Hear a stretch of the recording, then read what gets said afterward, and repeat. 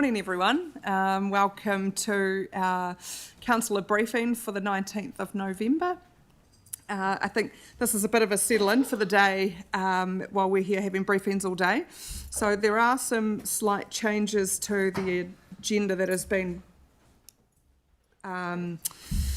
published to the public, and so it'll look like a run-through from Executive Director of Commercial and Corporate Services, Alison Snedden, for most of the day here. And then we will move into a briefing for the Canterbury Mayoral Forum Triennial Agreement. So that will be from Nigel Bowen, the Mayor of Timaru, who is the Chair of the Canterbury Mayoral Forum. Then it will move to Brad Olsen, the CE of Infometrics.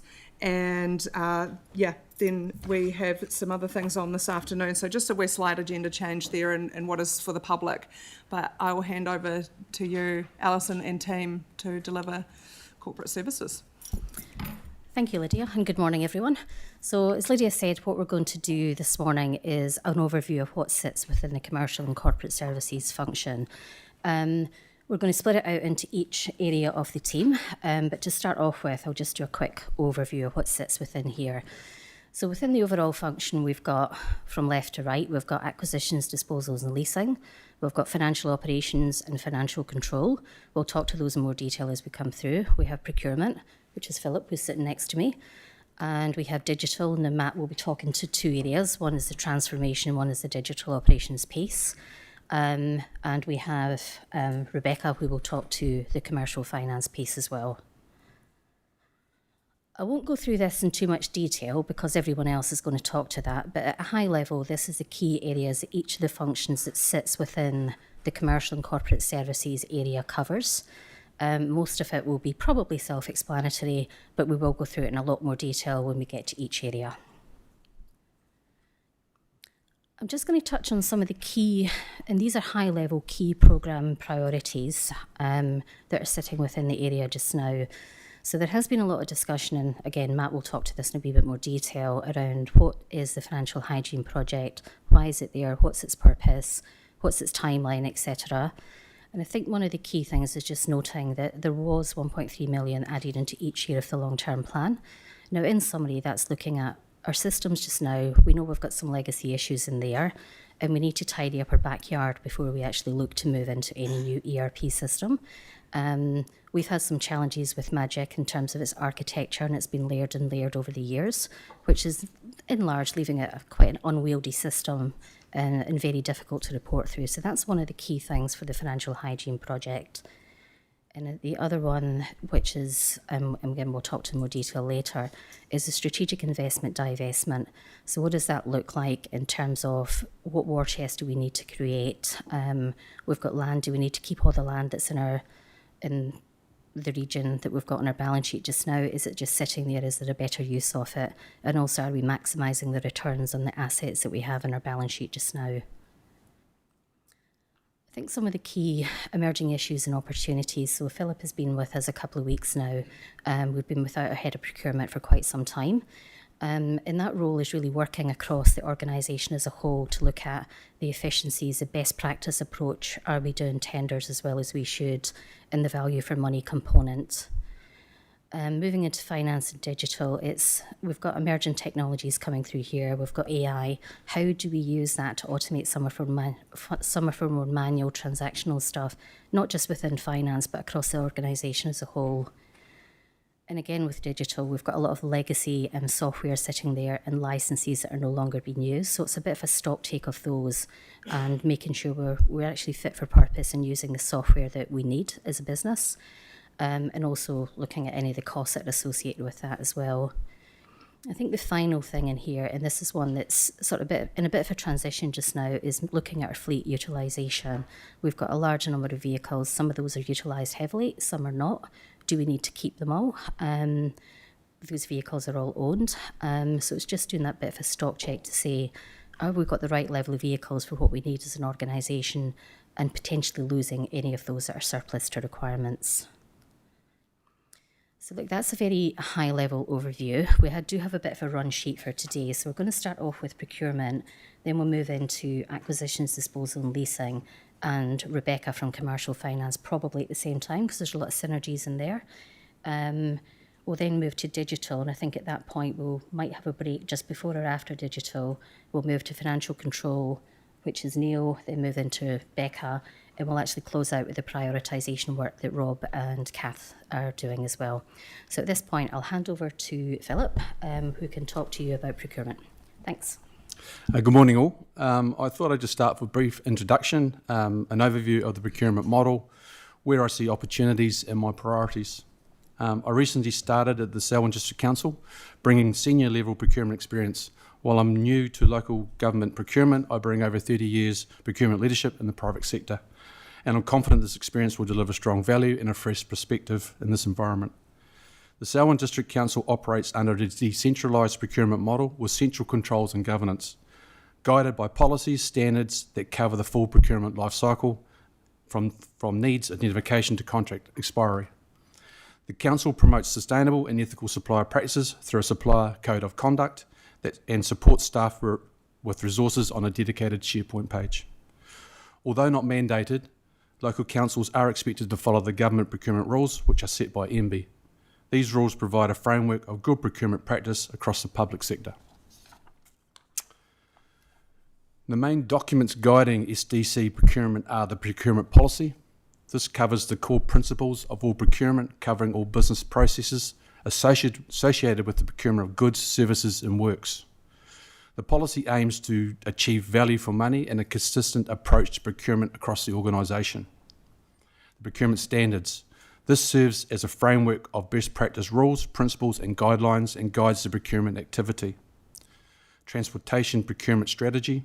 This focuses primarily on the transportation and infrastructure procurement, linking to the procurement policy, and must be endorsed by NZTA every 3 years due to government attached funding. This is being refreshed currently and will come to Council at some stage. The Supplier Code of Conduct. This document outlines the standards, responsibilities and expectations we set of our suppliers and contractors to ensure alignment with our values and operational goals. And the Procurement SharePoint page. This hosts content for sharing procurement information, policies, standards, templates, etc. Where I see some opportunity is the current procurement policy has been in place 1 year come December. This offers the opportunity of a review and a possible refresh to improve the procurement policy and practices for greater efficiency.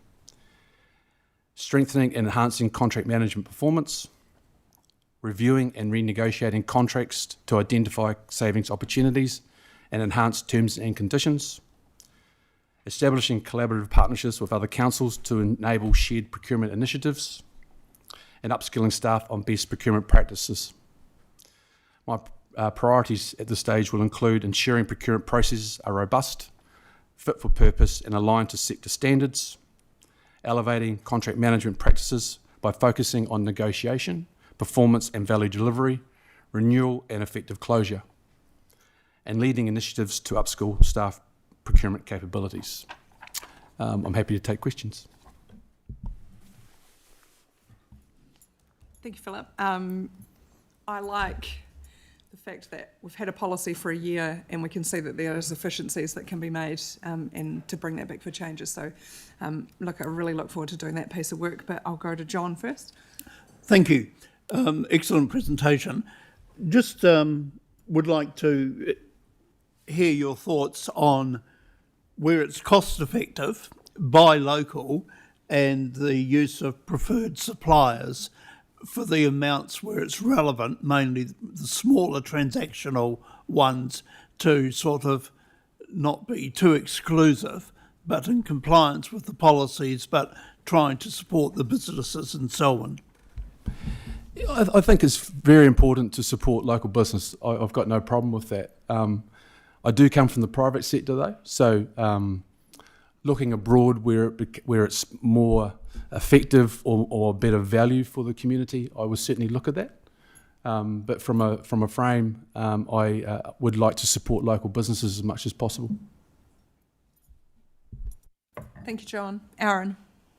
Thanks very much for the presentation. A couple of quick questions. Are councils part of the all-of-government procurement system? We can be. So we have to join to be part of it. So we're in about 3 or 4 modules here, and I'm not too sure of all those 4 modules, but you buy into the module. So we are able to be use that, yes. Okay, so I guess something to maybe bring back to us would be an assessment of whether it's worthwhile us doing that or not. Don't Absolutely. answer that now. Yeah, absolutely. The other question is, practically speaking, what's the difference between the procurement policy and the procurement standards? Good question. Standards sort of guide what we expect, the expectations, how you should do it. A policy sets a framework across it to give you some form of guidance. I'm quite happy to sit with you and go over it if you want to as well, to give it more clarity. Maybe giving us a practical example, not trying to make you think of one on top of your head, but just flick us a message to give us a demonstration of what that might look like, because it's sort of hard to conceptualise. Yeah, I think, Aaron, I'll just touch on that one as well. So yesterday we sort of noted audit and risk that we, as part of our internal audit programme, we will be doing a procurement audit. So that will sort of set the scene around what that policy and the standard as well. It's more the framework of how we operate in keeping with that. But certainly we will bring back that policy post the audit to see what that looks like, and we can put some specific examples in there as well. And I think to John's point earlier as well, it's local versus a hybrid versus the value for money that we need to deliver to the community. Thank you. Cool, great questions. Sophie? Hi, lovely to meet you. Welcome. I guess my question is so part of where procurement comes in as well, we've got our delegations policy, and I'm just looking at the interactions of that sort of thing, because occasionally there are questions around when there's an original, like the contract's given, and then there's variations. And if the variations fit under a delegation, it doesn't really come back to council. And that's kind of good, but then sometimes in the past that can have led to an accumulation of variations that we don't necessarily realise, and suddenly it's like, oh, actually we need to extend the budget because of this, that and the other. I'm not saying that's happened already under your watch or anything like that, but I'm just kind of curious to know, when you're reviewing the policy, is that likely to be part of it? Because it's always a wee bit, it's a question that you get asked out in the public, and I would love to have enough information to be able to put those concerns to bed. The answer is yes, it will be looked at that stage. I think being that it's been in play 1 year gives us a great opportunity to reset, relook at it and see what efficiencies we can look at, and the delegated will be looked at that stage, from my opinion. So I will put my opinion forward at that stage. Nice. Is there likely to be like an opportunity to review some of the larger procurements recently and sort of do like a case study for us to look at and go, okay, this is what we expected, this is how it actually panned out? I think we should look at it, absolutely, to see what's there and what's been done. I'm seeing a lot of good staff here at the moment reaching out to me and wanting to know how the processes are working, and wanting me involved and asking what they should do. So there's some good thoughts going through staff at the moment. So it's a good opportunity to get back in front of them with that policy and see how it fits and if we can make it better. Yeah, awesome. Thank you. I just want to chip in, Sophie, and add that part of the reason we refreshed the delegations was we were very aware of the multiple different variances, and prior the last council, before the elections, we brought papers through because we utilised the delegations. It was the very reason we updated them, and we brought, because we could see cumulative variances, and so we brought that paper through, all part about being transparent. So the staff are very well aware of that and onto it. Thanks, Sharon. Denise? Hi. I don't know if this is a question, but there is a public perception that we don't have open tendering processes. So part of your new policy review, will it include an open statement about who you are tendering to for all of the different contracts? Certainly the policy should state that we do public tenders. And what I see at the moment is we are doing public tenders. Those tenders go up on GETS, which is a government electronic tenders platform. Mm-hmm. So that's out to the public. It should always be there that we go to the public for tenders. Okay, excellent. Thank you. Wonderful. Next up, Elizabeth. Hi.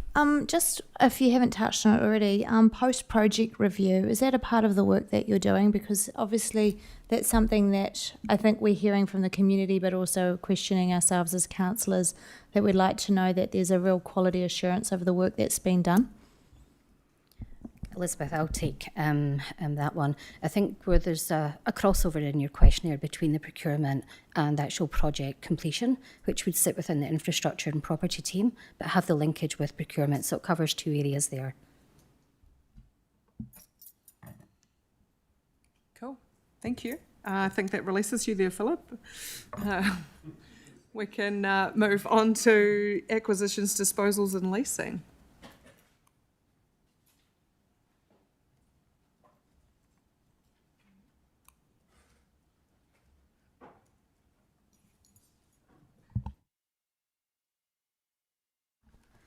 So we'll start off with Rob just doing his quick team overview, then Rebecca will sort of move into commercial finance, but we'll probably take questions as a whole for this area, given the synergies that sit between both.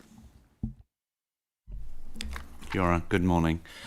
I thought I'd just do a bit of an introduction to the property team. The property team within a local authority plays a vital role in managing and optimising the council's property portfolio to support community services and strategic objectives.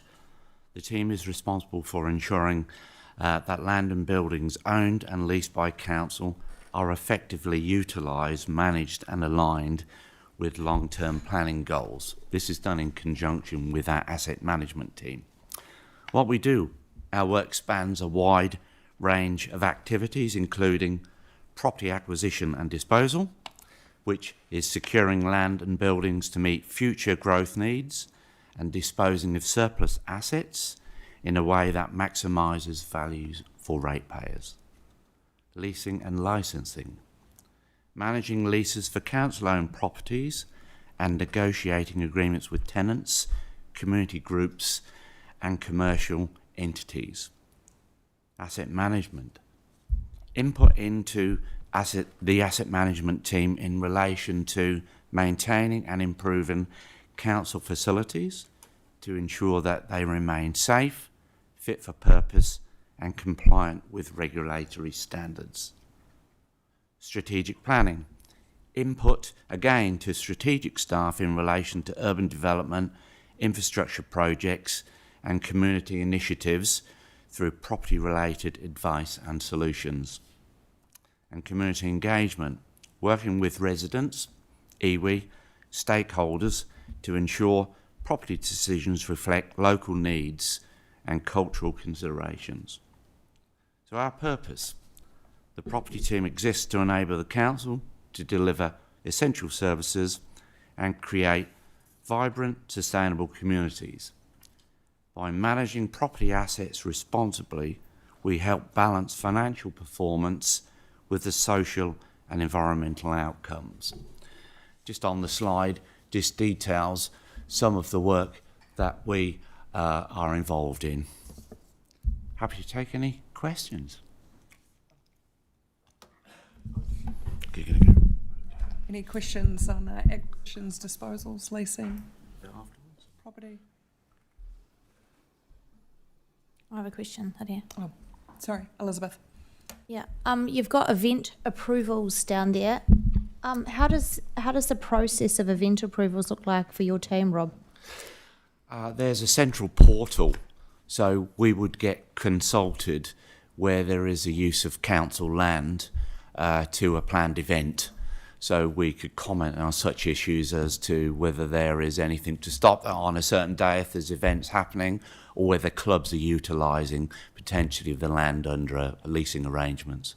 So the Selwyn Sounds, is that an example of the type of event? Yes, it is.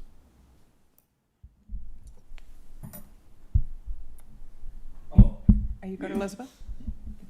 Thank you. John. Sorry. Yeah, it was good to hear about the vibrant communities. Just wondering, without going too deep, about the revenue generation from the hire of community facilities and how the team balances what's an optimal amount to charge, yet you don't diminish the vibrant community. The actual charging structure is something that's dealt with by the community services team. I mean, it's the operational side by putting in place any agreements that we actually deal with to reflect those potential charges. Okay, and the final point would be, when the council owns land, just a bit of a explanation around the benefits of actually selling it and losing it, but obviously getting rates income, as opposed to the longer term benefit of actually retaining it and leasing it so that someone else can develop the land, so that intergenerationally my grandchildren and hopefully great-grandchildren are getting some benefit rather than actually having the property sold off. Yes, look, I agree, and we input all the time to the strategic team, and I think Rebecca will talk about that shortly. We look at all options, and sometimes there are statutory restrictions in relation to the land where it's Crown owned, and council just control and manage that. So there are a framework of legislation that we work within, namely the Local Government Act, but then it filters down to the Public Works Act, the Ngāi Tahu Claim Settlement Act, and lots of frameworks we work within. But yes, we look at all of that and feed back to the strategic team. Thanks, Rob. There's also, I think, John, part of that sits with the investment and divestment strategy of looking at why we hold it, and you know, there's got to be a reason for that, and if there is good reason, we hold it for future generations. And the other part is with Rob's team, the management agreements that might sit with community halls sits through your team. Is that correct? Yes. Yeah. Yeah, we work in conjunction with community services in relation to that. We can put in place and negotiate any agreements that are required to facilitate those uses. Yeah.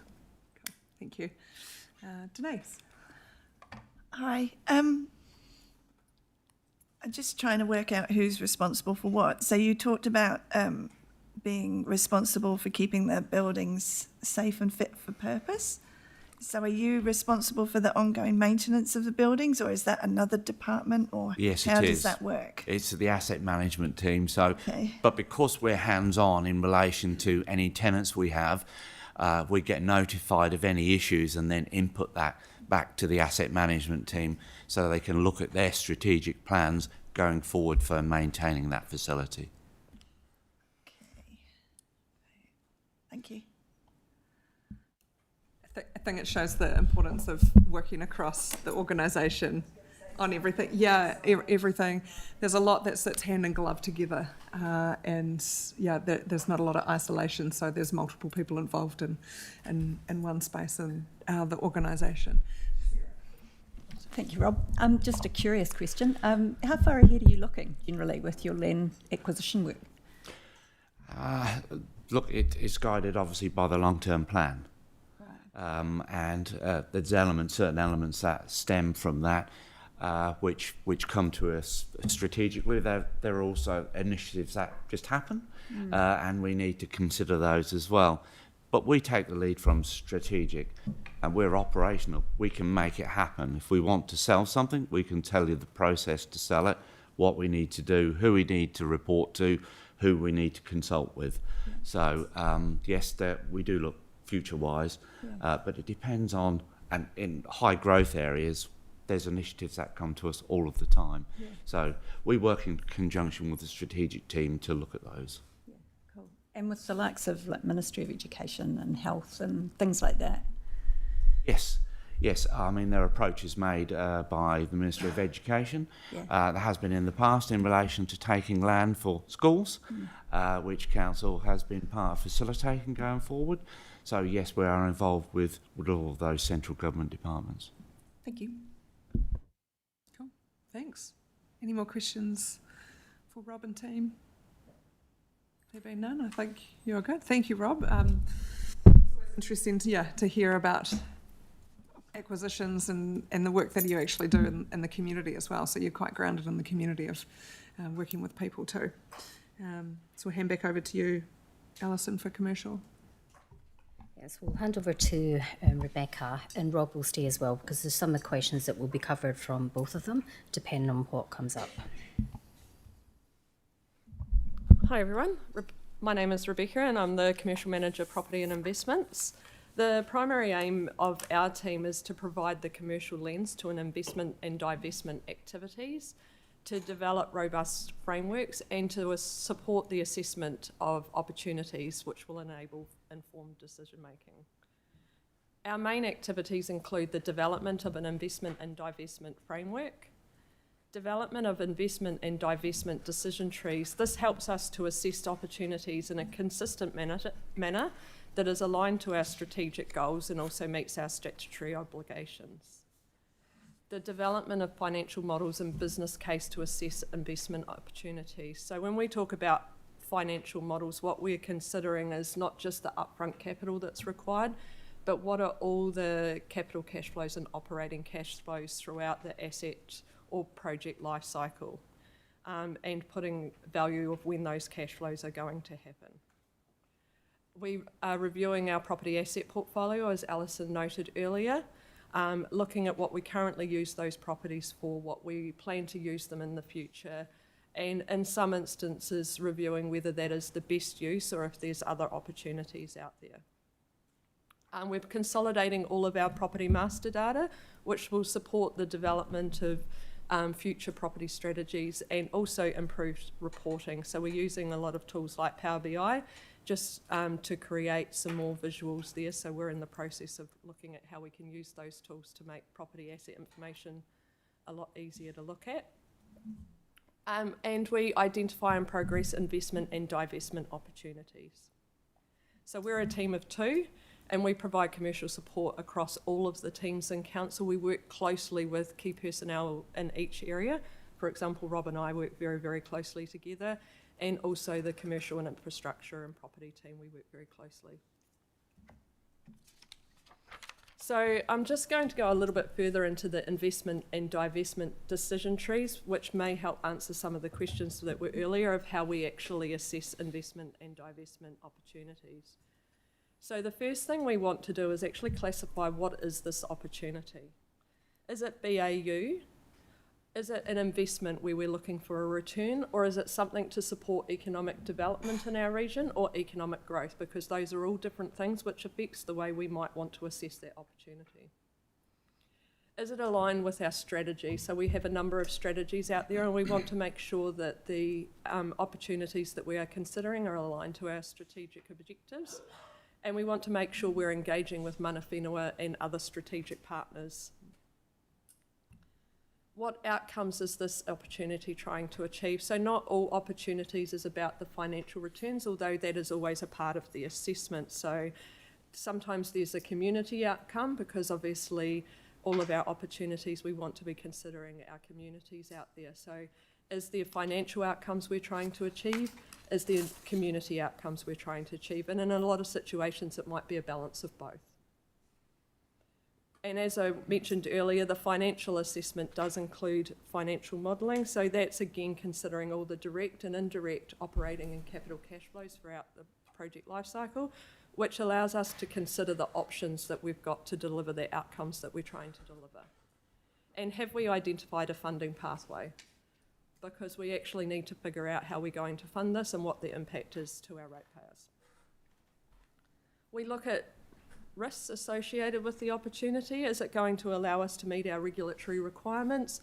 Is it going to have impact to our levels of service? Do we have the capability and capacity to actually deliver on this opportunity?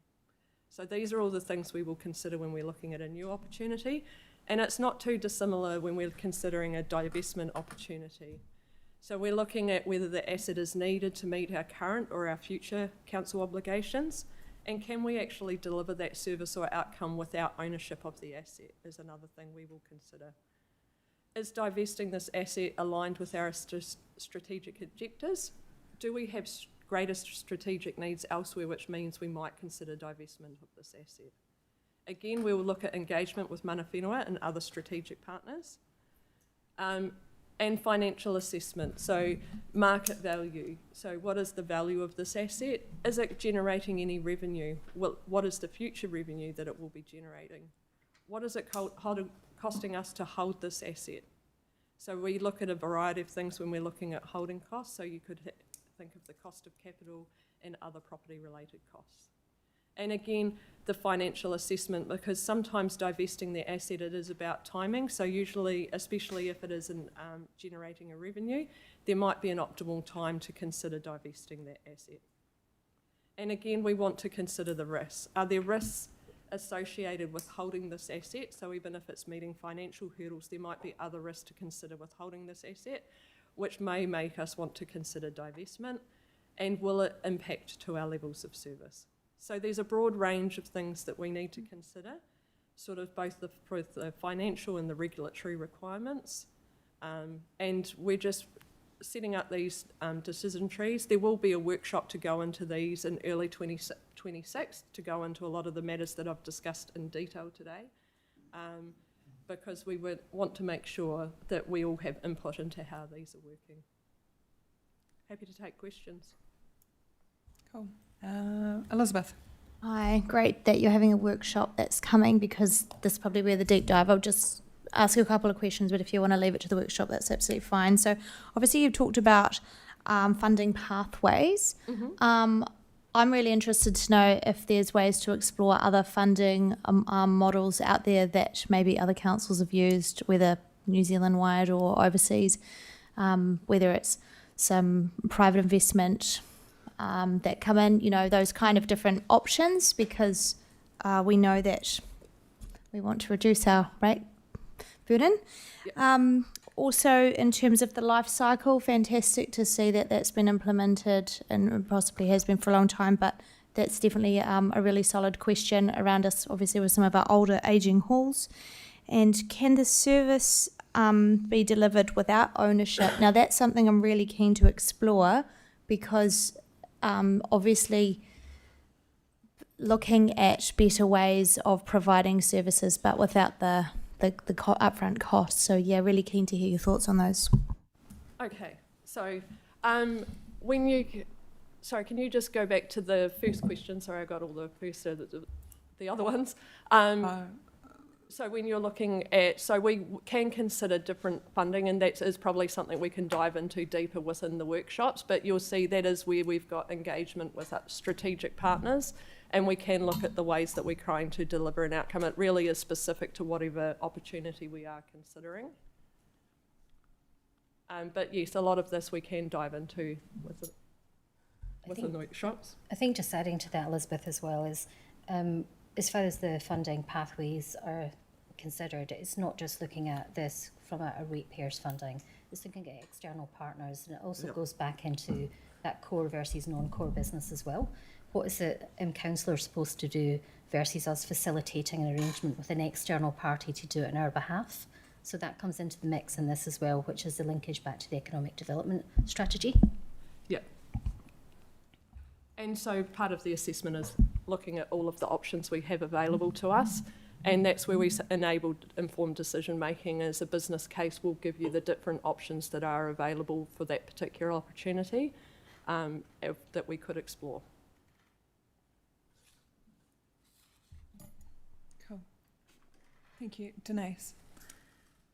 Thank you. It was really good to hear you. You did talk about community outcomes, but on your decision trees here, I know you're going to do the workshops about them, but I'd really like to see community maybe put more emphasis on that. I know they come under strategic partnerships, but I just feel that that would be good to see. And also, last week we had a man who, unfortunately, I can't remember his name, but he called himself Army of One. Do you work with him? Because he was commercial as well. So I'm just trying to work out how it all fits together. Thanks.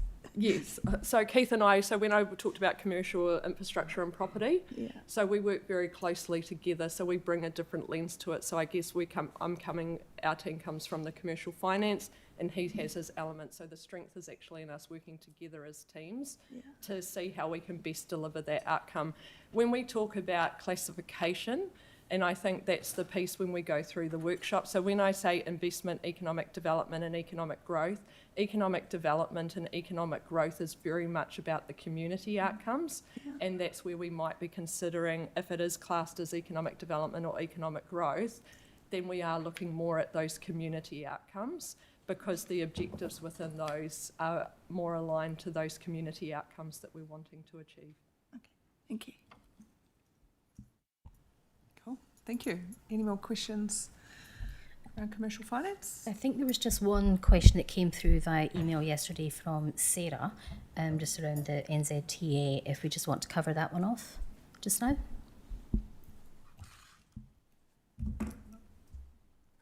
Yes, I think it was related to the specific matter, wasn't it, Sarah? Yeah,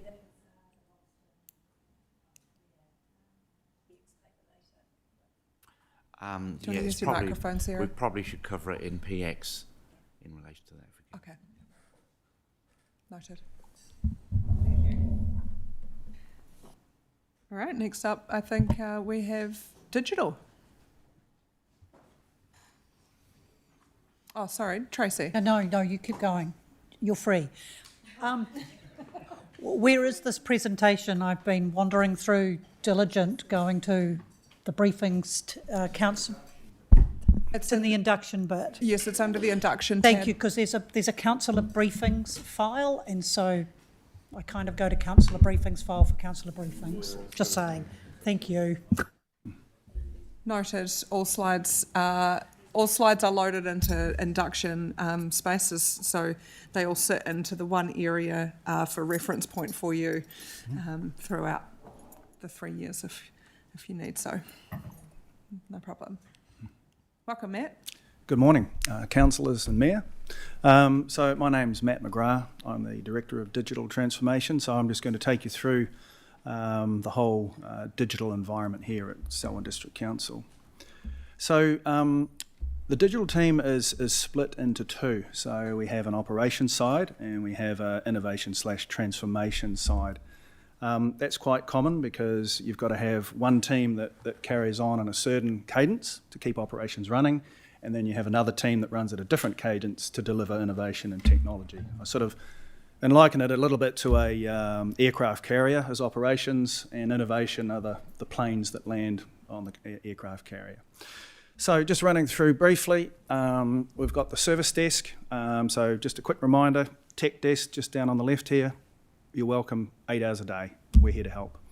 So that the guys and girls there will look after your devices, any applications, etc., etc. They're our sort of frontline folks. The folks that you don't see that often are operations. So these are our network engineers. They deal with all our cloud storage. We don't actually have any servers. Not many left anymore for those of us that are old enough to remember what servers are. But they will do all the invisible stuff like the Wi-Fi and here and making all this wonderful technology that we're operating at the moment run. Geospatial, so you might have heard of GIS, Geographic Information Systems. That's another very important team. That is specific to local government. So in commercial land, we don't normally have GIS, but that's specialty to us. So they deal with all the maps and identifying where our assets are located. So very important. Lastly, we have information management. They deal with our regulatory compliance, Public Records Act, Local Government Official Information Act, Privacy Act. And within that, we also run our LIMS team as well. So there's a wee slight revenue stream coming in from there as well. On the other side, so digital transformation, we have our business intelligence team. So that's our wonderful team that provides information to our plethora of data that we have. We have business analysis, so you might have heard of BAs before. So these folks turn tech into business speak and then work with the business to build digital systems. And then we have solutions. So this is your old sort of developer style. In this day and age, it's more configuration, configuring, artificial intelligence modules, etc., etc. And then lastly, the portfolio side of stuff. So this is our program management side. This is where all our change management is and the strategic direction. So the portfolio actually guides that whole digital transformation team. So look, you can break our world up firstly into OPEX. So you can see the bulk of it is in people. We have 38 wonderful people that provide digital solutions to this organisation. The next big cab off the rank is the software. You can see in there that's quite a big number. So we're pretty mindful across that, and we've got some really good automated systems that we just implemented last year to look across that. And I think Alison may have referred to it before. Make sure folks are actually using software, so we can tell if they're not. We can basically stop paying for it. Because in this day and age, you sort of liken it to Netflix. You pay on a monthly basis, and if you don't watch Netflix, you forget to, it just keeps billing you. So we just have to keep an eye on the prize there.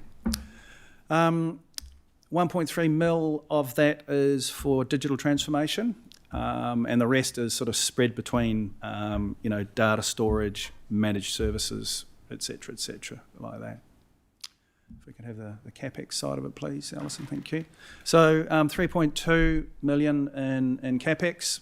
We spend about 800,000 on that on hardware. So this is where you get your devices that are sitting in front of you now, running the microphones, laptops, etc. All the tablets that go out, with the building inspectors, anything like that is covered off under CapEx there. And then we have 2.4 million for digital transformation projects and any other pieces of work that we have in there. Have the next slide, please.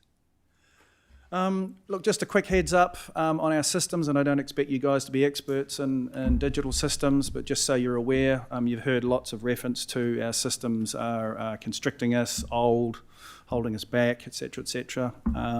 So if you look across the landscape, the red is where we need to do some serious work. The orange is, system needs work, and the green is actually we're okay, sort of a thing. So we're focusing in the red areas.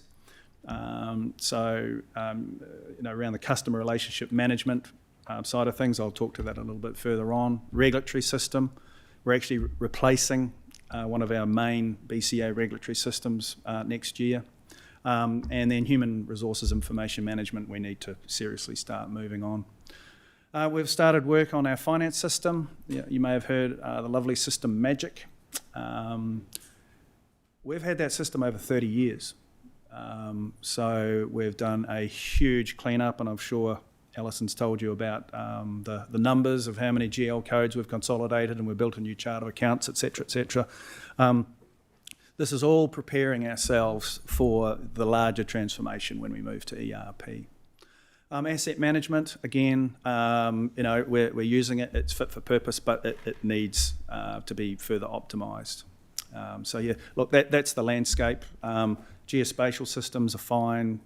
We use Microsoft. We're a Microsoft shop, like most organisations in New Zealand and most councils. Reporting and analytics is also fantastic. Building compliance, we're going to literally replace that next year. The digital strategy. The digital strategy's not really as technical as you think. It's actually more aligned to where the organisation needs to go. So in the long term, the digital strategy will support, the reduction in the current cost to scale to meet the projected population growth. How it's going to do that will be optimising and digitising processes. That will support our organisation to scale more effectively, because historically we've just chucked people at the problem. We've had antiquated systems that are in silos. So when we optimise and digitise that will stop that cost to increase scale, which will obviously reduce rates burdens. Fun fact, the average age within Selwyn is 37. They want online services. They actually don't want to come and see us. They want to do it online. They want to do it on their phones, tablets, etc.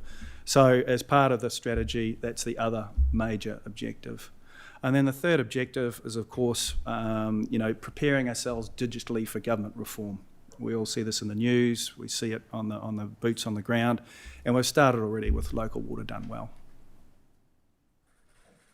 Look, just in a nutshell, strategy on a page. On the right-hand side, you see a bunch of automation, artificial intelligence to drive that. Basically underpinned by 3 core things. We need a single view of the customer. We need to connect our assets to manage them better. And of course, finance is our DNA and must be integrated across all of that. And on the left-hand side, we must change the way that we engage digitally across mobile, web, in-person, virtual assistants and kiosks. So just in a nutshell, that's where we're going. We've had a busy year last year. So that was the very first year of LTP that we were using the $1.3 million of funds to provide online services for our community. So we started off and we implemented body-worn cameras. I don't know if you guys are aware, you may have seen in the community news. It's been fantastic. It's keeping our staff safe, basically, and it's working really well. Another major one, we were Capital Works. So in Tim's area, they needed some improvement around forecasting. So we delivered a temporary system for them for their Capital Works tool. That all now consolidates and helps them to better forecast the Capital Works portfolio. Drowning prevention system. Who all saw that on the national news? That was a fantastic initiative. That has been implemented at Selwyn Aquatic Centre, and again, there's another great thing in keeping our communities safe. Financial hygiene, I've already touched on. It's the beginning of our commercialisation journey. Modern workplace. Now, this is something that most organisations have gone through in the last 10 years. This is moving into the new world of collaboration. Using Teams, chats rather than emails, etc., and actually putting data in the right place so we can find it easier for our community when they ask for information. Customer experience, I don't know if you've noticed, but we've digitised a heap of our services. So cemeteries are now online, limbs are now online, all real time, resource consents. You can all just log on now and you can see it all flowing in front of you, so it's all real time and gone digital.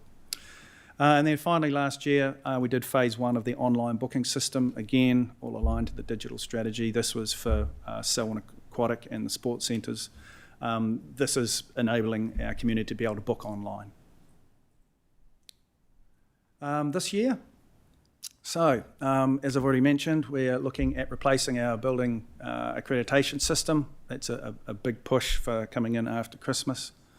We're having a second wave of improvement against the financial hygiene. We're calling it 2.0, and you can see there's a whole lot of further optimisation in there.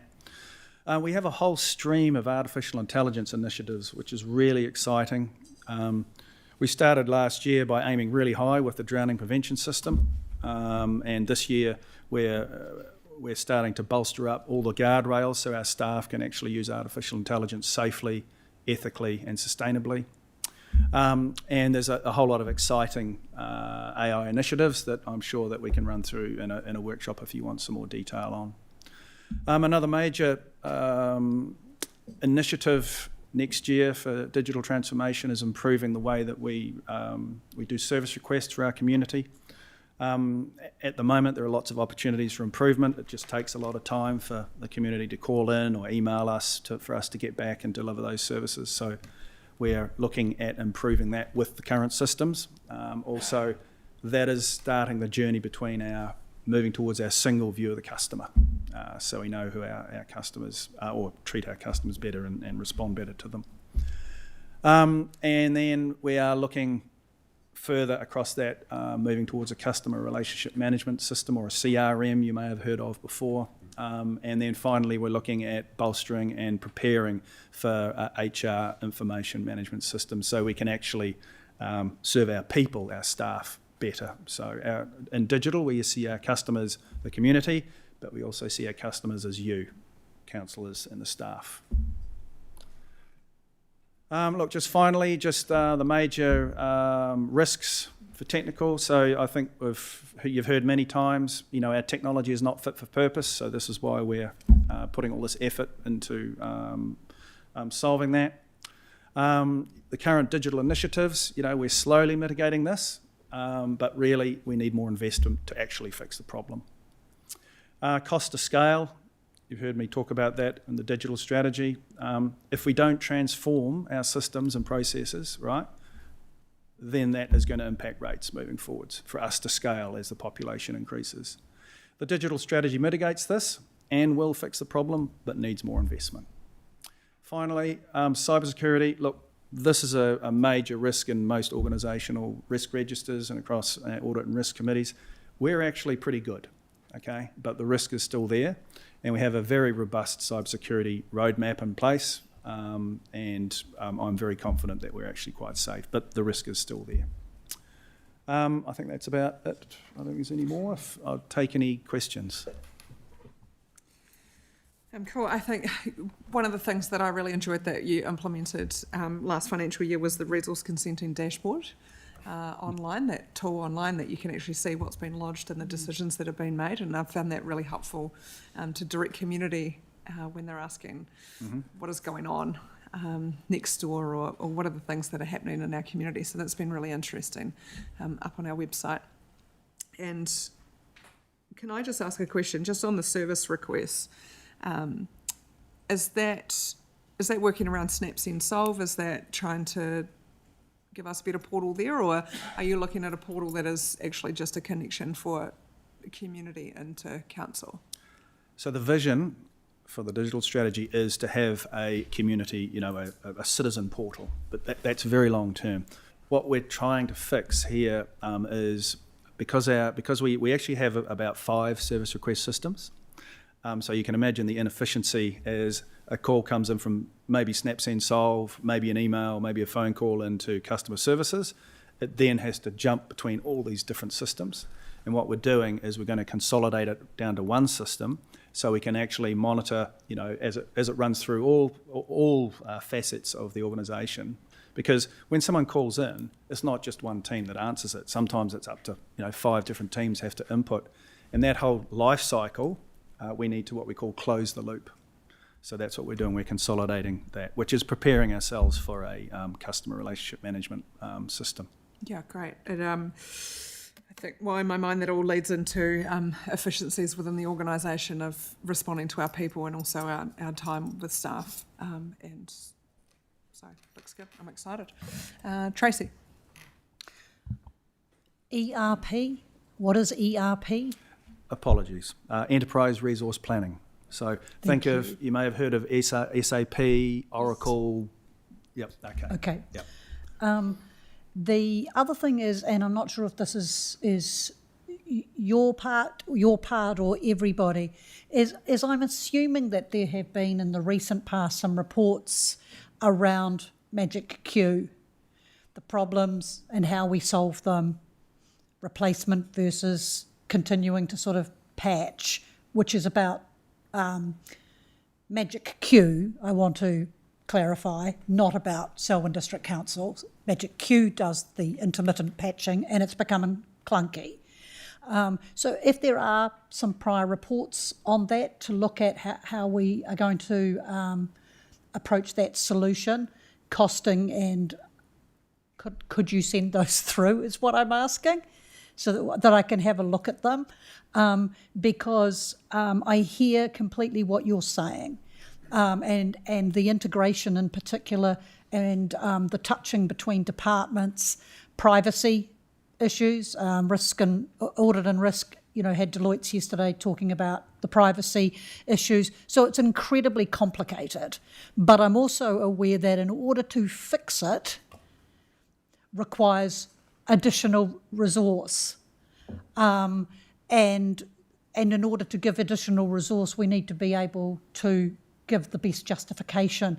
And although I'm not under 37, not quite a boomer, I do understand the importance of technology and how a spend at the front can bring us greater efficiencies down the line.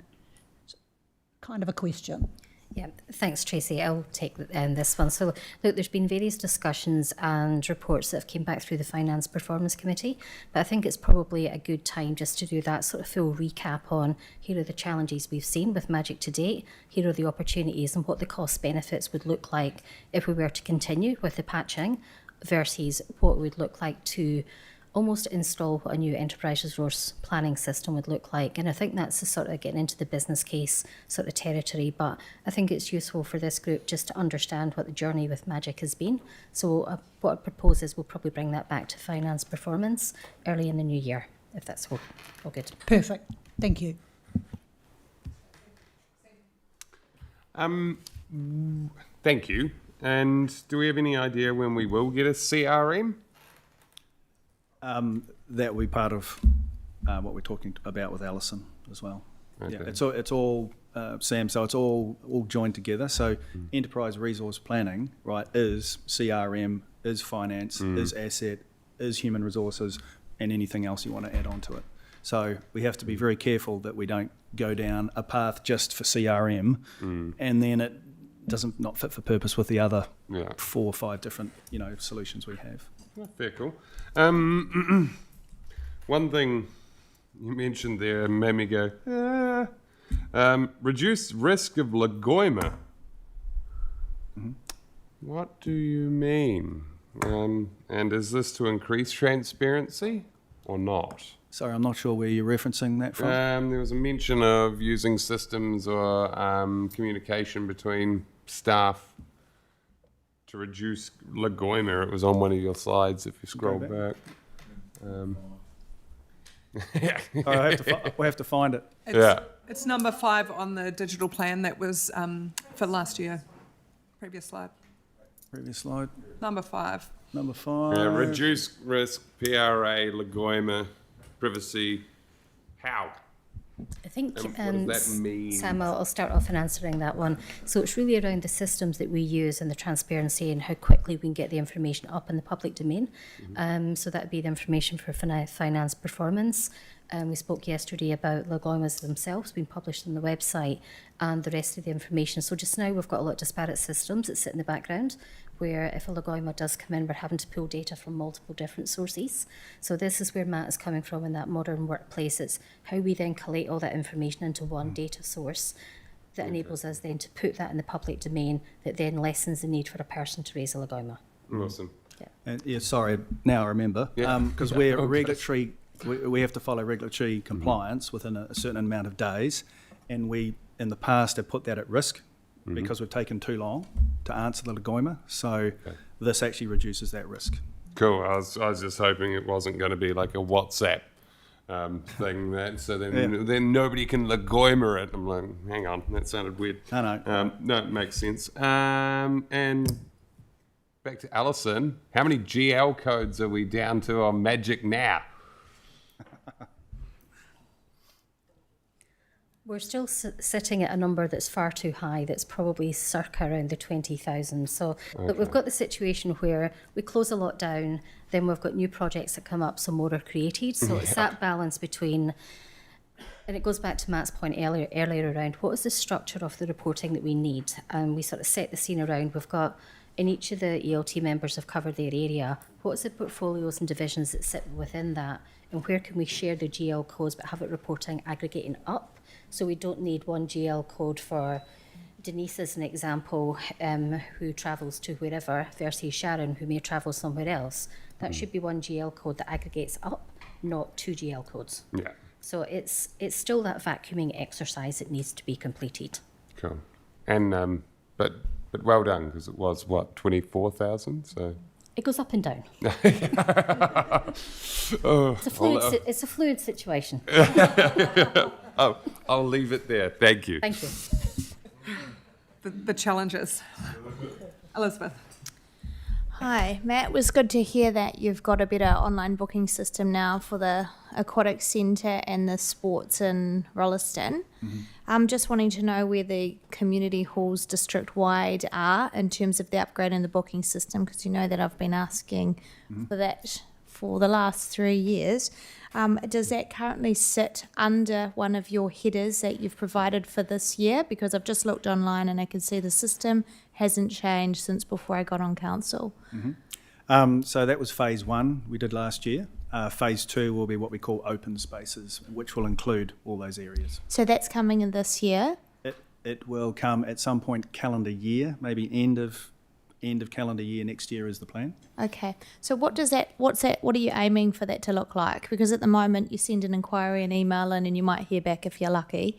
What are we looking to move into with this space of booking? Because this is an issue where we've had people who've had funerals in which you have to book pretty quickly within a few days, and the council staff haven't had the ability to get back in touch either over a weekend or whatever, and that funeral opportunity's been missed. And so this is an ongoing issue for us in the more rural sector. So we just wanted to know what does this look like now, what you're going to upgrade?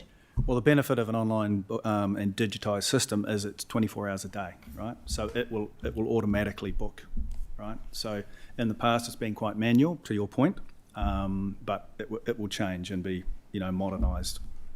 So in effect, yes, it'll be a lot faster for folks, and they'll be able to do it on their tablets and at home and without actually having to come in or ring up. Sarah. Thank you, Matt. CRM, you're talking my language in an old life, so that's really exciting to hear that single view of customer is coming. Where do we look to for best practice in this overall sort of systems integration piece? Like, are there sort of spaces that we look to go, well, they're doing it great, but also how quickly is this technology changing? Is it about us sort of putting a stick in the sand at some stage and hoping that it's going to be future-proofed for us for long enough? Yeah, so we've talked about enterprise resource planning, or ERP, which CRM is a subset of. That's pretty much remained the same for the last 10 years, but we're just starting to see, with artificial intelligence coming in, just to transform how that works. So what we've done is we're looking across what other councils are doing of what good looks like, and also where this organisation needs to go, and that's what we'll do. We'll design it for that. It's funny because in local government there's really only a handful of enterprise resource planning tools you can purchase, whereas if you're in commercial, there's tens, hundreds, shall we say. So in New Zealand there's probably about sort of 3 majors that systems that councils implement. Right. So we'll be looking to probably one of those 3 ones to. And we're restricted by legislation to sort of only look within the New Zealand system, or can we look sort of to what Australia, or is it just... We are looking at what Australia's doing as well, but of course their regulatory compliance is quite different. Well, it's slightly different. We have to tweak it, but some of the bigger players operate within Australia and New Zealand as well. Some of them operate across America as well, which is another different paradigm. But no, we're looking far and wide, but we need to fix our house first, right? We need to get our single view of the customer, the data right. We need to get the asset data right, and we need to get our finance system right as well. Thank you. I think just to add to what Matt said in response to Sarah's question, the other thing that we will be looking at is the lessons learned from other councils who may have just installed new systems.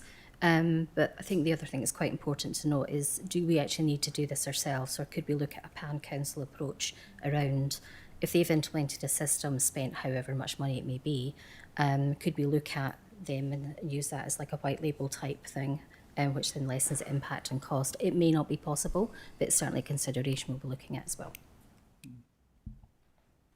Thank you. Denise? I think some of that's been covered already, because I was going to ask about the GL codes, but Samuel's already asked about that. Diligent, is there any plans to replace that, or is that an ongoing? Look, not at this time. We're signed up till about halfway through next year, okay. And we can't back out of that contract is the honest answer. But look, if you guys want to make a change, just come and talk to us. Okay.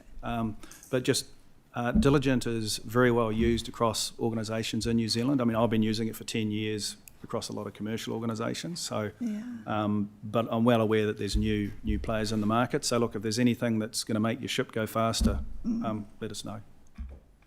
And the website, the council website, has that got any plans? The council website, we at this point in time, we're focusing on getting our data right, and any low-hanging fruit, like I've said before, the cemeteries or limbs or resource consents, we're putting fully online services into it. But at this point in time, there's no plan to upgrade or do any major changes to the website. Okay, yeah, it's just that's one of the things a lot of people come back to us about is finding things on there. And I think the last thing, I think you've probably you've talked about it already with the citizens portals. I was just, is there one available? Because we shouldn't have to invent it. So I think you talked about it, Alison, about maybe going to other councils. And absolutely. It'll be what we call out of the box, right? And then we'll tweak it for us and what our community needs. Yeah, cool. Yeah, we wouldn't build one from scratch. Good. Okay. Thank you. I think there's a couple of things in there, and we probably as a group need to have a broader conversation around diligent, and are there others, like there's board pro, and what is our preferred and pros and cons in that situation of what actually is the better space for us to operate in that. And the website, I agree, it's hard to use, but also recognising we've got a bit of a consolidation clean-up period, and there is going to have to be some investment at some point further down the track in website, but it is significant, which is a hard pill to swallow at the moment. I think just to add to that we're contracted with Diligent until the middle of next year. So we have had conversations in the early 6 months to look at what the different options are to trial with you as councillors. And with regards to the digital investment, the 13.9 million that was allocated in the last long-term plan was really just a starting point to try and give us some funding into trying to refresh and bring some of our programmes up to date. It will certainly be a conversation for the next long-term plan, because if we are going to consider moving to an ERP system, in the spirit of being open, we're looking at $20 million plus. And so that will require a business case about return on investment, and it will be a long-term investment kind of conversation. John. Yep, thank you. Acknowledge the challenges, and the move to going digital and electronic is good, especially when the majority of the people in the area are closer to the age of the Mia. But there is a group of people in my age group which are far away from that, and we may be not so digitally inclined. And the thing is, like when there's public works road closures, it's all very well to put it on the internet or whatever.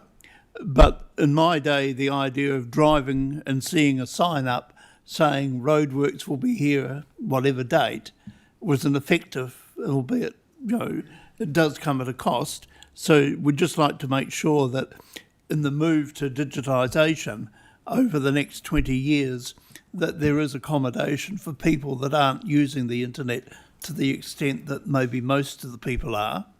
The second point is submissions. I've found that it's been very helpful to actually sit there and read through 1,000 submissions and try and collate it. And it may just be because I'm a dinosaur, but I have difficulty trying to get my head around how AI, or whatever it is, can actually take out the important points and give assurance to the community that when these 1,000 submissions have been put through AI in a matter of 90 seconds and a nice report comes out, that there's a degree of not only internal validity and consistency, but that AI has actually, using whatever algorithms that they use, got the will of the community and the response of the community. So maybe not today, but some sort of reassurance that if we are going to put public submissions through AI, how do we know with a level of certainty that they've got it right? I hear you, John. So my mother is in the same camp as you about this digitisation thing, so I'll ask the first question. So as part of the digital strategy, I don't know if you noticed in there, but it actually had kiosks in there as well as one medium. So we've got folks out there that can't afford data. So there's, on the flip side, you know, it may be an age thing or it may be an equity thing. So folks that either can't afford it, don't know how to, will always still come into council and just picture kiosks in there as well as seeing people, and then they'll come and help you log into your portal and get your data as well. So there'll always be a human there to help you out. Yeah. And it's good to hear about the kiosk, because in the area that I serve, Tawera, Melbourne, doesn't matter how much money you've got, you just can't get internet in certain places. Yep. And even neighbours 2 or 3 houses away can't actually communicate by the cell phones.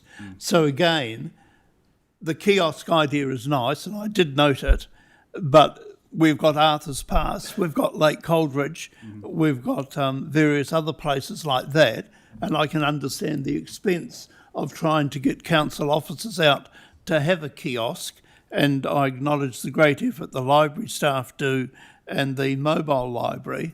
So it would be good to see that, and I'm sure it's a case, that the kiosk maybe isn't just here in Rolleston. Oh, absolutely. And I'll answer the second question. So we haven't actually used artificial intelligence for any submissions yet. So last year it was all manual. This year we're planning on only using AI to do what we call thematic analysis. So you imagine, 5,000 submissions coming in. A group of people have to go through and go, well, which group do we send these to? So all it does is go, right, these 5,000 things, 5,000 submissions, there's 10 different themes, right? And so then it hands it out to those 10 different teams to answer. So you're not going to lose the fidelity that you're worried about there. So we're using it as a tool, not as not as the end game. Yeah. Thank you. Sophie. Yeah, kia ora. And I'm a bit of a dinosaur with I always have spreadsheets. It's ridiculous. Trying to create the thematic analysis. It's really good to hear about getting all the ducks in a row, basically, because when you hear about IT projects, basically, if you haven't got your ducks in the row and the back end to start with, that's quite often why it just doesn't work, because you haven't solved the problems that you can solve. I'm curious a bit still also about the AI stuff, because it's one of those things that I know is growing everywhere, but it's still new enough that I'm optimistic but very cautious in terms of the security aspects and that sort of thing as well. So it'd be really good to know more about that in a future briefing of some description. On the point about agentic AI customer services, I am curious, is that likely to include like multilingual options? Because we've got an increasing population for whom their English is good, but Punjabi might be way better, particularly with the older generation as well. If you're asking technical questions, is there a way maybe that can help our teams interact with certain ethnic groups? Look, absolutely, and that's one of the benefits of AI, or in this case, agentic AI. So just think of agentic AI as a chatbot, except it's more intelligent than a chatbot. So yes, and one of the benefits is it can flip between any language you want. Yeah. So at the moment we're just trialling it within Denise's area and customer services. So just between now and about February, we're using that. It's actually called ASCII, and it's assisting the customer services folks to basically trawl through the knowledge base and answer it within a few seconds. Anything within there, from can I have a goat in Rolleston, for example, It'll tell you that. We laugh, but I did have a neighbour once who had a goat and a pig in their front yard. Yeah. In Rolleston. Yeah. Okay, thank you. That's good to know. The other question I had was around the public consultation part, and I'm not sure how much of this is for you and how much is for the team that usually run the consultations and the kiosks, which are always in multiple locations across the district.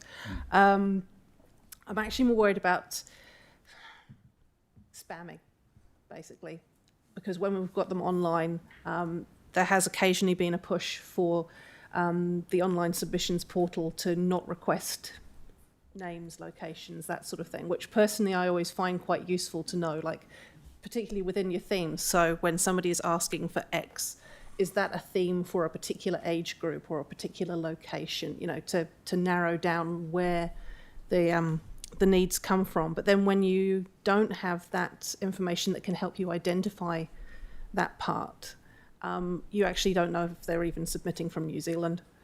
And I'm a little bit worried that we might have more of that because we know that it's happened elsewhere.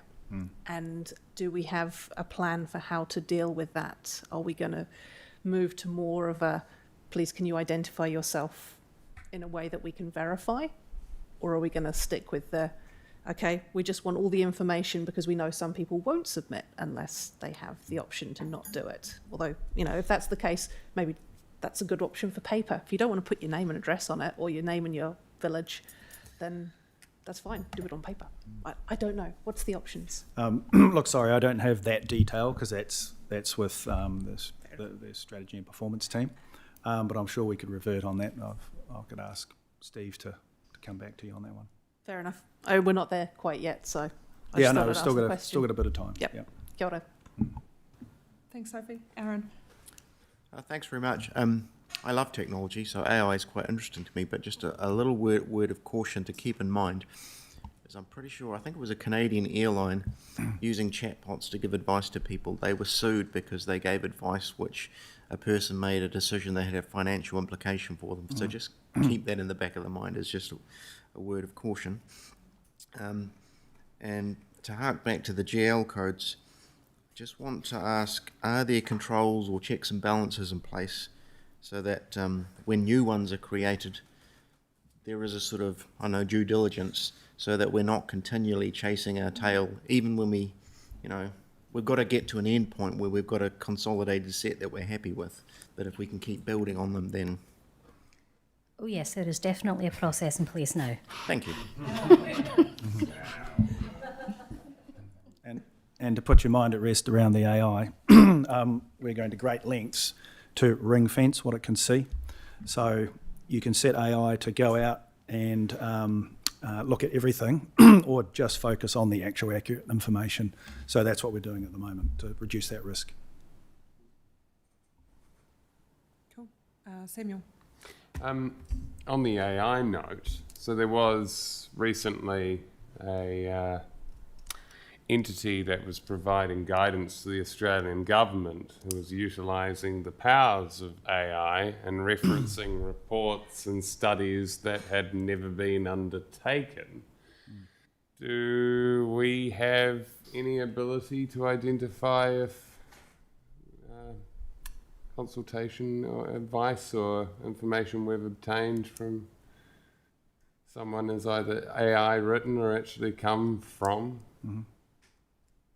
actual guidance? Or? Yes, I'm very well aware of that entity you refer to. Oh, good. Good. As am I. Wasn't terribly pleasant for them. No. So we're just moving from our first version of our AI policy, which was basically just setting up some stage gates, to the second. The second one basically states that there will always be a human in the middle, right? It'll always be checked. Think of AI as a tool, right? And humans will always check the tool. So we will go to great lengths to do that. But even to the point of information that's coming in to us from third parties, are we checking to ensure that it hasn't just been dribbled out of AI? Well, look, Sam, we can't stop that.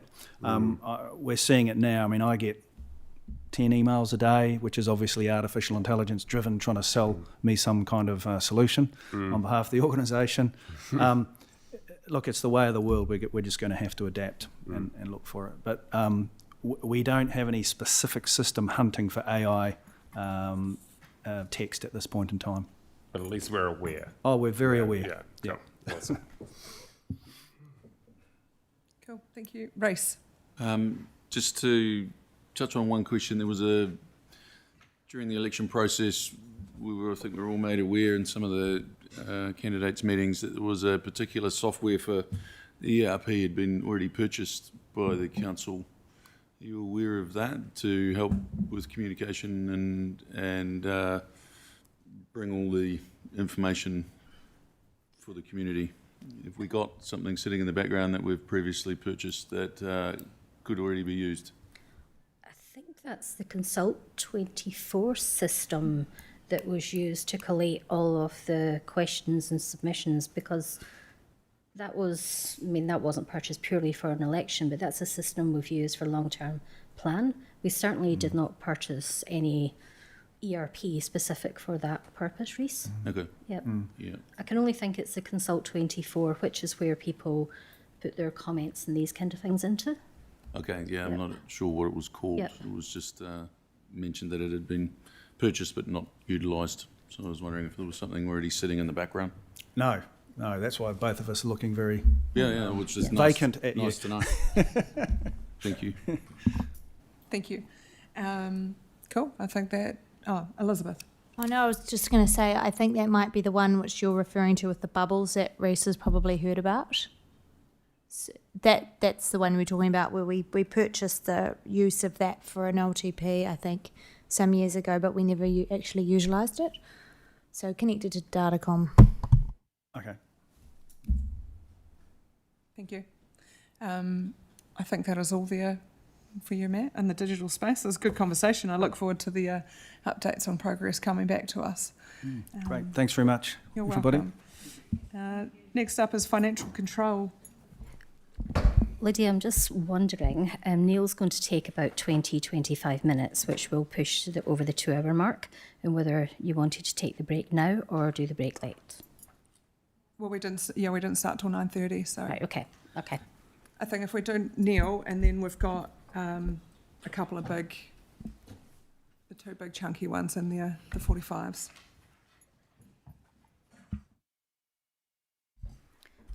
So I think just by way of a bit of an intro into the finance session, so Neil will cover off the financial control aspect, which really looks at the balance sheet, your annual report, treasury, etc., and noting the linkage back to the policies that sit over the top of that and the modelling that goes into the long-term plan, whereas Becca will cover after that the financial operations component, which looks at your P&Ls, your transactional stuff. So just being mindful of where the questions might be directed. So I thought I would just say that little bit as an opening. Thanks, Alison. There goes my opening statement. But for those that I haven't had the pleasure to meet in person, my name is Neil Koch. As Alison said, I'm the Head of Financial Control. And if we go to the first slide, as Alison mentioned, within financial control, the functions that we complete is the financial accounting function, treasury and debt management, which goes hand in hand, the insurance program management, as well as the capital and project reporting. If we go into the financial accounting department, that team basically looks at the balance sheet, and the operations team look at the P&L. The team also provide, they're all but one qualified chartered accountants. We provide financial and technical advice to the rest of finance, but also all of council. There's obviously a lot of policies that feed into finance, probably most, if not all of them. So we provide guidance on that. And then we also do an in-house accounting function for the Central Plains Water Trust. So just cross-referencing to the compliance column, the team also manages the year-end audit for the Central Plains Water Trust. And Audit New Zealand's also the auditors for them. With regards to reporting, we do reporting on the balance sheet, treasury and debt to the Finance and Performance Committee. It all feeds into the annual report, the annual plan, the long-term plan. Currently we're doing working on an LTP amendment, and then also, as mentioned, we do the annual report of the Central Plains Water Trust. Just at a high level in terms of the rating model used, we, in an annual plan, We determine all the operating expenditure for the different business units, including staff costs. That is then aligned with our financial strategy adopted in the long-term plan, which determines how those costs are recovered. So there will be some feeding into general rates, some into targeted rates. Then there's also hybrids, where we only recover a certain percentage through general rates and the rest through fees and charges or user pay methodologies.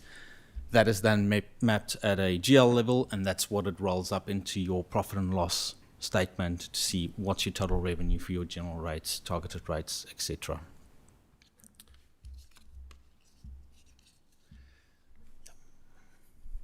There is a lot of legislation we have to comply with. So just to name a few of them, for Treasury and debt reporting, we have financial covenants set by the LGFA. We're going to dig deeper into the debt in the following slides to show what those covenants are. For the financial statements, there are LGA legislation, New Zealand accounting practices, PBE or Public Benefit Entity International standards, and some of those apply to our annual plan or budget process as well as our long-term plan as well. And then obviously we have our tax compliance acts.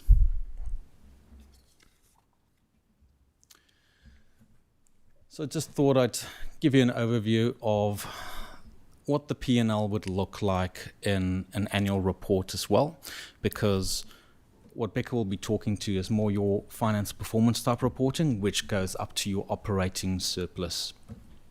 For financial accounting purposes, there are a lot of additional year-end calculations and entries. The most significant ones are things like your fair value adjustments on investment properties or shares in Cord and Orion, or on our almost $3 billion worth of assets. So those are significant estimations and calculations done by, so those that I named are done by external expert valuers for each different asset class. And that gets audited by Audit New Zealand, and Audit New Zealand provided their opinion to the Audit and Risk Management Committee yesterday as well. Other adjustments are, year-end adjustments are like your depreciation on some assets that are on various systems, and then tax and any other audit adjustments that may come through the process. If we move on to the balance sheet, as I mentioned, your fair value adjustments, your depreciation, all of that will flow into your balance sheet as well.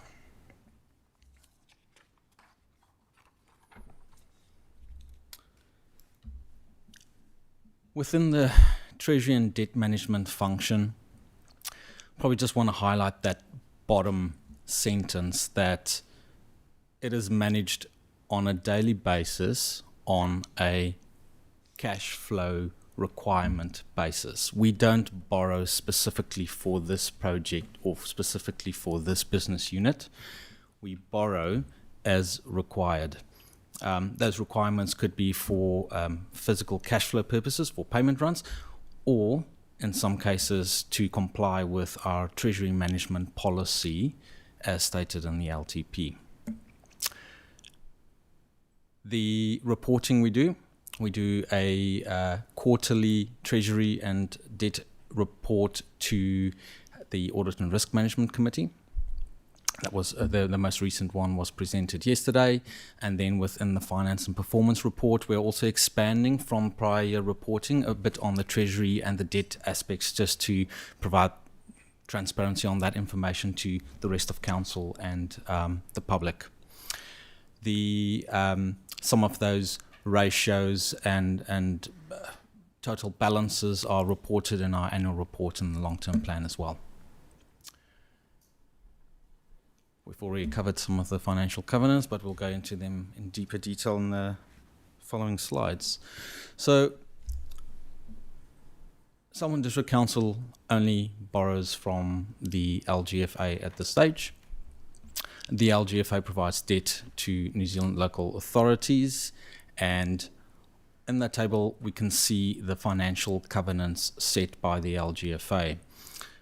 In the right-hand column, we have our own treasury management policy ratios, and as you can see there, we're quite conservative on some of them, and then we also have some additional ratios. What we've found with the recent decrease in interest rates and the upcoming transfer of debt and assets to Selwyn Water Limited, our current policy needs to be refreshed once we have more visibility of what the capital program for Selwyn Council as a standalone entity looks like, as well as our revenue forecast for the next LTP period, because your capital program, which is partially funded by borrowings, as well as your revenue, all feeds into these metrics or covenants from the LGFA. So we'll work with the Audit and Risk Committee once we have more visibility to frame up a sustainable and pragmatic policy.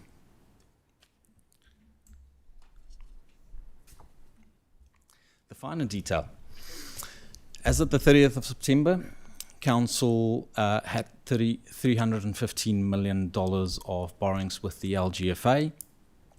We maintained a larger than usual cash and cash equivalents balance to result in a net borrowings number of 253.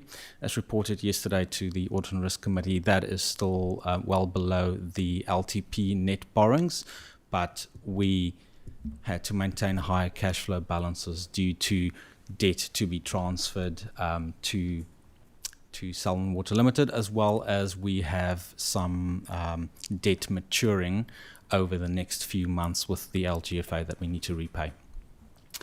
In the second part of that table on the left-hand side, we can see that 70% of our borrowings with the LGFA is at a floating rate, but we're mitigating that risk with swaps, which we have 76% fixed, so that just hedges that risk of the floating interest rates.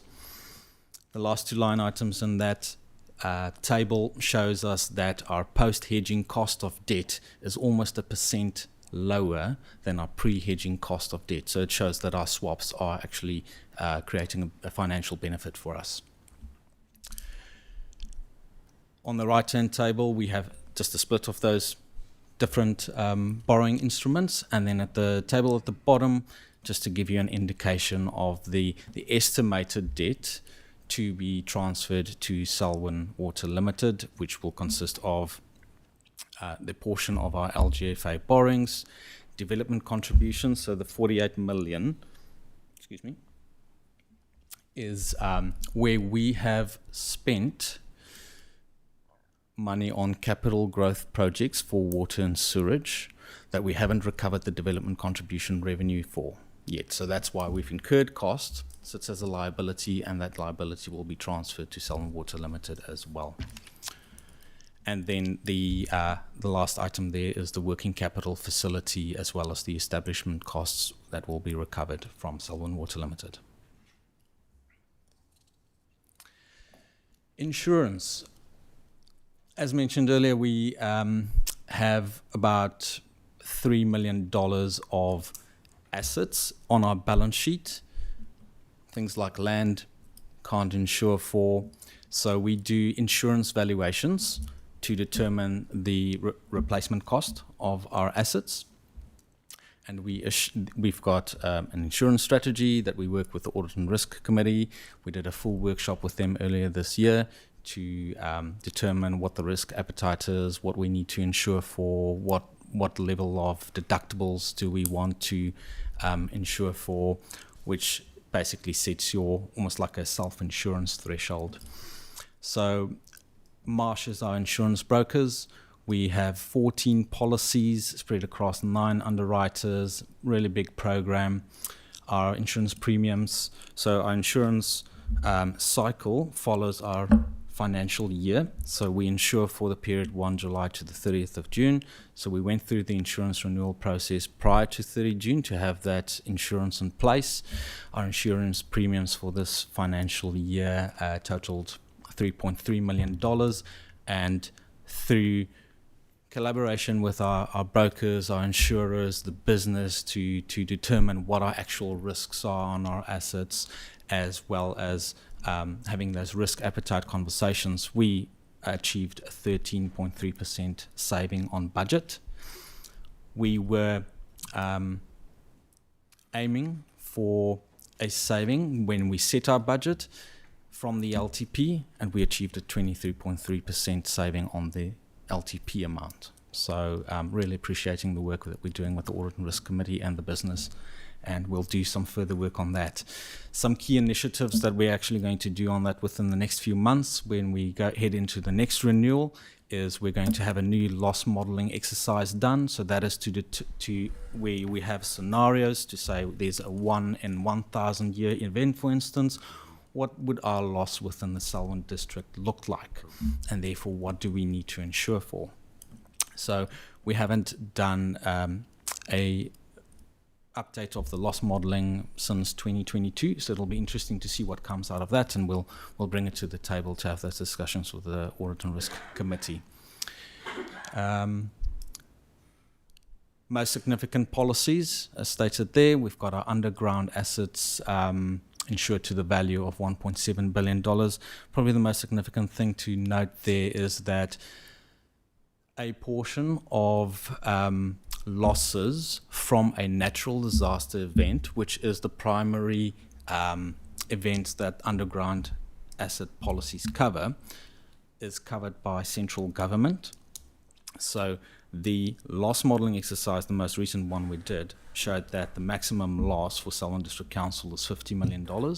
So we have an excess amount of $12.5 million, and the remainder part of that is covered by central government. So on the screen there's just the numbers to show us what our maximum exposure is and what central government will help with. We do have self-insurance funds on our balance sheet to cover the $12.5 million excess payment.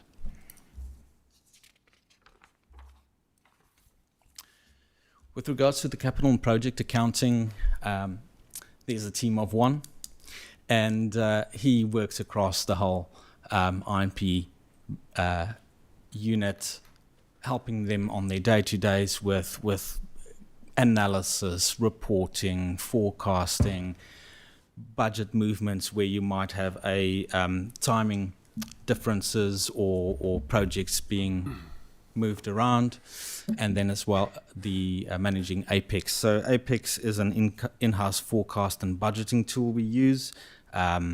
That information is then imported into a Power BI dashboard, and that just helps our project managers and ELT to have better visibility and the visibility to manage those projects efficiently. So some of the examples of the reporting that goes to the Finance and Performance Committee are dashboards to show our actual spend and forecasting per month, per business unit, the phasing of it, and over to the next slide, there's some more charts with regards to where we're spending our capital expenditure, as well as more detailed reporting to show how the projects are tracking, are they on track, where are they sitting in terms of actual spend versus budget, and over the, I guess, probably for the remainder of this calendar year, we'll be adding some more graphs to show the split between Selwyn District Council and Selwyn Water Limited projects, so between rest of council and water and sewage, because post the transfer date in December, those projects will be transferred to Selwyn Water Limited, and they'll have their own reporting for that. Development contributions. So Selwyn District Council charges per the LGA the development contributions on new developments and infrastructure required for growth only. As mentioned, it is a legal requirement set by, or the assessment and the collection is set by the LGA. We did a detailed presentation on our development contribution policy, how we collect it, the intricacies of it, the balances, the risks and the options. We did a detailed presentation on that on the 6th of August. That is publicly available, a recording as well as the slide pack. So we're happy to run you through that if you have any detailed questions at a later stage. But just to show you on the next slide what the balances looked like as at 30th of September. As I mentioned earlier, we can see there that the Selwyn Water Limited type infrastructure for sewerage and water is in a, basically we've spent $48 million already on that infrastructure, because typically that's the type of infrastructure we need in the ground before we actually have the residents or the developers paying the development contributions.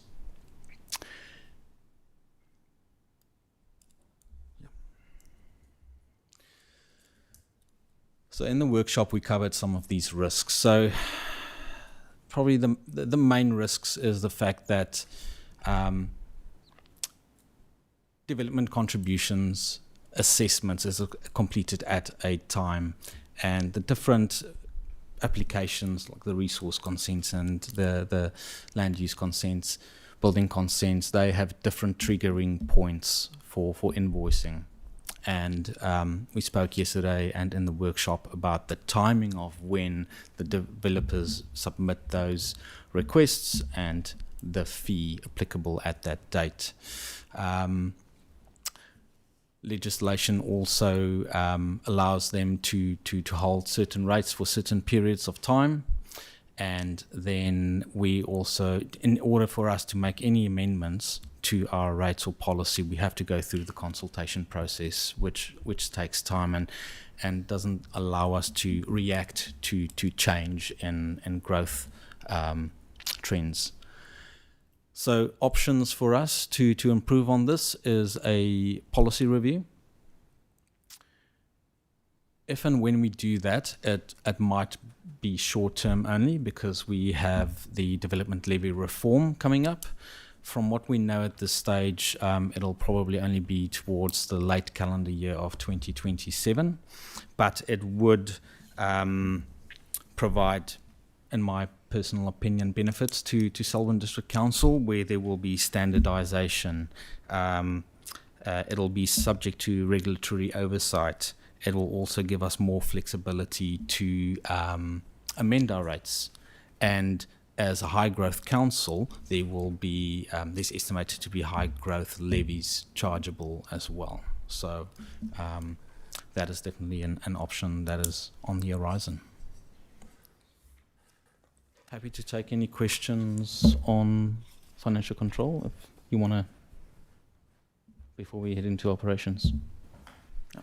Yeah, cool. I think, there's probably a few questions there, and I just made some notes through the process and around the development contributions. That's a reporting method that comes to finance and performance. So I look forward to the breakdown, and that at finance and performance on the 3rd of December there'll be an update in there on where DCs are and how we're sitting in that space. And the other part is, it's really hard to make a decision now on the DCs of what we do until we get that legislation on the table to see what that looks like for us, and whether we review policy before DC levies, and what the implications are for us in that space. So I look forward to that legislation, but we'll go to questions, which is Sam, you up first.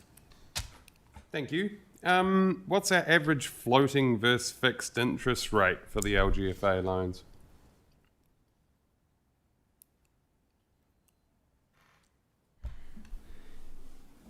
Oh, it's a good one, isn't it? It is, because we have debt maturing in 6 years' time, and we have debt maturing in 1 month's time. So the floating will change. It's over a big period of time. So calculations can be made, but I don't have that level of detail on hand. Okay, all good. Apologies. And borrowing for cash flow runs kind of sounds like OPEX. Apologies, can you repeat that? Borrowing for cash flow runs sounds like we're borrowing for operational expenditure. No, so the operating expenditure is funded by operating surplus. So as Becca will show, we've got a surplus, so we don't need to borrow for operations. As I mentioned, we have actually repaid less borrowings to keep the cash on hand to comply with current financial ratios set by our own current policy, as well as the fact that we need to repay $45 million in December and another $45 million in April. Cool. So we did not require to borrow for operating expenditure. And you explained this quite well. So 30% fixed of those loans and 70% of them at a floating rate. But the hedging seems to be working in our favour. Correct. And as we've seen with the multiple cash rates decreases over the last 12 months, it has certainly worked in our favour. Cool. Regarding Selwyn Water Limited and their debt transfer, I'm of the understanding that they still haven't got accessibility to LGFA funding. So we would be covering their operational, or? We are currently working with Selwyn Water Limited on the transfer agreement as well as a shared services agreement, and a briefing is coming in December to give council more clarity on that. Cool. And last, sorry, I knew I would have been annoying on this one.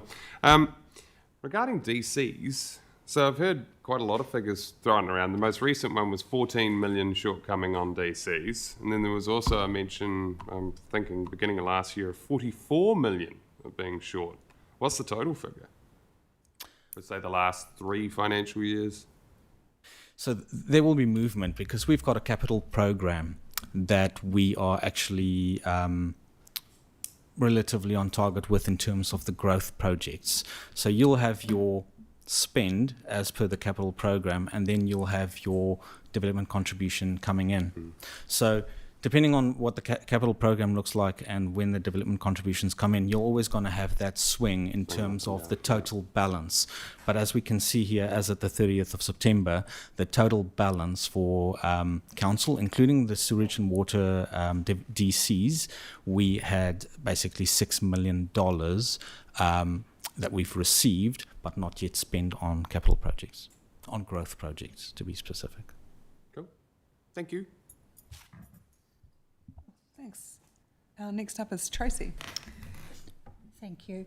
Following audit and risk yesterday, I appreciate how you are explaining this for those of us who don't have accounting finance backgrounds. Genuinely, I appreciate it, and I'm sure others in the same boat do. I don't know if what I'm about to ask is within this briefing, but one is, can you explain to me in accounting terms, for example, if CORD as a CCO sponsors something that council is running like the Selwyn Awards, or they advertise stuff that is effectively advertising for council, the difference financially between if the council had just done that themselves rather than CORD doing it, I don't want to say the back door because I don't mean anything nefarious. I just mean, is there a reduction in value between us actually doing that ourselves? We don't, instead of taking sponsorship from CORD for the awards, we just subsidise it further because of any filtering of the value of the money, as it goes through those systems. Do you understand what I'm asking? Because I'm not sure I do. Well, I will try my best to answer, and it'll definitely not be in accounting terms because I am far from being an accountant. In terms of any sponsorship that CORD undertake, that is the responsibility of the CORD board in terms of how they determine that and out of their operational expenditure. So in terms of does that affect our dividend? Not particularly. So any sponsorship they choose to take on board, whether it's the recent race activity that they've sponsored, they take that out of their that is a decision that's made by the board to support out of their operational expenditure. Yep. Sorry, yeah. I'll go away and rethink what I was trying to get from that question, because I understand that CORD makes those decisions, but from a community point of view, I constantly hear CORD is Selwyn District Council, and therefore we are sponsoring ourselves. And so in a simplistic term, that's kind of what I'm trying to get to. Is there because it's a money go round of sorts. Yeah. Very good point. And I think if I can use another example, if I may. Please. CORD does capital works for us, right? So we pay a price to CORD to deliver the work. And CORD has incurred a cost. And there will be a margin on that. So within our annual accounts, we have council parent and then we have council group. Within our group financials, we have to eliminate those intercompany profits, therefore showing the net cost for the council group. So it is eliminated through a consolidation process and reported in the annual report. Thank you. That does help. As you've talked about consolidated, that brings me to the clarity from a public-facing perspective of the consolidated group debt. So I'm less talking about from an accounting term, from an accounting treatment, and more from a sense of that people out there seeing and understanding that CCOs ultimately SDC is responsible for them and their debt. Therefore, the total debt is to ratepayers, and that a way of when we're reporting on debt, not in an accounting treatment way, but broadly when we're reporting on debt, particularly after Selwyn Water is cut loose, that it's very clear to the public that there are three debt obligations. There's SDC, there's CORD, there's Selwyn Water Limited, and that total debt is what is effectively owed or is a responsibility of ratepayers or whatever if something should go wrong. So that's not an accounting treatment thing, that's more about how we report that out. So that doesn't require an answer. The other one is Lincoln Town Centre. The figure used was 46.3 is for the total budget. Is that still the case? Because I saw it was from June, and in my head, if there was a 50 million figure. I'm just checking on up to date. I'd just like to introduce Peter Edgehill. So Peter does the reporting on the capital and project as well as DCs. So he'll be able to add more detail to that question. Hi, yes, so the 46.3 million is in reference to the transport costs in relation to Lincoln Town Centre, and back in June that's what was being shown. In the next finance and performance report, we're including the entire cost of Lincoln Town Centre, which is that 53 million. Right, perfect, thank you. I do have another one. I have two. One is the 60 million cash component of the debt. So the 60 million this is me not knowing jargon. What's called 60 million cash within the debt, but is debt. It's not like cash in my pocket, right? And it was touched on at Audit and Risk yesterday about, and I wanted to bring it up here, about efforts to find ways to maybe be cleverer about that total, because if it's not allocated, and it's not allocated for a long time, then we're sitting with an interest accruing amount there. And it would be useful just to see if there are other ways we can treat it or achieve what we need to from putting that aside. Does that make sense? Completely agree. And if we look back at maybe a few months ago, the interest rate we got on our cash account with Westpac was actually higher than our average cost of borrowings.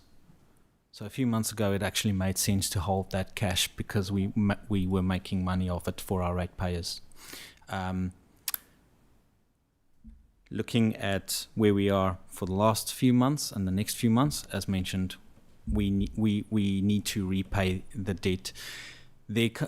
To repay debt earlier, unfortunately, comes at a cost as well. So we need to look at that bigger picture of what are we making on our cash funds versus what will we be saving if we repay debt earlier. Yep. No, that's great. Thank you. My last comment is, how could I have the microphone and not mention DCs, right? Somebody would wonder if there's something wrong with me.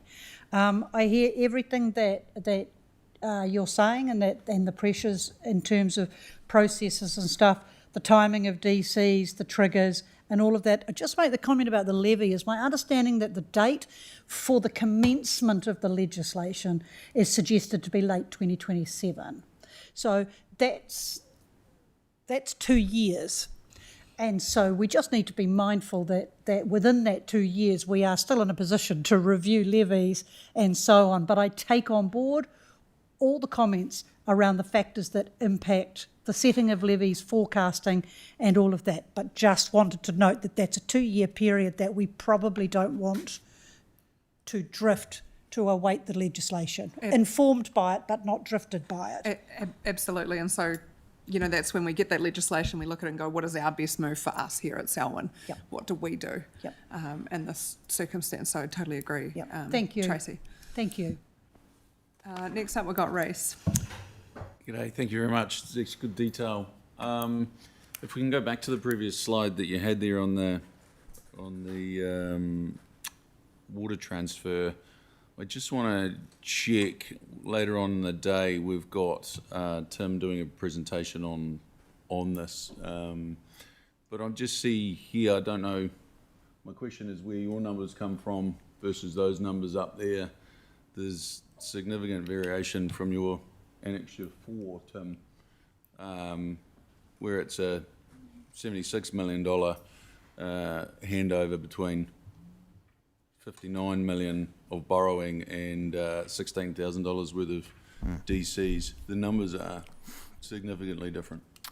Correct. So Tim, you can correct me if I'm wrong, but the data you're using is probably the draft figures as at 30 June that was last provided to Tim. This is updated information on estimates. So what's happened between 30 June and this estimation, we are still funding a water and sewage capital program. So we are incurring debt to fund those capital projects. So there you will see a movement from in the LGFA borrowings required. Then as well as the development contributions, same principle. And then in terms of the working capital facility, I think it was on the 18th of June, a $9 million working capital facility was approved. Since then, in this current financial year, $4 million of that has been drawn down. And then, as mentioned, the establishment costs of $1.7 million, that will be repaid by Selwyn Water Limited as well. So it's just what's happened between 30 June and our current estimation. The sewage is not going across to the water, though, is it? Sewage and water assets and debt will be transferred. Yeah. Okay. So I think what it is, so all of that is a really, and I'm not trying to put a pun here, but it's a really fluid situation. No, it's a good but in that wash-up period, and I think that's the really important part for us, is that wash-up period of the report that comes back to say, actually, here is the end-to-date amount of assets and debt and everything to be transferred, because we can't stop our capital program while we do a transfer. So it's a really difficult space to sit in. No, I get that. And I guess all I was trying to highlight was the information. I'm sure Tim didn't put this together in June. So No, but the, numbers, would we the expect transfer them to be- agreement was back from September as well. Yeah. So Okay. Just up-to-date numbers. I don't know. Do you want to comment, Tim? Yeah, thanks, Reese. But it is a bit of a moving target at the moment. What we do have is another. So I'll present the paper today. I'll talk a little bit around that. We do have another briefing prior to the transfer agreement coming into place on the 18th of December, where the numbers will be aligned. So there's a couple of opportunities prior to that transfer agreement on the 18th of December coming into place, just to make sure that we've got those numbers right. I won't be able to ask you any questions later then, Tom. We've answered them. Thank you. No problem. Thank you. Thank you. Denise? Thank you. Yeah, I agree with Tracy. We need to do a DC policy review as soon as possible when you've got the legislation. This is going to probably sound like I don't know, it's a very high, or no, actually low-level question, but anyway, you talked about you borrow as required, but not for specific projects. Can you talk more about that and why that is?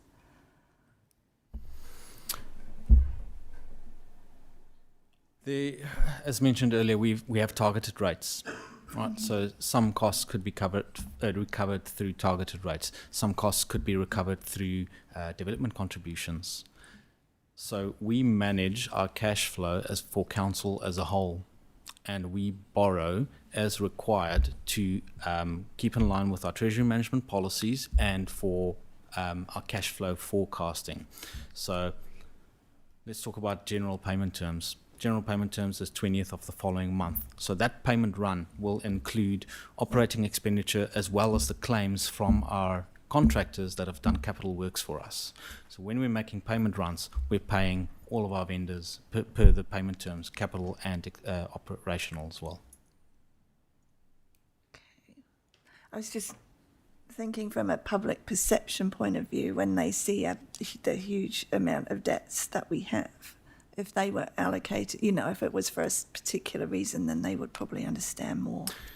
I think I'll just add to that, Denise, a little bit as well. Now, I get where you're coming from, but another reason why we wouldn't necessarily borrow on a per project basis is that has associated debt servicing costs which flow through into general rates. So if we're borrowing and we already have funds on hand, why would we borrow for something if we've got funds in hand when we're actually managing the treasury and cash flow position in the way that we are? So borrowing when we need to actually saves us money. So that's the approach that we're taking. Otherwise, we could set ourselves up with an issue where we're borrowing for projects and that project may have a delay as well. So that way we've got the carrying cost of servicing that debt whilst that project may have a time to catch up. So that's sort of the reason, as Neil explained, why we're sort of borrowing in the way that we are just now. To provide you maybe some visibility and a better understanding, within our annual report we have our funding impact statements.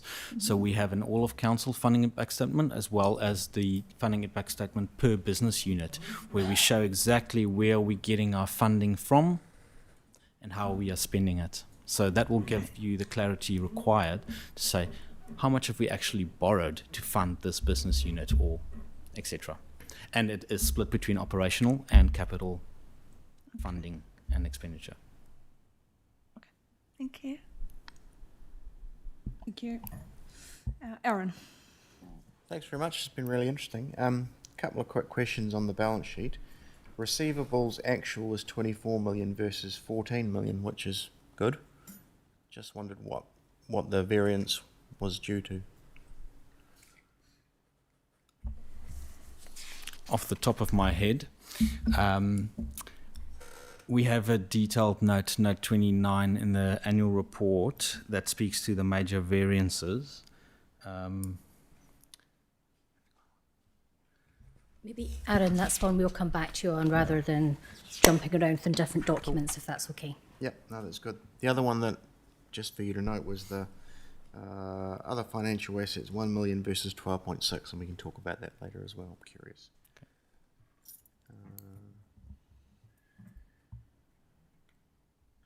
On the insurance, do those figures include Selwyn Water, or have they already been taken out of the insurance figures we're looking at?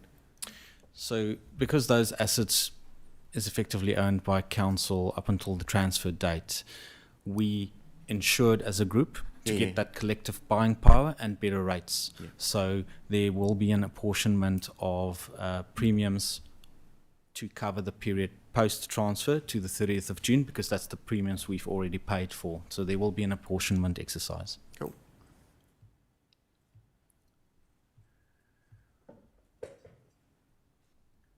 Development contributions. So you note that the charges are adjusted for inflation each year, but that's the rates that we'll charge new people who are doing developments. It doesn't go backwards, right? So have we got any analysis of how much exposure, shall we say, we've got for development contributions that were agreed historically at lower rates, which they might hold for several years. So we've got a sort of a quantum, and maybe that's already the $33/44 million figure that's been talked about in the newspapers in the past. Yeah, correct. That's where that 40 million figure came from, is that analysis of our largest ones sitting on old rates before the current LTP rates. That's good. Thanks for confirming that. Apologies, if I can just add to that as well. So any under recovery is added to the balance on which the new DC rates with the next LTP will be calculated on. So it is a timing delay. Any, like I said, any under recovery due to change in rates will be factored into your opening balance and included in the calculation of the new development contribution rate for the next LTP period. I think it's a good body of work that we'll do it, Mitty, Aaron too, Elizabeth, and my apologies, everyone. I know we have gone over the 2-hour mark for a briefing. I'll be quick. We've talked a bit in the past with the previous insurance.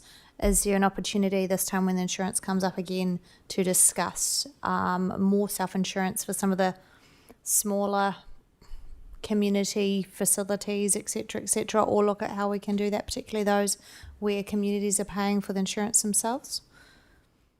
That'll certainly be part of the conversations. Great. The other thing I want to talk about is one of the things that's really big for us in the rural wards is the consideration that the rural wards are saying we're paying predominantly quite high rates on some of these rural properties for very little service, and they feel like the rural is supporting the Rolleston. So is there an opportunity for us to analyse what if we ring-fenced the revenue that's coming in through rates in terms of wards, and then worked out what we're actually spending in those wards in terms of our infrastructure costs per se, to see if there's an opportunity for the communities to feel validated in the way that their rates are spent? So, Elizabeth, that's not one for Neil. That's one that we'll cover as part of the rates discussion at the next briefing. But it's one that we'll need to cover broader than that further down the line as well. And then last up, Sophie. Yep. Just one question, which may actually feed into the rating part, to be honest.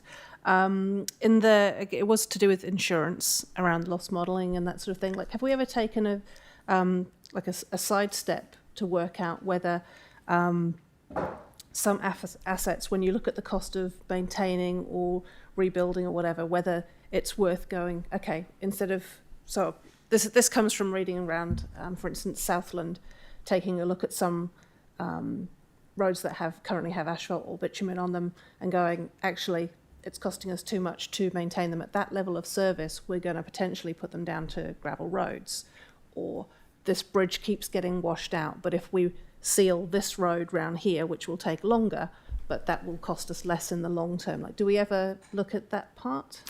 That's the first principle of the insurance strategy, where we look at every asset, and not only it's a risk, but also if you lose that asset, what will we do? How will we rebuild it? Will we rebuild it? Yeah. So that's the first principle we apply within the business, but that's a conversation that we have every year with every asset. Fair enough. Yeah. Thank you. Cool. Thank you. Thank you, Neil. I appreciate all the knowledge that is in here, and the Q&A session I think is so helpful. For me, I really appreciate the answers that come out of you and your team, Alison. So I'm just noting, we have been over the 2-hour break, so I we'll let you have a break. So if we could just come back here at 11:55, so 15 minutes to do what you need to do, and then we will head into financial operations.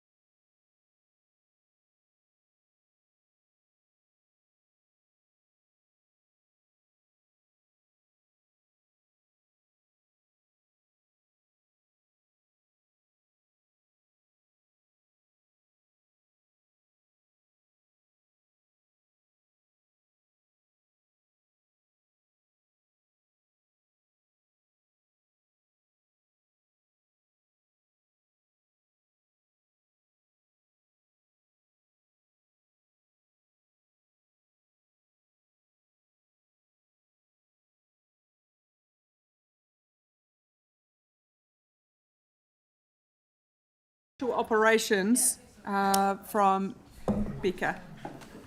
So I'll start just by doing a quick intro into this. So Becca's side of finance looks after the finance business partners, the transactional space as well, and also the rates team.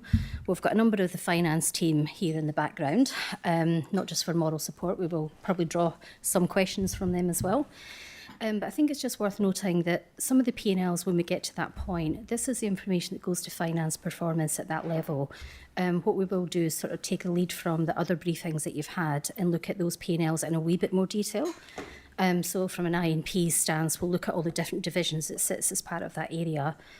And I think just noting that the role of finance in this, when we're looking at budgets, we will gather the information across all the various different departments. And the role of finance is to consolidate that. We then have a conversation at ELT, but ultimately the decision whether we go ahead with something sits around this table, whether it be an annual plan or a long-term plan. So look, I'll hand over to Becca, who will start just doing a bit of a walkthrough around what the team looks like and the different functions that sit within, and we'll just dovetail some of the questions between the two of us. Good morning, everyone. Can you hear me? Because normally I'm told I'm a bit quiet, but I'll bring this a bit closer. Is that a bit better? Okay, cool. Great, Becca. Thank you. So I'm not normally quiet, but anyway. Okay, so can I have first slide, please? Thank you. So this is the overview of the financial operations team. I'm just going to refer to this because I can't actually read that. We have 4 distinct areas within our team. So we have the regulatory finance space, the financial services, which is banking, accounts receivable, accounts payable. And we also have the rates team, of which we have the rates team leader here. So thank you. And also we have the business partnership team as well. So that is the function. We are 21.5 FTE. And obviously we are a direct support to Neil's team in the control space. Next one, please. Oh, done it.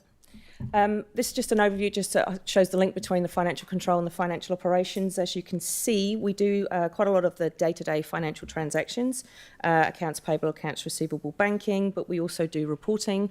Our reporting is reporting to business units on a monthly basis. We report to ELT. We also have the F&P reports that we will do. And what will be coming up is I will be doing some reporting to the Audit and Risk Committee around the sensitive expenditure, which I know has come up a couple of times. Other stuff that we do is expense management, which again is the control around things like the credit cards and looking at sensitive expenditure, but also making sure we do the right thing with robust processes.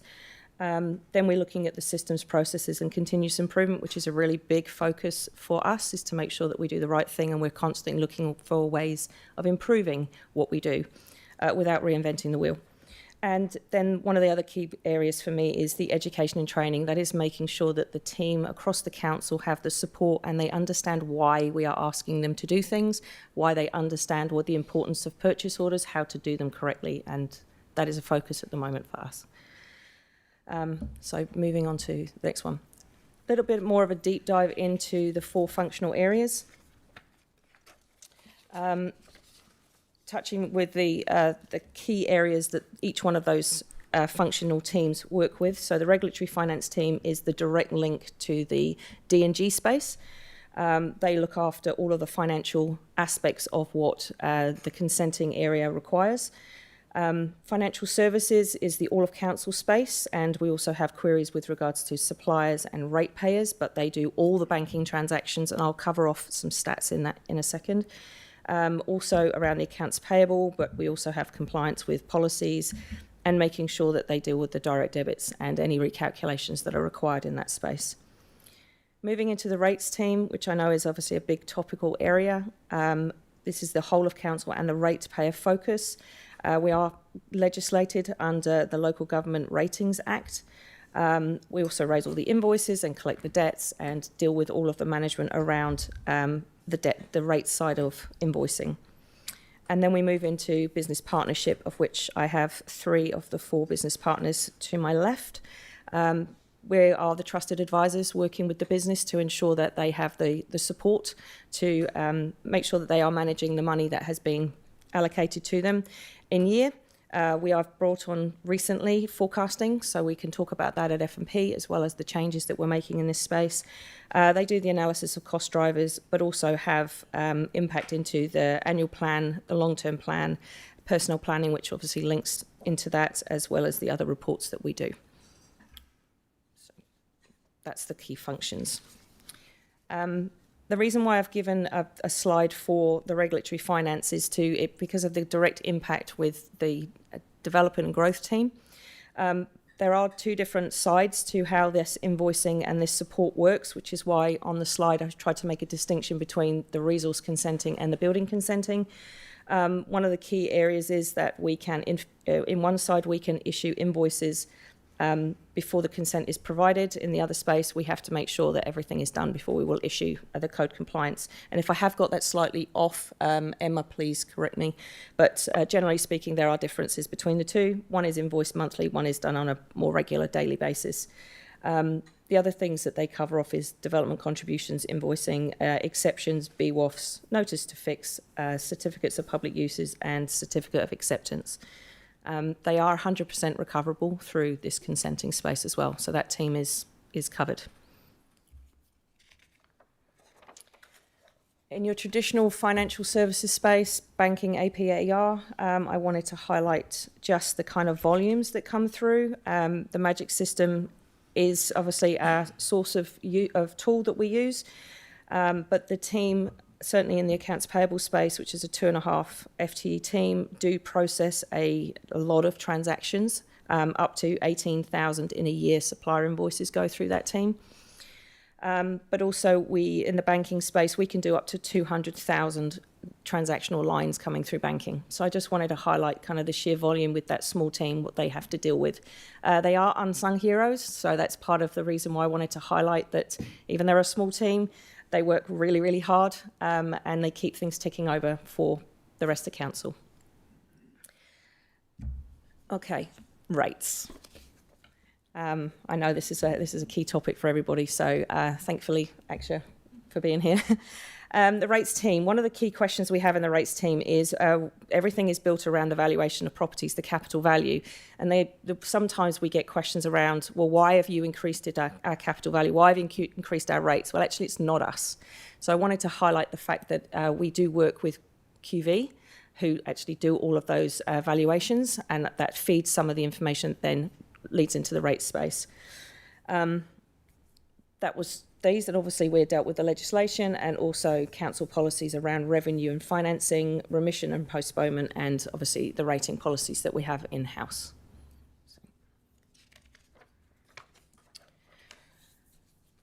So this is more of a reminder or a highlight between the differences of the general rates and the targeted rates. And I thought it was quite useful to put in what was mentioned in the LTP on page 278 if you wanted to look. The rating system is the primary mechanism used by council to fund the operating and capital expenditure planned for the district. So this obviously drives why we're here and what we do. There are two distinct areas, obviously general rates and targeted rates. The general rates obviously are the services that benefit the whole community based on the capital value, as I just discussed with QV, that set those rates. And also we're looking at the uniform annual general charge. I believe there has been a comment where some ratepayers have asked, does that mean that's uniforms? It's not for the purchase of uniforms, it's obviously for their annual general charge to make things fair and contribute as a minimum contribution across the board. In the targeted space, we obviously look at what projects and services benefit a particular group. So we have the water supply and the waste collections for those particular areas. It is based on service charges and it's only applied to those properties, and I will go into that a little bit more detail in a second around the units. And it's applied to properties in a defined geographical area. Some of the other things, it does say on the bottom, no differential rates. Action and I were talking this morning. Apparently, we used to do differential rates. We no longer do that. There's a same charge that is across the whole district. Other key areas that fit the rates bill, which I didn't put on that slide, relate to zonings. So you could have for swimming pools, you'll have 1, which is Rolleston, 2, which is the Malvern Darfield kind of area, and 3, which is all the other areas. So there are distinct parts of the bill that relate to different things.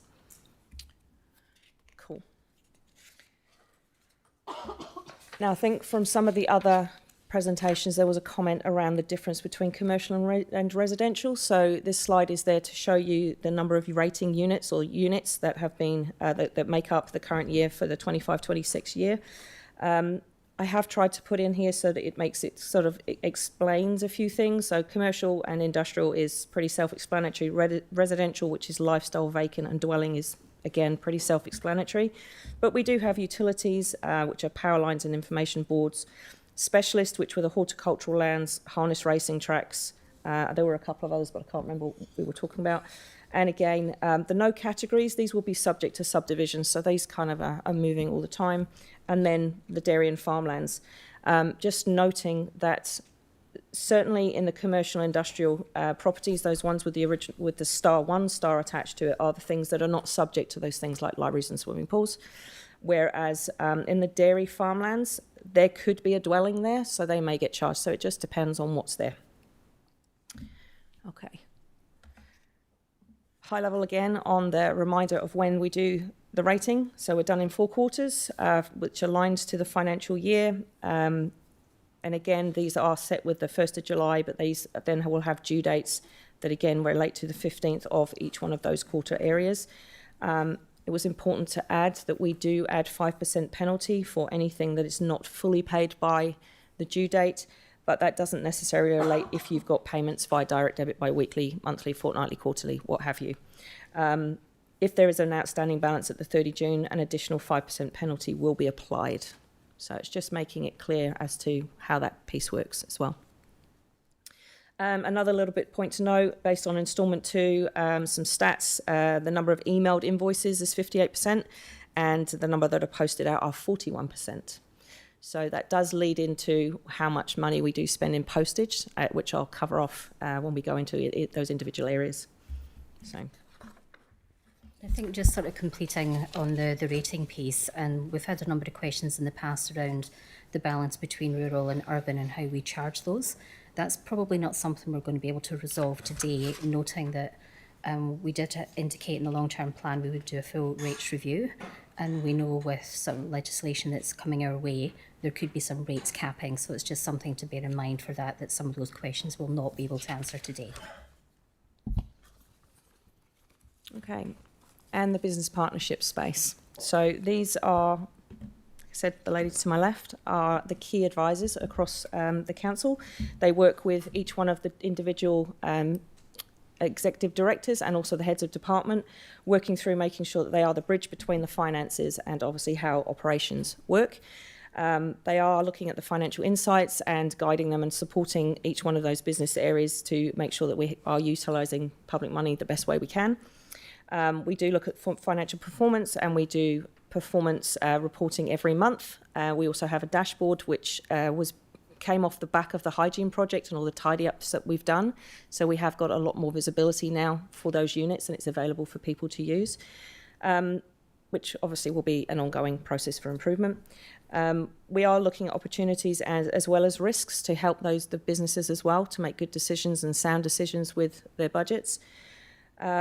And we're trying to make sure that the businesses are responsible for the financial management. It's trying to emphasise the fact that the guys here, the team here, do support the team with their budgets. We don't create the budgets, we support them with the creation, but they are owned by those business units for those reasons. What else can I talk about here?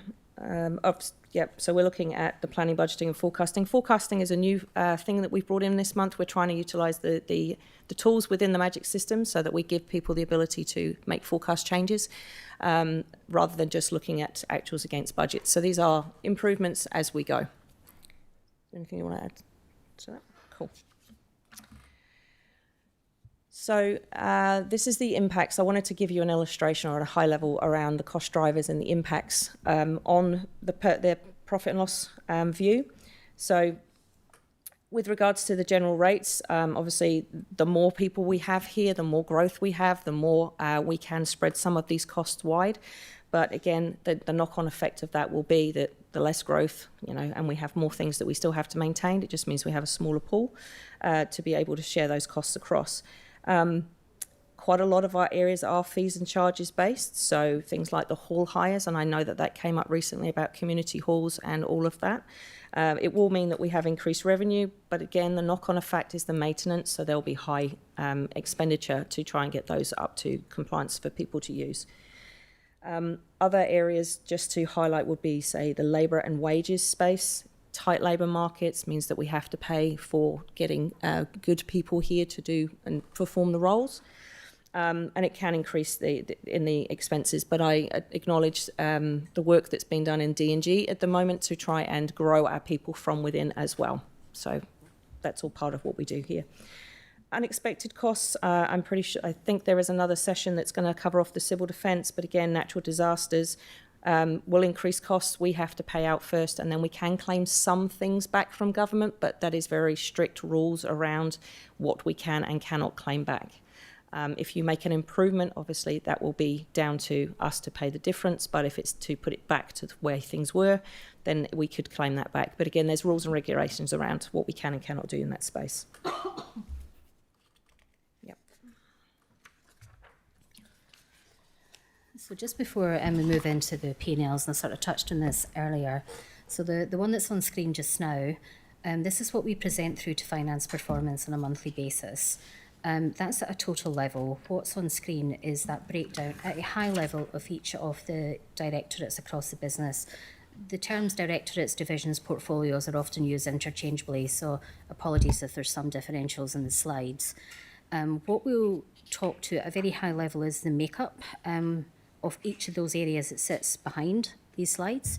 And we'll just go into a wee bit more detail around the cost makeup of the departments that sit within. So I'll hand back over to Becca. Yep. Do you want me to start with the next one? Oh, actually, we can talk about this one. So this is a view that is actually a split out view by division. I'm going to use division, sorry.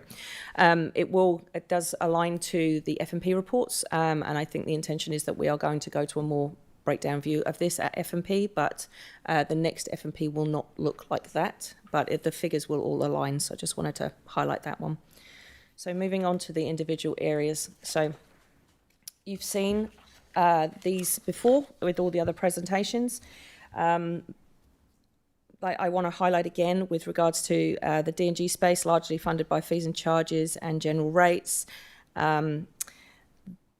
When we look at the F&P report, be mindful to take into consideration any increase in fees and charges will have an also corresponding increase potentially in the consultancy space, because we sometimes need to outsource to be able to cover off that additional demand. But again, that was just backing off what Emma had said during their D&G, but it's when we read, you'll be able to see the difference, or at least link the two together. And again, just to highlight that the regulatory finance team is 100% recovered by these consultants. So I think the terminology is wash their own face in that space. Yep.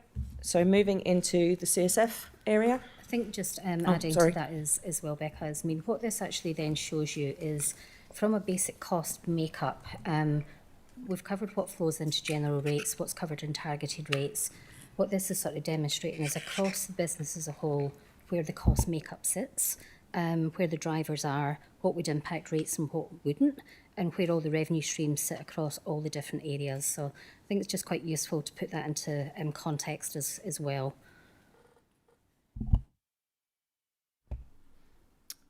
So this is the community services and facilities view. It is slightly different to the one that was presented before, just because it fits nicer on the page. And yeah, that was just for me, sorry. Key areas, obviously, within the community services and facilities, the budgets are quite seasonal. So you could be looking at swimming pools that are built into here that will only open during the summer months. With that, you've got additional maintenance costs, you're going to have additional personnel costs, you're going to have different varying peaks and flows throughout the year when the budget is set. So it was just being looking at that. So it's just the correlation between when we do have those seasonal variations, there is obviously an increase in revenue plus an increase in costs that goes alongside that.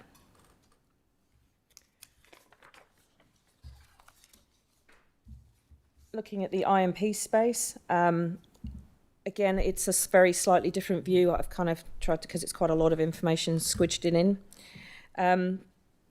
With regards to the main drivers around the IMP space, as Gareth alluded to, there's a lot of contracts in this area that have been put in place based on a fixed basis. So we have got that assurance of how much things cost, but that was done for, for their reason and their purposes. But there are other big costs. If you look under the other expenses, the main driver in that area is the waste disposal, and that relates to Cape Valley and the composting at the resource recovery parks. That's just the key drivers around the maintenance and those areas.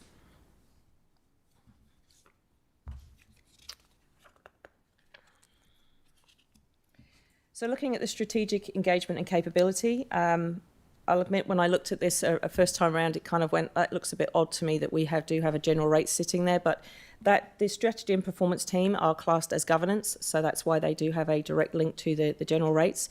So that just wanted to explain why that column kind of sticks out a little bit at the end. But mainly this is an in-house overheads team, and again you can highlight, which is brought up a few times in the legal space, that we do have an in-house legal team now, and even though there is a high or higher balance there for consulting, legal and professional services, that could be when we are required to go out, we need that extra help, so we have to go out and seek some extra support from other vendors or other suppliers from outside the team. So, yeah, that's that one. And then we come to finance. So, as you heard today, we are a pretty diverse team. We look at acquisitions, leasing and disposals. We've got the commercial and the procurement side of the house. We've got digital operations, and then you've got the financial control and financial operations. We are generally classed as an overhead, so most of our costs and our support goes across all of the areas. So most of our big key areas of cost do live in the digital space, in the software and licenses area. And in the finance area, it's the overheads for insurance expenses, or, as I mentioned earlier, with regards to the sending out of postage, we do have quite a large bill in postage and stationery, which is generally because we're trying to send things out to reach those ratepayers that don't necessarily receive via email.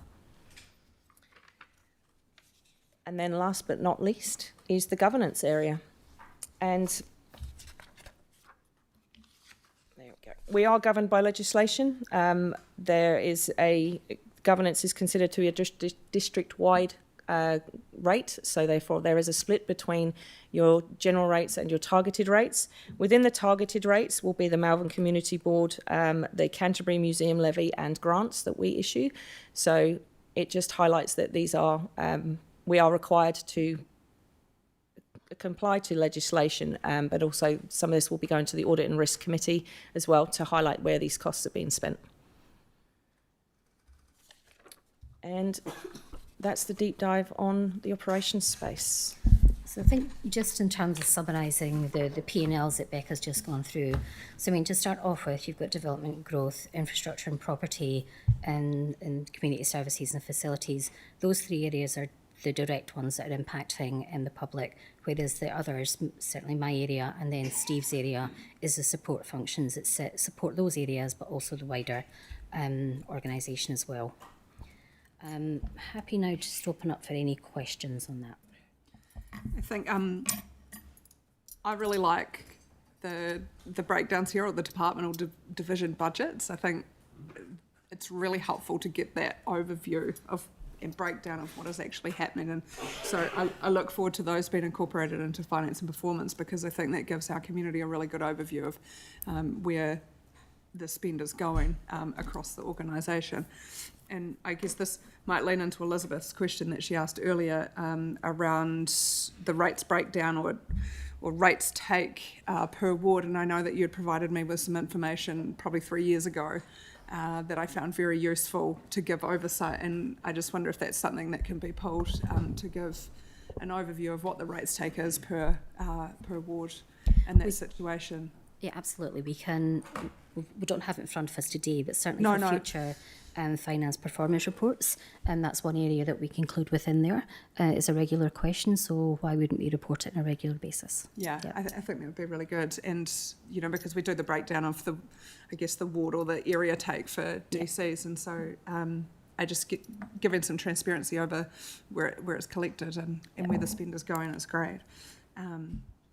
One thing I hear from people, and this is an interesting thing, was timing of code of compliance and then issuing of rates invoices. And like I'd been contacted by people that thought that they weren't paying their rates and they wanted to be honest and say, we owe you some money. And actually I found that very interesting around the timing and that of code of compliance issued for a house and when we actually strike rates for them once a year. So I think there was a real challenge for some people in our community, and it wasn't just, I had multiple people asking me that in that space, and so it is a difficulty when we only strike once. Cool. So sorry, no questions really there, but Elizabeth. Yeah, so just following on from Lydia's raised about having the isolated wards revenue, but also the expenditure. I think they want to see that the money is being spent from what's being taken in their ward, what that looks like in terms of how it's the percentage-wise divvied up.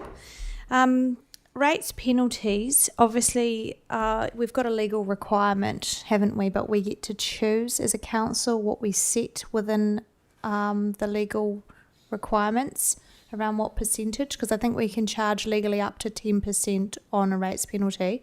So just wondering how the 5% was settled on and whether that could come up for evaluation by the new council. Also wanted to know, do we have any provisions around that rather than having a next day penalty charge, a provision for if people are making an attempt to sort by part payments, cases of hardships or a banking error? So I think we'll start off with the 5%. So the 5% sits within one of the policies that was signed off by the previous council at the long-term plan. You're absolutely right, it can go up to 10, but 5 was the decision that was made at that point in time. In terms of the other bits and pieces of that question, I'm happy to hand over to Aksha, who's the rates team lead, who can provide a wee bit more detail on that. Elizabeth. Yeah, so 5% applied, and yes, where we have people calling in and telling us that they are not able to make those payments on time due to whatever reasons, we also have a policy that we can remit penalties once in 2 years. So we do those ones as well on a case-to-case basis. But if someone has not paid rates, but they have not got a penalty remission for the last 2 years, we do take it up and do give them the remission. And I think the final part of that, Elizabeth, was how do we work with people who do have some, whatever financial difficulty it may be. So Aksha and her team, in keeping with policy, will work out payment plans to suit those individuals. There's not necessarily one size fits all, but it's ensuring that we work with them as much as we can whilst maintaining our rights with the policy. Cool. Thank you. John. Yes, thank you. Targeted rates in the methodology, the example being the targeted rate for the swimming pools throughout the district, I think there are about 4, is now an appropriate place to ask for how do you do the methodology so that if you're out in Sheffield, you pay X amount in the targeted rate, but if you're sort of in Lake Coldridge, you pay Y. So the way that we've calculated rates was obviously sort of set out as part of the last long-term plan. For sure, we can look at things and how we do it differently, but that would mean a full rates review. So it's not, we can't just change the rates midway through a year. The rate setting itself is done either through a long-term plan or an annual plan. So I agree with where you're coming from, but what we can do is give you a breakdown of the methodology that sits behind it, but just noting that we can't change rates midway through a year. Yep. No, look, I appreciate that, and the breakdown of the methodology would be appreciated. So in relation to the forthcoming long-term plan, that when the Sheffield swimming pool becomes fully operational outside of council, is there a strong likelihood that the targeted rate for the people in that area will disappear.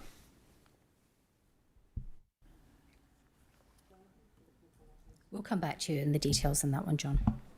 I think,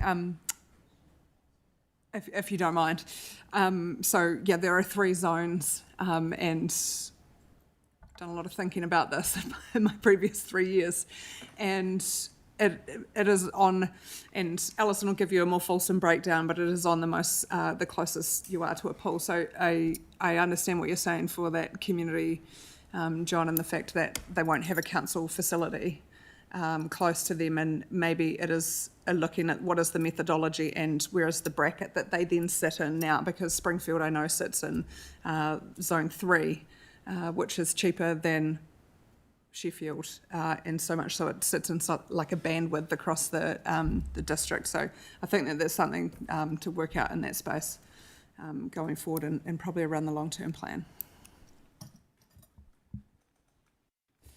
Denise. Hi. You mentioned differential rates and that we used to do that, but we don't anymore. Can you just explain what that would be? How that works? I am going to hand that one over to Aksha, if you don't mind, because it's a wee bit before my time at council. Okay.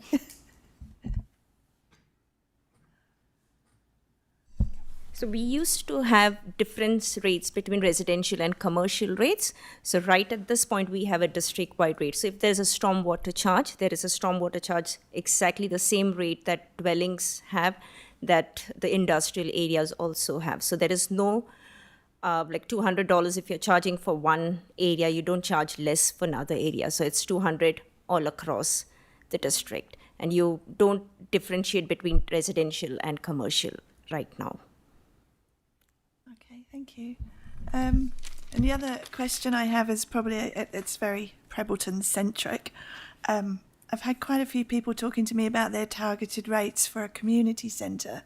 Is there any, I don't know if they are targeted rates firstly, and also is there like a time period that you charge those for that you would expect to see that facility?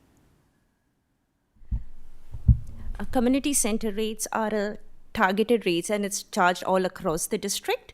So you have just one charge across every area. So you don't have specific to Prebbleton or specific to Rolleston. So you have, so it's the same charge across the district. Okay. Thank you. I think what it is that's probably sits around the capital program, but we do, development contributions are claimed for planned facilities in areas, but the community services targeted rate goes into a pool of funding for the district, and it's really sits with us is how we work out what is fair and equitable across the district to provide for our community. Tracy. Thanks a lot. When we do the billing for the rates rebate scheme, it's a lot of people have been emailing me. They should be emailing you, John. I'm too young. About getting that facility, and that when they read their bill, they kind of have to do a whole lot of calculations to work out if the rebate has been taken off. And I'm just, from a purely practical point of view, whether there's some way we can indicate on the bill that the rates, your rates rebate is included in the calculation or something, because truly I'm actually getting quite a few. I might write a book. We can have a look in our invoices whether we can, but usually we send them a separate letter saying that they receive the rates rebate amount, but it clearly doesn't show up on the invoices. It shows under adjustments, but where people can't understand that. So yes, we can take it up and see what we can do with our invoices.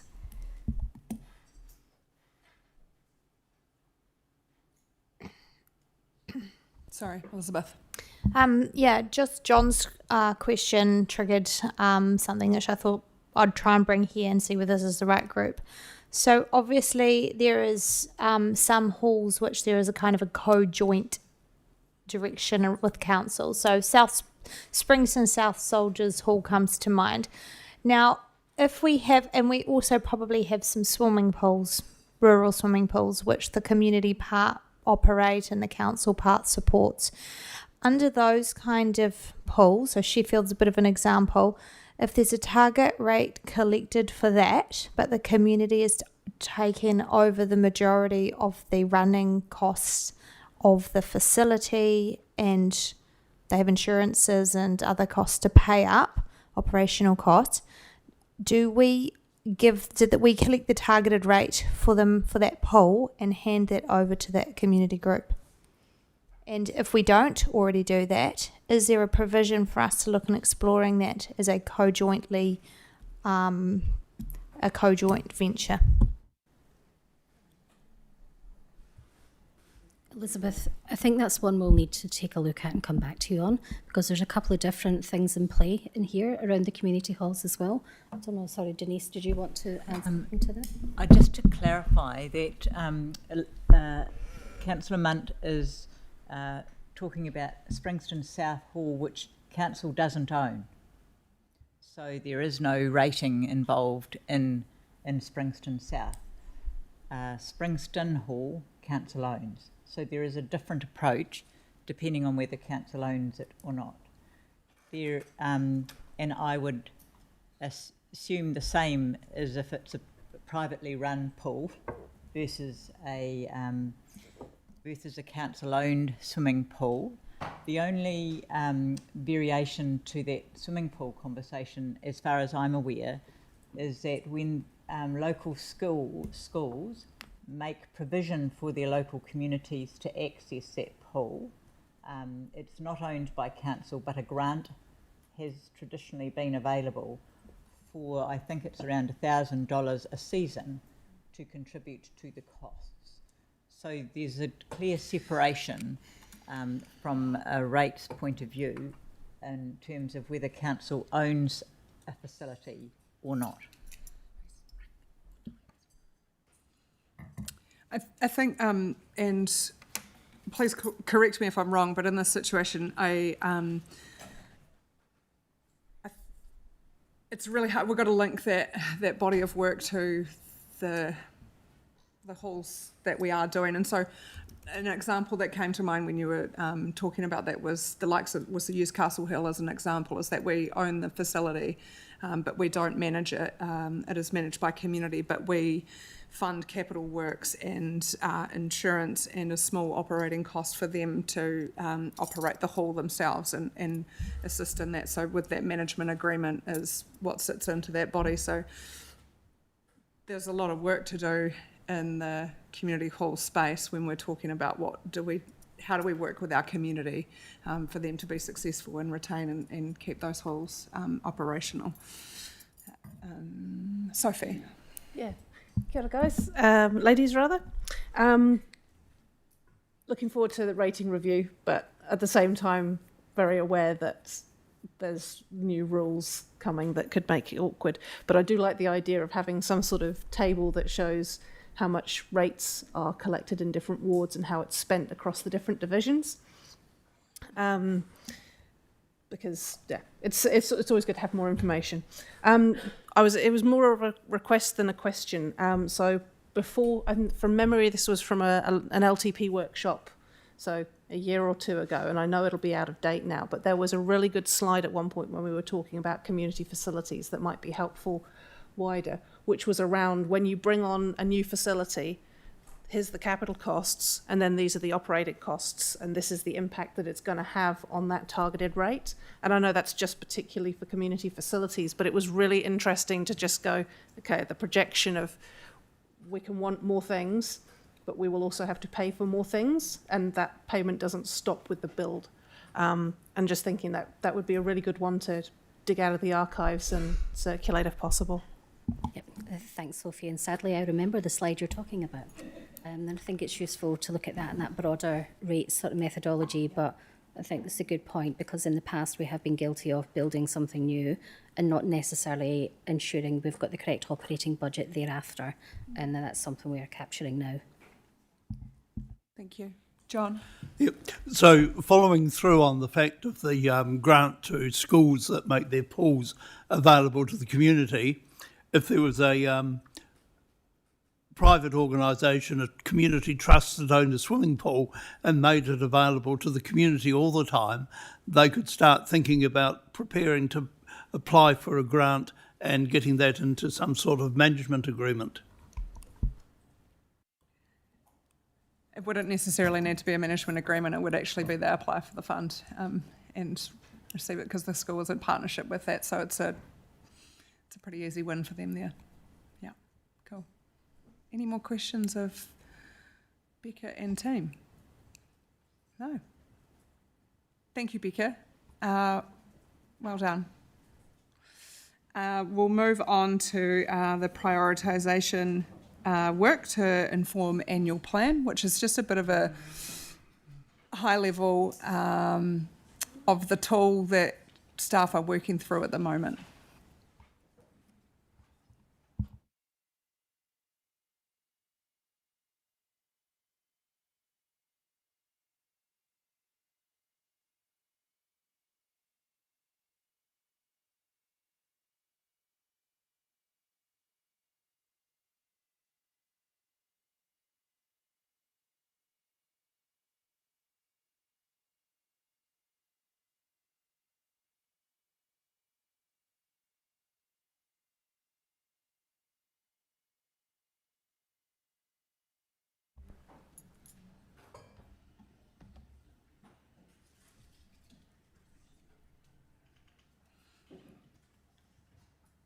All right, welcome, Kath and Rob. I look forward to you telling us about the work that you've been doing over the past months. Okay, great. Hi, everybody. Look, today's briefing is the first of a series of briefings as part of developing the annual plan for 26-27. The focus of today's briefing is to share with you a prioritisation tool that we have been developing across the organisation to identify ways to save money, but also revenue opportunities. The tool is a key part of the annual plan process, but it's also a key way for which we can make more informed decisions. The presentation today will cover off 4 key areas. Firstly, we're going to talk through some of the key dates that are coming up in the annual plan process, just to set the context for you. Secondly, we'll introduce the prioritisation tool and talk about the process we went through in developing the tool. Thirdly, we'll share with you the criteria we've come up with to use the prioritisation tool. And finally, we have a scenario in which we're going to demonstrate how we can use the tool in practice. We will be coming back to you on the 17th of December with some more scenarios. I think the key thing to remember and emphasise at the moment, the purpose of this briefing is to share with you the tool, to get some early feedback on the tool and the criteria before we come back with more information. And I'll pass it over to Rob. Thank you, Kath. So I think it's probably quite good to put the context of preparing the prioritisation tool as part of the preparing the annual plan. And it's quite difficult to read up there, but it illustrates the sort of timeline that we're working towards in terms of helping to develop those budgets and what are the choices that we want to offer you to make in terms of making those decisions around where our budgets will stand and what the annual plan will look like. So there's quite a lot of work that's going to be carried out over the next few weeks to come back, as Kath said, on the 17th of December with the scenarios around those prioritisation opportunities and where you want to focus decisions. In the early part of next year, we'll be again providing briefings to you in the prep on the annual plan with the aim to have the annual plan presented to you in draft for agreement to go out for consultation, which is the area shown in green. Statutorily, we need to do 4 weeks of consultation, but we've pushed it out to 6 weeks, and that's a choice that you can can make as to whether you want to do that. There are some benefits. It gives the community more time, especially over Easter, and there may well be some decisions that you've made in the draft annual plan that you're looking for the community to come back and provide some thoughts on. And then there's a period to hear their feedback on those on the annual plan and the decision. Underneath the black line is in purple. We've also indicated the potential timeline of the work to prepare the long-term plan. And the reason for doing that is, we want to start that work at the early part of next year. It does take about 18 months to put that long-term plan, but it also gives you an opportunity when looking at the results of the prioritisation, if there are initiatives that are going to lead to significant change that we may want to actually, or you may wish to include in the long-term plan. And as I go through the criteria, some of the criteria does look at what the impact may be on the levels of service in the current long-term plan and whether we'd have to undertake a special consultative process. And so it may be better to put that. But having the two plans going along together, you have an idea of how the long-term plan picture is starting to shape up along with what you want to achieve in the next annual plan. So why have we developed the tool? As Kath said, it's to look at opportunities, the potential for cost savings, including efficiencies, identify where there may be ability to create extra income, but overall it's to try and achieve a smaller rate increase than was previously signalled in the third year of the long-term plan, which is 13.3%. So this is your opportunity to start shaping how that might look. So some of the work that we've done to date is to develop a tool, which we started work on that a couple of months ago, and develop a list of possible initiatives. And we've identified 90 initiatives. And on the 17th of December, we're happy to share all those initiatives. We're keeping a record of all of that. We're not losing any of the work. But one of the other things that I did was working with the exec leadership team to categorise these into initiatives that we want to actually focus on for the annual plan, initiatives that might take a bit longer, more work to develop, that could be considered as part of the long-term plan. The annual plan, then the long-term plan, and then the whether the initiative is still worth investigating, but we're not sure whether it will achieve the objectives, and finally, if there is an initiative that or initiatives that we don't believe will realise the savings and not to progress. But again, nothing has been hidden or anything like that. I can't emphasise enough. It's all there. You can see why we've made those choices, etc. So you can go, why that? So. The other one, in terms of developing stage 2, this is very much around going into the initiatives that we're looking at for the annual plan process and doing a little bit more deeper dive. So if you like, it's a bit like a funnel, and we're just slowly getting down to a bit more detail. So with each initiative, we're looking at what are the options, and very crudely and very simply, we've looked at 3 options. One is to do nothing, one's to either slow it down, pause it, and the third one is just to stop it. And then we're looking at the financial implications of that, including the cost of implementing. So some initiatives will actually have a cost of implementing before you actually realise the benefits. The other thing is so that you're well informed when making those decisions about what are the pros and cons, but also the risk and opportunities within that. And then we've also developed a weighted scoring methodology, which I'll talk through in a moment, which is just on the non-financial metrics. So the next steps, what are we doing at the moment? So as part of preparing the draft budgets for the 17th of December, we're working on filling in the templates. And we're going back to the exec leadership team to review and moderate the non-financial scoring to ensure there is a degree of consistency against the methodology. and to actually develop the scenarios so that we can present different scenarios to yourselves on the 17th, but also have the flexibility to move things in and out sort of with yourselves in terms of where you're wanting to go with that.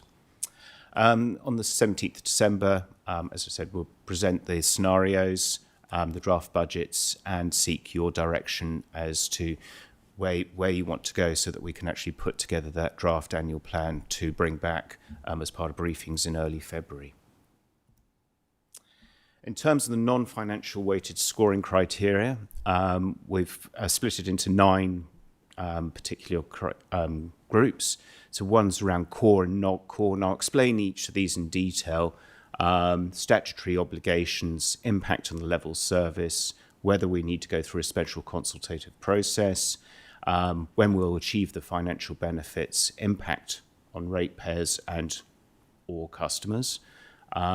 Is it likely to initiate a change proposal, i.e. that is, it's going to have an impact on staff, and legally we need to actually go through a formal process with staff because it has an impact on their work. Impact on the relationships, and that's with stakeholders, external stakeholders like NZTA, etc., and ease of implementation. So the next slide really goes into a bit more detail around the definitions. So core and non-core is very much driven from the Local Government Systems Improvement Bill, Section 11A, which is currently before Parliament, which we envisage will be passed this calendar year before recess. And the other one is where there are core activities which are statutory obligation but are not necessarily identified under Section 11A.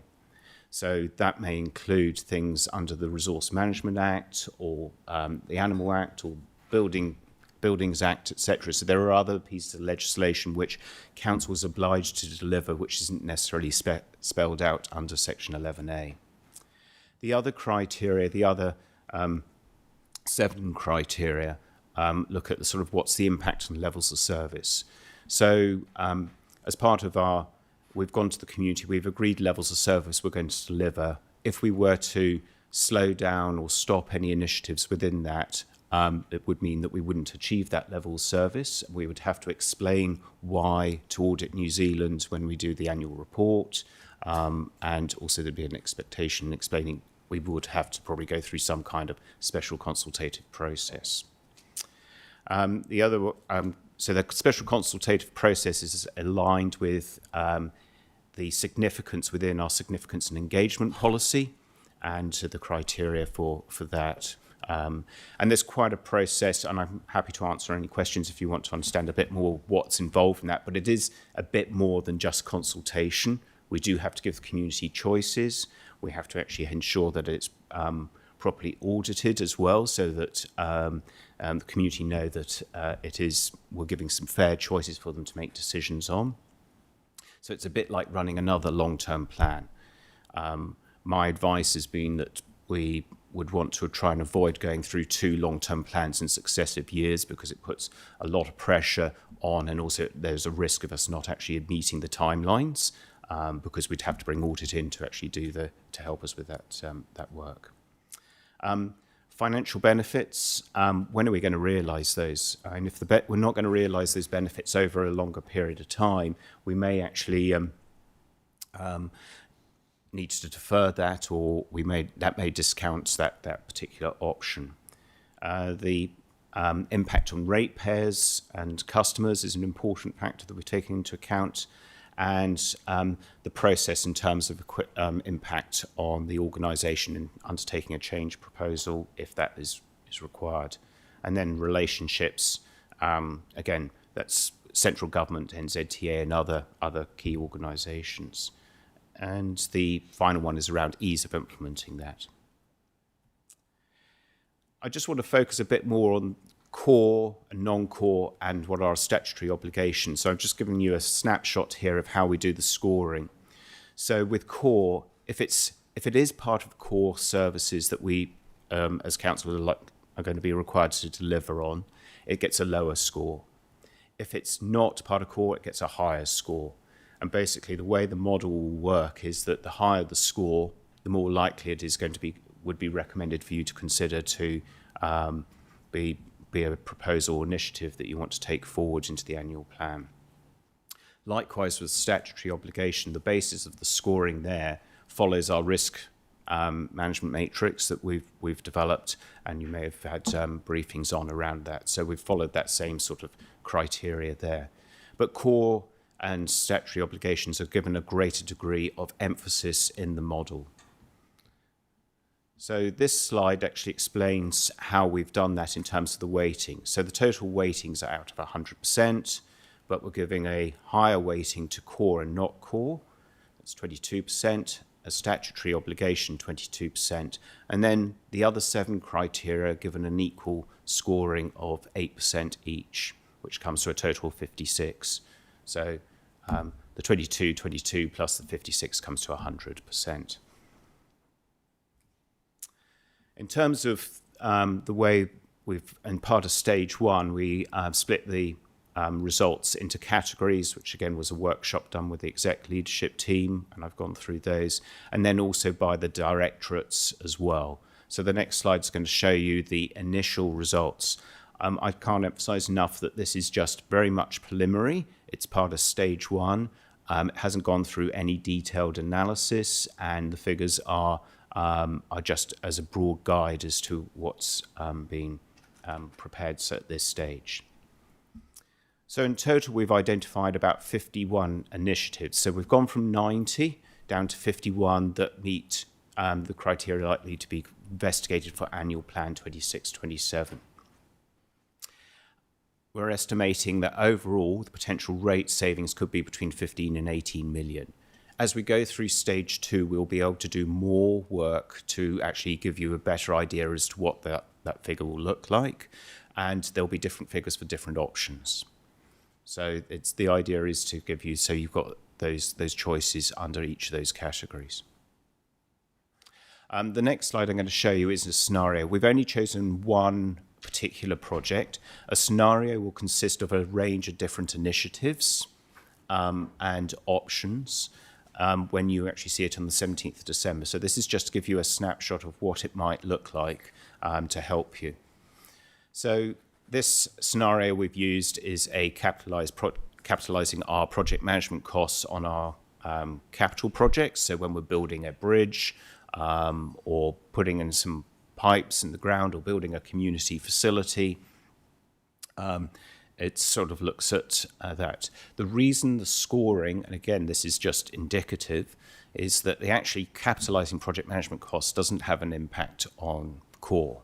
We still pay for the cost, it's just whether it's part of OPEX or whether it's part of CAPEX. And so that's why you've got the scoring there. So we use a colour coding. On the in the middle there is a little graph as part of the scenario that you'll see later on in December. You would have a range of different dots on there showing the different initiatives within that scenario, so you can sort of see where they sit and the amount of savings on the left-hand side, and the score, the non-financial scoring on the bottom scale, the x-axis. And then you'd have a breakdown of pros and cons, risks and opportunities, and then the next steps that you want to carry out. So I don't know how many scenarios we're going to be presenting.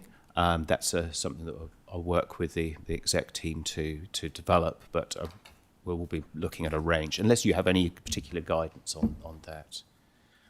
So in terms of the next steps, as you've seen earlier, is to continue developing the work we're doing on the prioritisation, develop those scenarios, help that, and there'll be a presentation on draft budgets and really seek your direction to inform part of the annual plan.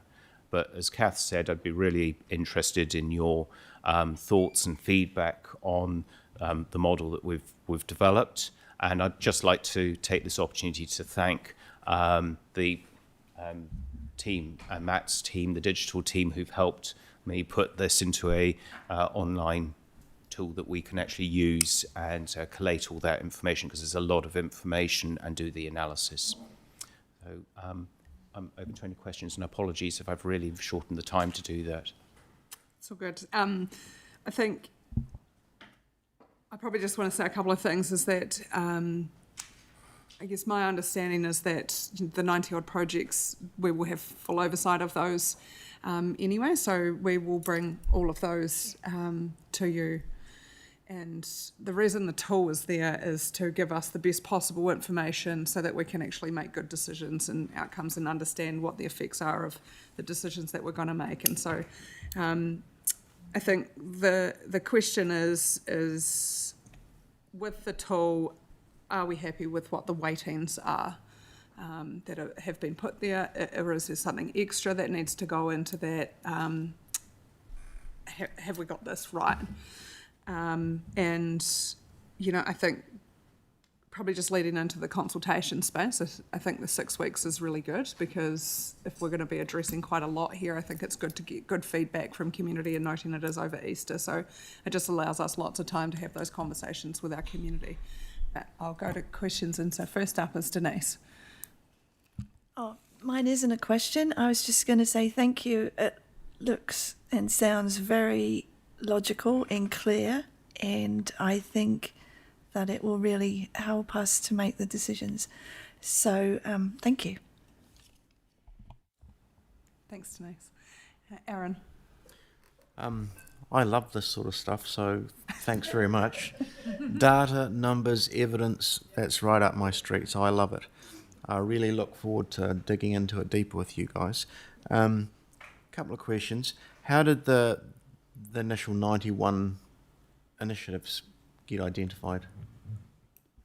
So it was a workshop with the exec leadership team, and basically each of the exec directors were asked to identify initiatives, not only within their own area, but in their colleagues, and to work and challenge each other on those. Good, that's great, thanks. The table that you showed some sort of potential ideas of savings from $15 to $18 million, and you might not be able to answer it, but maybe Alison, if she's still here. Rough rule of thumb, how much would that quantum of saving reduce the rates increase by? And I'm not going to hold you to the precise figure. Okay. So you could say between 1 and 5 or 3 and 7 or whatever it might could, be.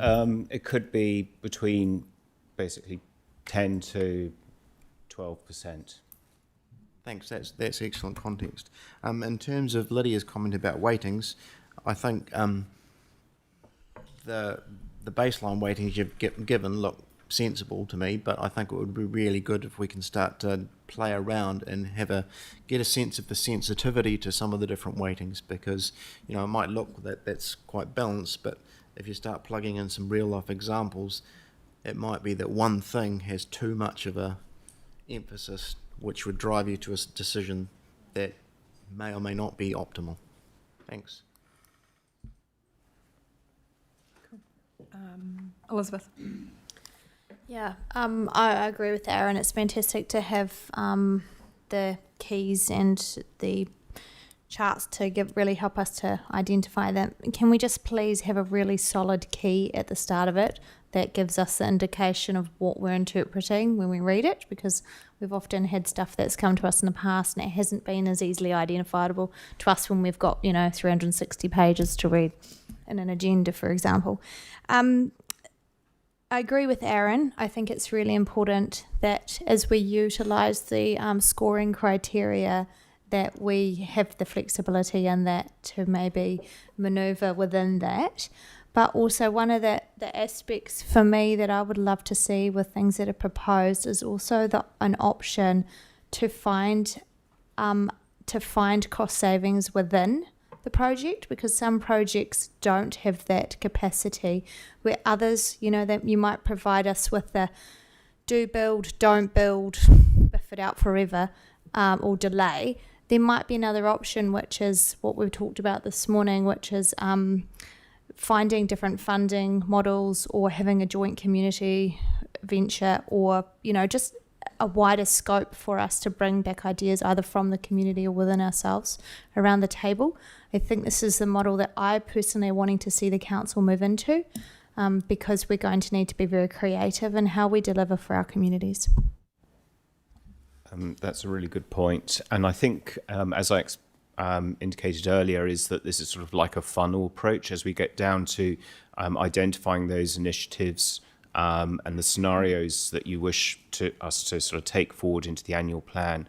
That will continue to develop further work in terms of maybe some kind of business case in some instances to actually go, well, is there a different funding model through this? How can we actually do that?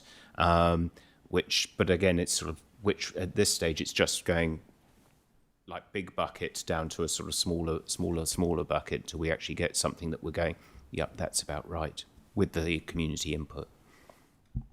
Yeah, I think ultimately, I guess the decisions are going to sit with us around this table, and so there are going to be some easy choices for us to make, and there are going to be some difficult choices that we might need to, we need to work through. But those are the ones that go to the annual plan, and we start to ask our community, what do you actually want us to do with this?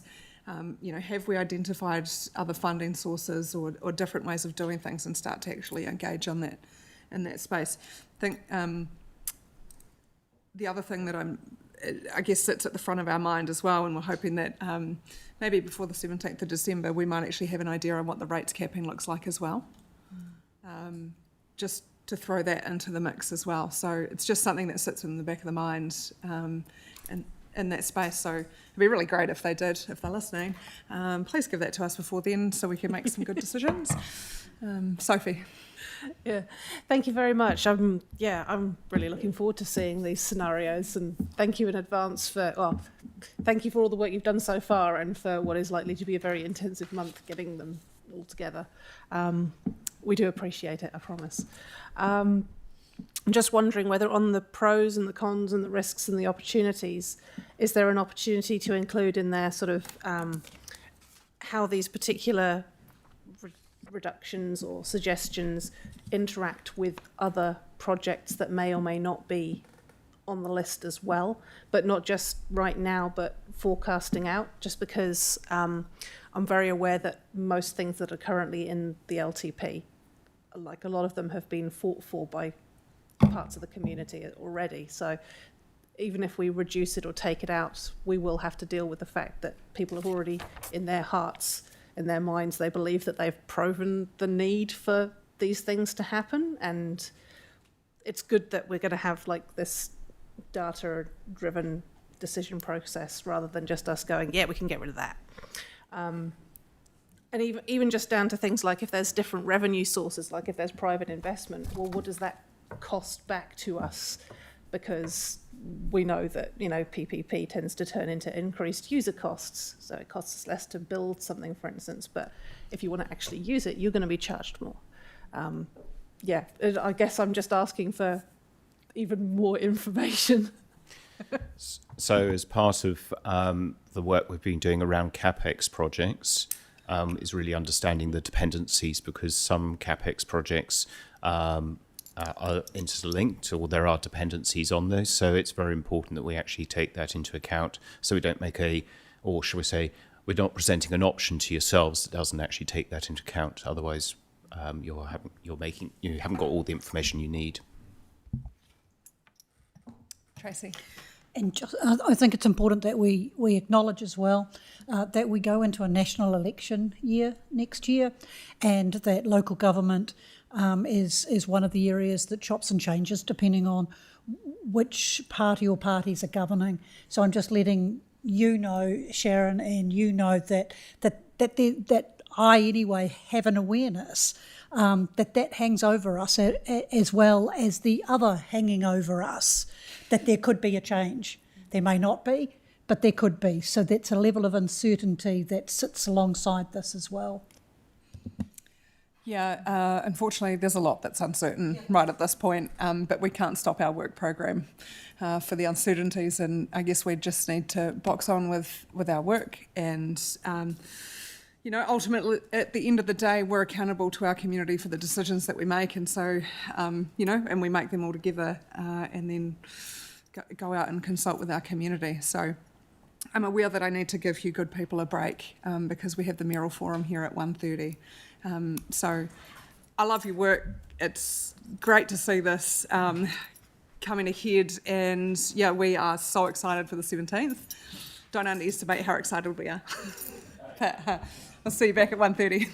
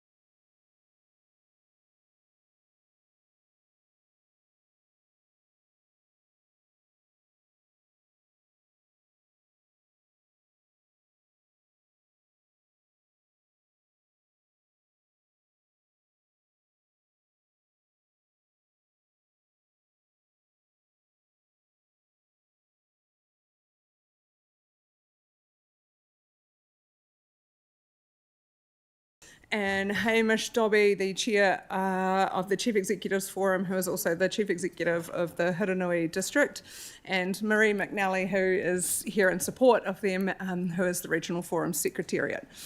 So welcome, guys. I appreciate you taking time out of your busy lives to come here and give us a bit of a briefing on what has been happening with the Canterbury Mayoral Forum and what is going to happen going forward in the triennial agreement. So thanks, and I'll hand over to you, Nigel. Awesome. Thanks, Mayor Lydia. Appreciate that. And nice to see you all, and congratulations. I know a lot of newbies around this table, so exciting stuff. My couple of new ones, I sort of checked in on them in the last couple of days and overwhelmed with the amount of information and sort of through induction and those sort of things. So it is, I remember my first time as a councillor, there's a lot to learn, so one day at a time, but congratulations. Exciting to have new blood across Canterbury. So I'm technically not the chair at the moment, so we'll re-elect the chair of the Canterbury Mayoral Forum in a couple of weeks' time, or next week. But that's been my privilege to be in that role for the last sort of 3 years. So I want to begin by acknowledging the important role that Selwyn plays in the wider Canterbury district. As you're aware, you guys are one of the fastest growing areas in the country, a major contributor to the regional economy and a critical part of our collective identity and future direction of Canterbury. So I'd like to talk briefly about the work of the Mayoral Forum, the initiatives outlined in the deck, which you would have seen previously, and I'll talk to those. But most importantly, the value that Selwyn receives from the Mayoral Forum. So firstly, and putting aside that it is a legislative requirement for regions to sign up to a triennial agreement, so we all have to do this across the country. But the Canterbury Mayoral Forum exists for one simple reason, and that is we achieve more together than any of us can do alone. Our region is home to 11 councils, quite diverse communities, but strong primary industries, advanced manufacturing and world-class natural assets. When we advocate collectively, plan together and invest in our shared priorities, Canterbury's influence nationally becomes far greater than the sum of its parts. And it's been proven over the last 3 years, previous government, but also when the Canterbury Mayoral Forum collectively have gone up to Wellington to advocate for the region. It's been well received by the previous government and also by this current government, because they're really interested in working with regions. Having to work with individual councils, 78 of us, is really hard. So that's the beauty of working closely together. So I'll just take you through the slide deck briefly. So the piece of work that we did in the last 3 years is the Mayoral Forum's plan for Canterbury. So the plan sets out clear aspiration for sustainable development, shared prosperity and resilient communities. And this piece of work was done around 3 years ago, 2023, and will be reviewed under the next Mayoral Forum. This is deliberately really high level. It provides a framework for specific regional work programs that you'll see in front of us, front of you today. So go that one. Come back to that.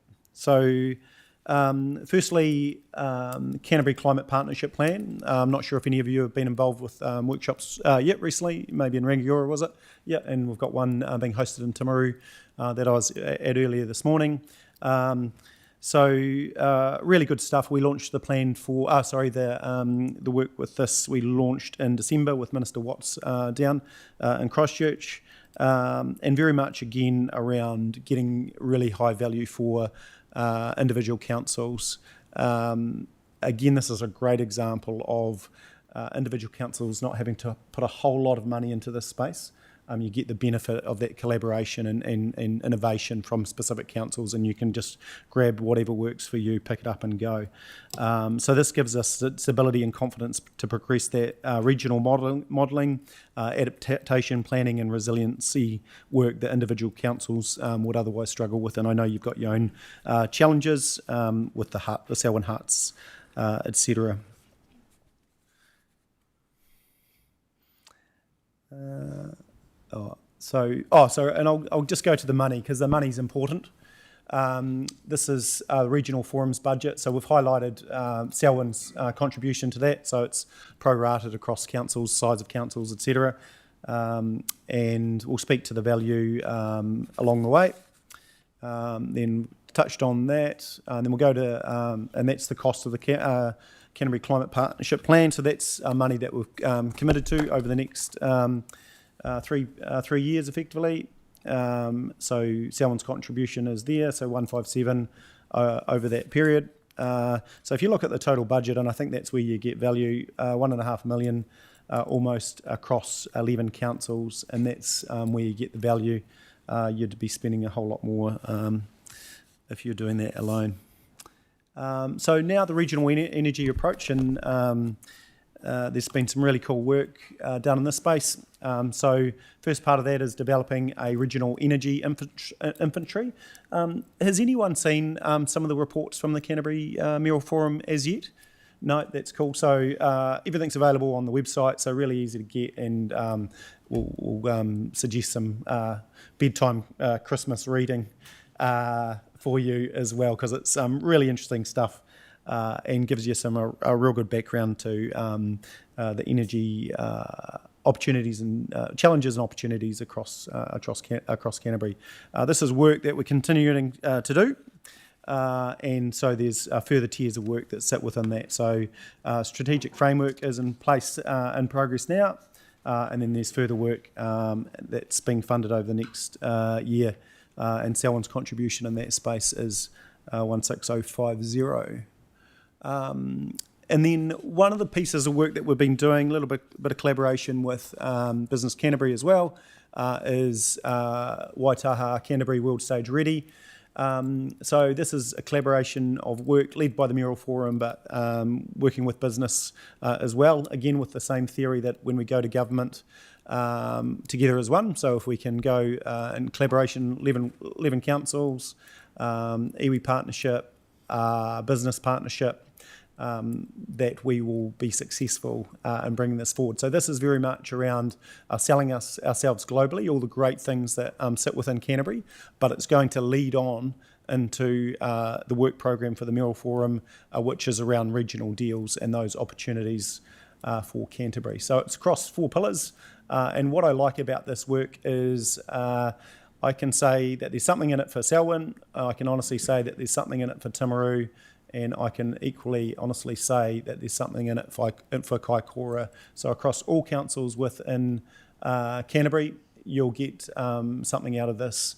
And so this is the very high level work at the moment. So transport, we all know, and I'm not sure if you're up to date, but the work that sits under the Regional Transport Committee around the data, we know that we get 5% of all the transport funding, I think 12% population, 13% of GDP. So, those numbers are really telling. So the RTC also feeds into this piece of work around the advocacy piece back to central government. Housing, we also, I don't need to talk to Selwyn about housing challenges. You can probably talk to me. But energy piece that I've just talked about, infrastructure, and then the 5th pillar that we've just brought in recently was around innovation. A lot of innovation sitting along business and agri and lots of things across Canterbury. So this is the basis of moving forward to the regional deal work, which we will do. So it's around selling Canterbury and all the great things that we have to the world, but it's also about setting ourselves up for success and doing a lot of that background work, that data-driven business case, if you like.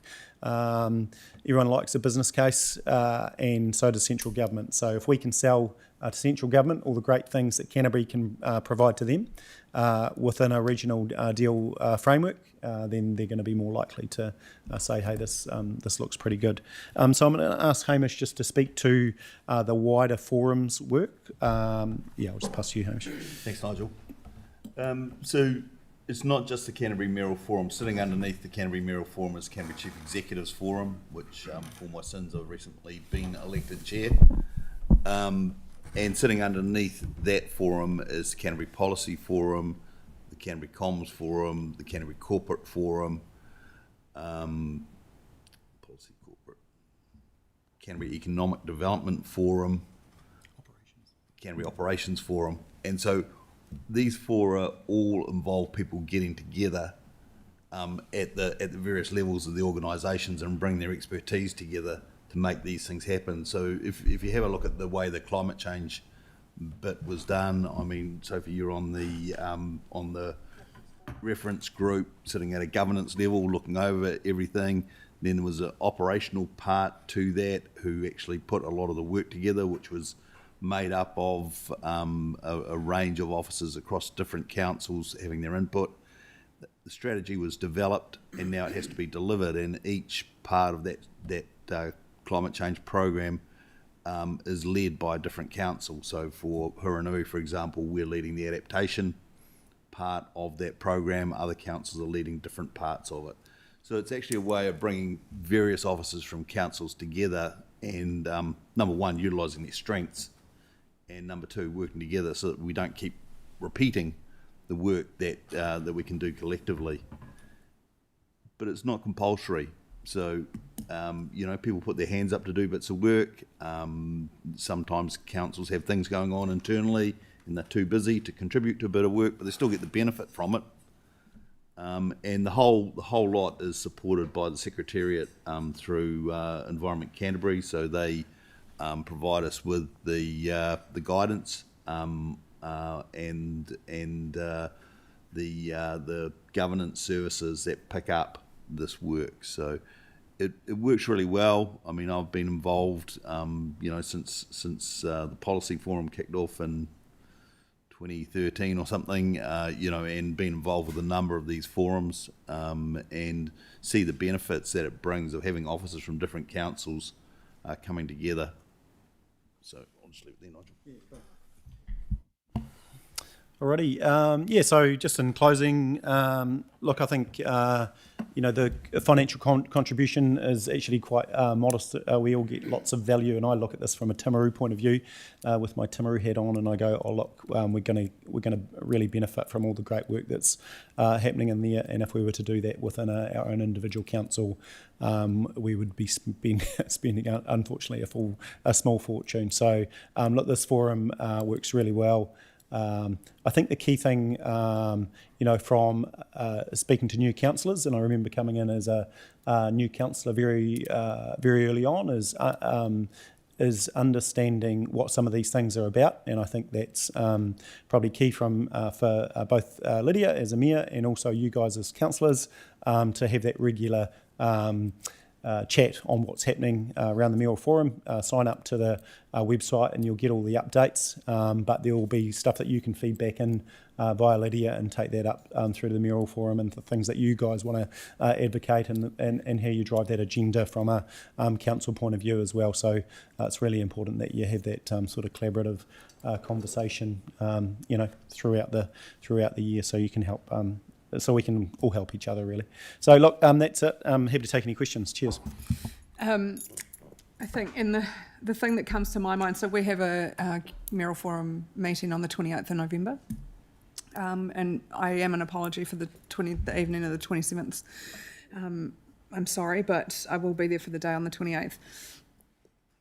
I look at this and I think about the raft of reforms that are coming for us as well, and actually how can we as a group in Canterbury respond to the likes of the RMA reform that will come to us, and I think that's probably a body of work that hopefully the Mayoral Forum would pick up. It might be for discussion on the 28th, but I think our future is heavily involved in that reform. Yeah, very much so. And those that were rural and provincial, I don't know if anyone was there, we got a bit of a wake-up call. Well, not a wake-up call, I think we all knew it was coming, but Minister Minister of Rural Communities, isn't it, Mark Patterson, just said there's a tsunami coming at you before Christmas, and we're expecting that to arrive in the next sort of week. We all know it's coming. It's it's rates capping. It's how our organisations deal with that. But I look at that and hey, there's an opportunity within that. How do we work collaboratively? Get some bang for bucks. What are we duplicating across the councils that we can be, doing smarter together?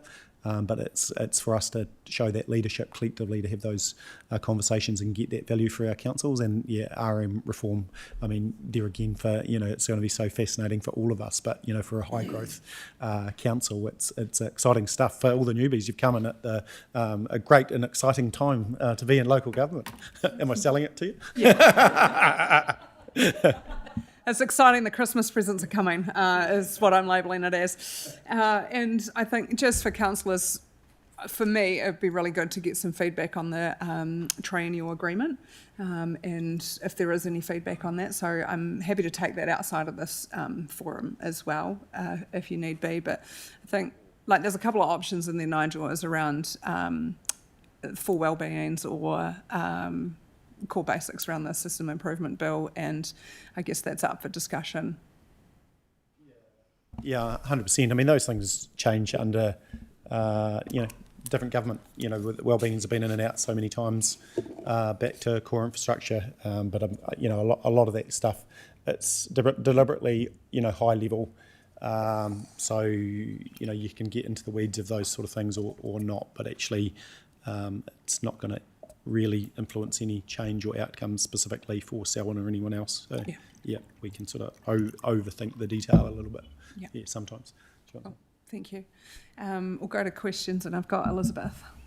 Yeah, I agree with your sentiments that you said just before, which was around the partnership model and the collaboration and the joint sharing, and like what Hamish was referencing with all those umbrella groups that are coming in underneath. I think that's a really important aspect where we are looking for how we can save costs but share information, and that's so crucial for us going forward, because councils are going to need to save costs and be really sincerely working towards what we can do with that interaction. There is just some questions for me around what you came at us with, like obviously you're talking about the regional energy inventory and strategy, world stage ready, transport, housing, energy infrastructure, innovation. I kind of see that we're dipping into central government's area, but without dipping into their coffers. Is there a way that we can secure funding from them, but also resource from them in other avenues?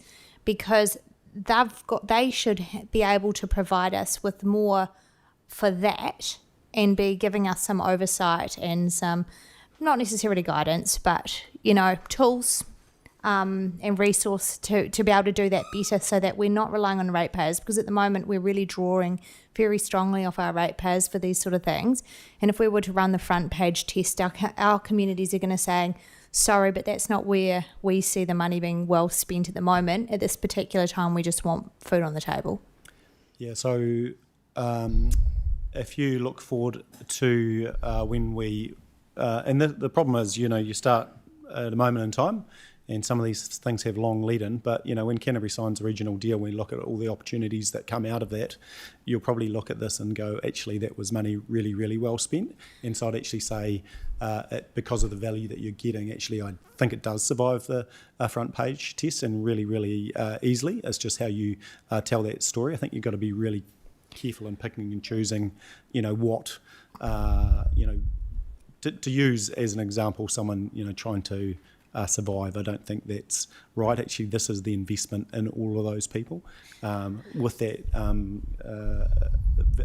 agreement back with central government, and the money that you're spending here, you can't ask central government to provide money to do the work for a regional deal.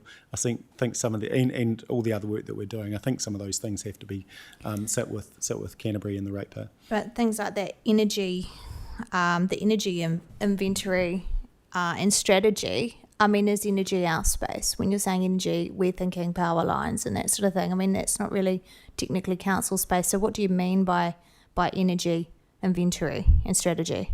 So just on that particular piece of work, one, there has been government money going to that particular piece of work, okay, and time. So it is pretty much a joint effort. What we're looking at is what we think Canterbury needs for future energy, where, because part of getting the stuff right is doing some sort of spatial plan that looks at where all the big chunky components go. Where do people live? Where's the energy generated? Where's the energy consumed? What are the likely future energy needs and what are the likely future energy sources, and putting all that together. It's the sort of big blocks, and so government is contributing to that, and it's an important bit of work to underpin any future regional deal that we might do, because there's no point in saying we're going to have high energy industry here if we don't have the energy to support that, or we can't generate the energy to support it. And it's also about the balance of types of energy that's available so that you get the right type of energy when you need it. Okay, that's really good to hear that that's feeding into that. So obviously you talked about you've got the adaptation program, that sort of thing. We're obviously relying on a lot of direction from central government on these things, and as Tracy mentioned earlier this morning, every 3 years is a central government election in the middle of our elections. So the ability to pivot once legislations come through, is that something that you guys factor in with your case studies moving forward, because we don't know what that legislation will look like, or whether there is going to be a big change coming up to the election promises, that kind of thing. So 100%. Actually, in my introduction to the partnership group that's talking this morning in Timaru was around that fact, actually, because there's no guarantee with central government. Things can change, and so all that work that we do, we're going to be smart and make sure that it crosses and fits to both sort of directions, if you like. And I think we all know politics well enough to know where the changes are going to be now, whether they're subtle or not so subtle. So I think we just have to be smart. Yeah, 100% agree with you. Thank you, guys. I think it probably puts us in a good position to try and leverage central government ahead of election with some of this stuff for investment. And some of it I see in, around the energy inventory is actually a business case for regional deals to say, hey, we've got this sitting on the table, we're ready to go. Invest in us now. Yeah, and 100%. I think that point's really key, and part of this we need to be thinking there's an opportunity. We just got through our election, now we can focus on the election where we get to advocate for all the great things in Selwyn, Timaru and Canterbury, and what's our comm strategy, and across all parties, not just government, but the left parties as well. So what's the opportunities, and we'll be working hard through this mayoral forum to present what's good for Canterbury. Thanks. Tracy. My question's about the Regional Infrastructure Fund, and I'm looking at transport, housing, energy, infrastructure, innovation, and I'm just wondering, does the mayoral forum play a part in the, I don't know the criteria, I don't know how it works, but I know a lot has already been paid out under the Regional Infrastructure Fund, and that the amount that's left is getting smaller. Is that something that this group is feeding into, either through information you guys are all getting together, then it's going to someone else who can apply to that fund? So my take on that would be you would be applying at a district-wide or local level, but the opportunity to have that mayoral forum support across a lot of these things. So there's a lot of things over the years, and the philosophy is that rising tide floats all boats. So if there's some investment in Selwyn, hey, I might not be specifically getting the value out of that. However, it's good for Canterbury, and if we sort of keep that high level approach, same with any district. And so I've written many letters over the years that support an individual council, and just helping you through that process and advocating to support. So that's probably where we'd be. Thanks. I mean, my understanding is, please somebody correct me if I'm wrong, is that the Regional Infrastructure Fund isn't just open to district councils and councils. There are other groups, and so I guess what I was saying was this work that you guys are doing, is that also like almost assisting those other organisations who want to dip into it, and then it has benefit for the region or the district. Are you guys actively sharing this kind of information and work you're doing as a piece of work that they can include in their application to support what they want to do? I can probably chip in on that. I've just finished up being the chair of the Economic Forum. Around the forum table, there are representatives from each of the economic development agencies that make up Canterbury, and they are closely linked and connected into their community. So the information that Nigel and Hamish have described is shared at those forums and then shared out into those economic development agencies, which then they cascade that down into their communities. I think that the other thing to note, and I think you're potentially trying to allude to this, Tracy, is that like recently we've had James Meagher asking us for our priorities and what are they, and if we can start pulling things out of these documents and actually listing these things and saying we've got quick wins here, get some runs on the board, again invest in us. I think is a good situation for us to be in. Reece? Well, I guess it just follows on from that whole thought process of what is those lists of things that the Mayoral Forum are working on currently. I love the fact that you mentioned that there's something in here for Selwyn. I'm wondering what that is. No, it's a good question. And so probably what I didn't communicate well is that, there's the high-level themes across Canterbury. And when you actually get to, effectively we're leading to a regional deal, but the approach across that, what the current government's got around regional deal actually works well. And whether it's this party in government or another party in government, actually that I think is a really good approach for a region like Canterbury. And so you've got your high level themes, and then down below that will be what's important to Selwyn. So what does Selwyn need as far as investment in transport? What does Selwyn need as far as investment in energy across those sort of pillars? So that's where the opportunity sits. But then it comes back up, and we collaboratively were going to central government, and so you've got your own Selwyn project sitting in there. So that's so I didn't answer that.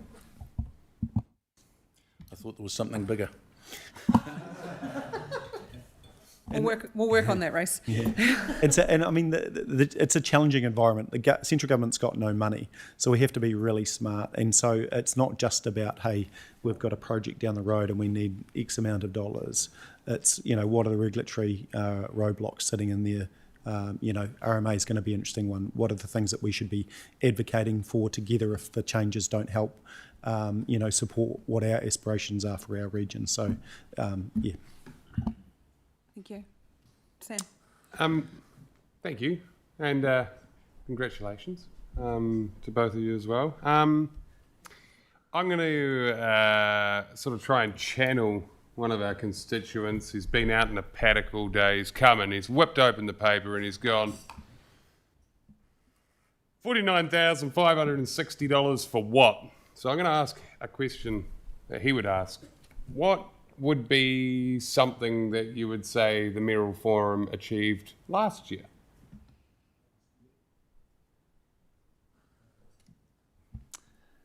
Yeah, I think that's a very loaded question. Yeah,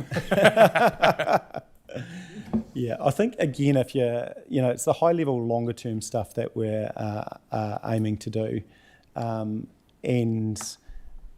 yeah, I think it's quite and this is the wonderful thing, that you're sitting in governance, supporting a wider group and making the decisions, not just for that one narrow-minded individual that thinks they need value out of every dollar that someone spends. So I think you've got to think at a higher level than that, and the opportunity that sits within the Mayoral Forum is that stronger investment into Canterbury. And Hamish should talk to it, whether it's energy, whether it's collaboration into climate change, and some of the central government money we've already got to support some of those things. So yeah, I would challenge your question and your thinking from a governance point of view, personally.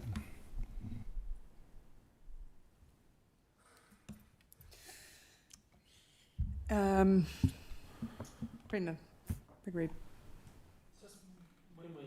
Oh, hang on, you've turned yourself off there, mate. Yep, you're good. Just when it comes to energy, surely that's an Orion problem. it might be just their problem, but it's. So have you looked at the energy stock take? Yeah, well, we had them in here a couple of weeks ago, and I mean, I just look at it as a business perspective. Yeah. And you go, they're a business. I mean, if it's like a fuel station, if they run out of fuel. So I can probably better speak to some of my own region. So we have a Fonterra Clandyboy plant. They've chosen to go wood chip as far as changing from coal to wood chip. Partly because Transpower doesn't have the lines, upgrades in a timely manner, so that puts their upgrades out to 2050. So unless you're actually, this is part of, we're presenting basically the data to say, hey, these are the constraints in the network. What are the challenges? What are the opportunities that sit within that? For me, it's a Transpower upgrade to get power to Clandyboy and to Washdyke. For you, the energy challenges might be quite different, but unless you've got that baseline data to be able to say, hey, highlight all the challenges within Canterbury, within the wider network, and then take those next steps, effectively it's building a business case for investment. So it's starting at that level and then taking it up. So that's my thinking. And so if we're going to rely on Orion without strong advocacy, we've got the same challenges we've got Alpine Energy down our way. If I were to rely on them, then so it's advocacy piece as well. Timaru District Council Financial and Alpine Energy. I just look at it and I go,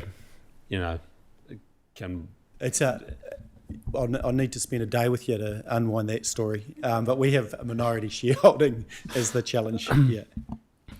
Right, yeah. And then off the back of Sam's question, if someone asked me, what do we get out of the climate partnership?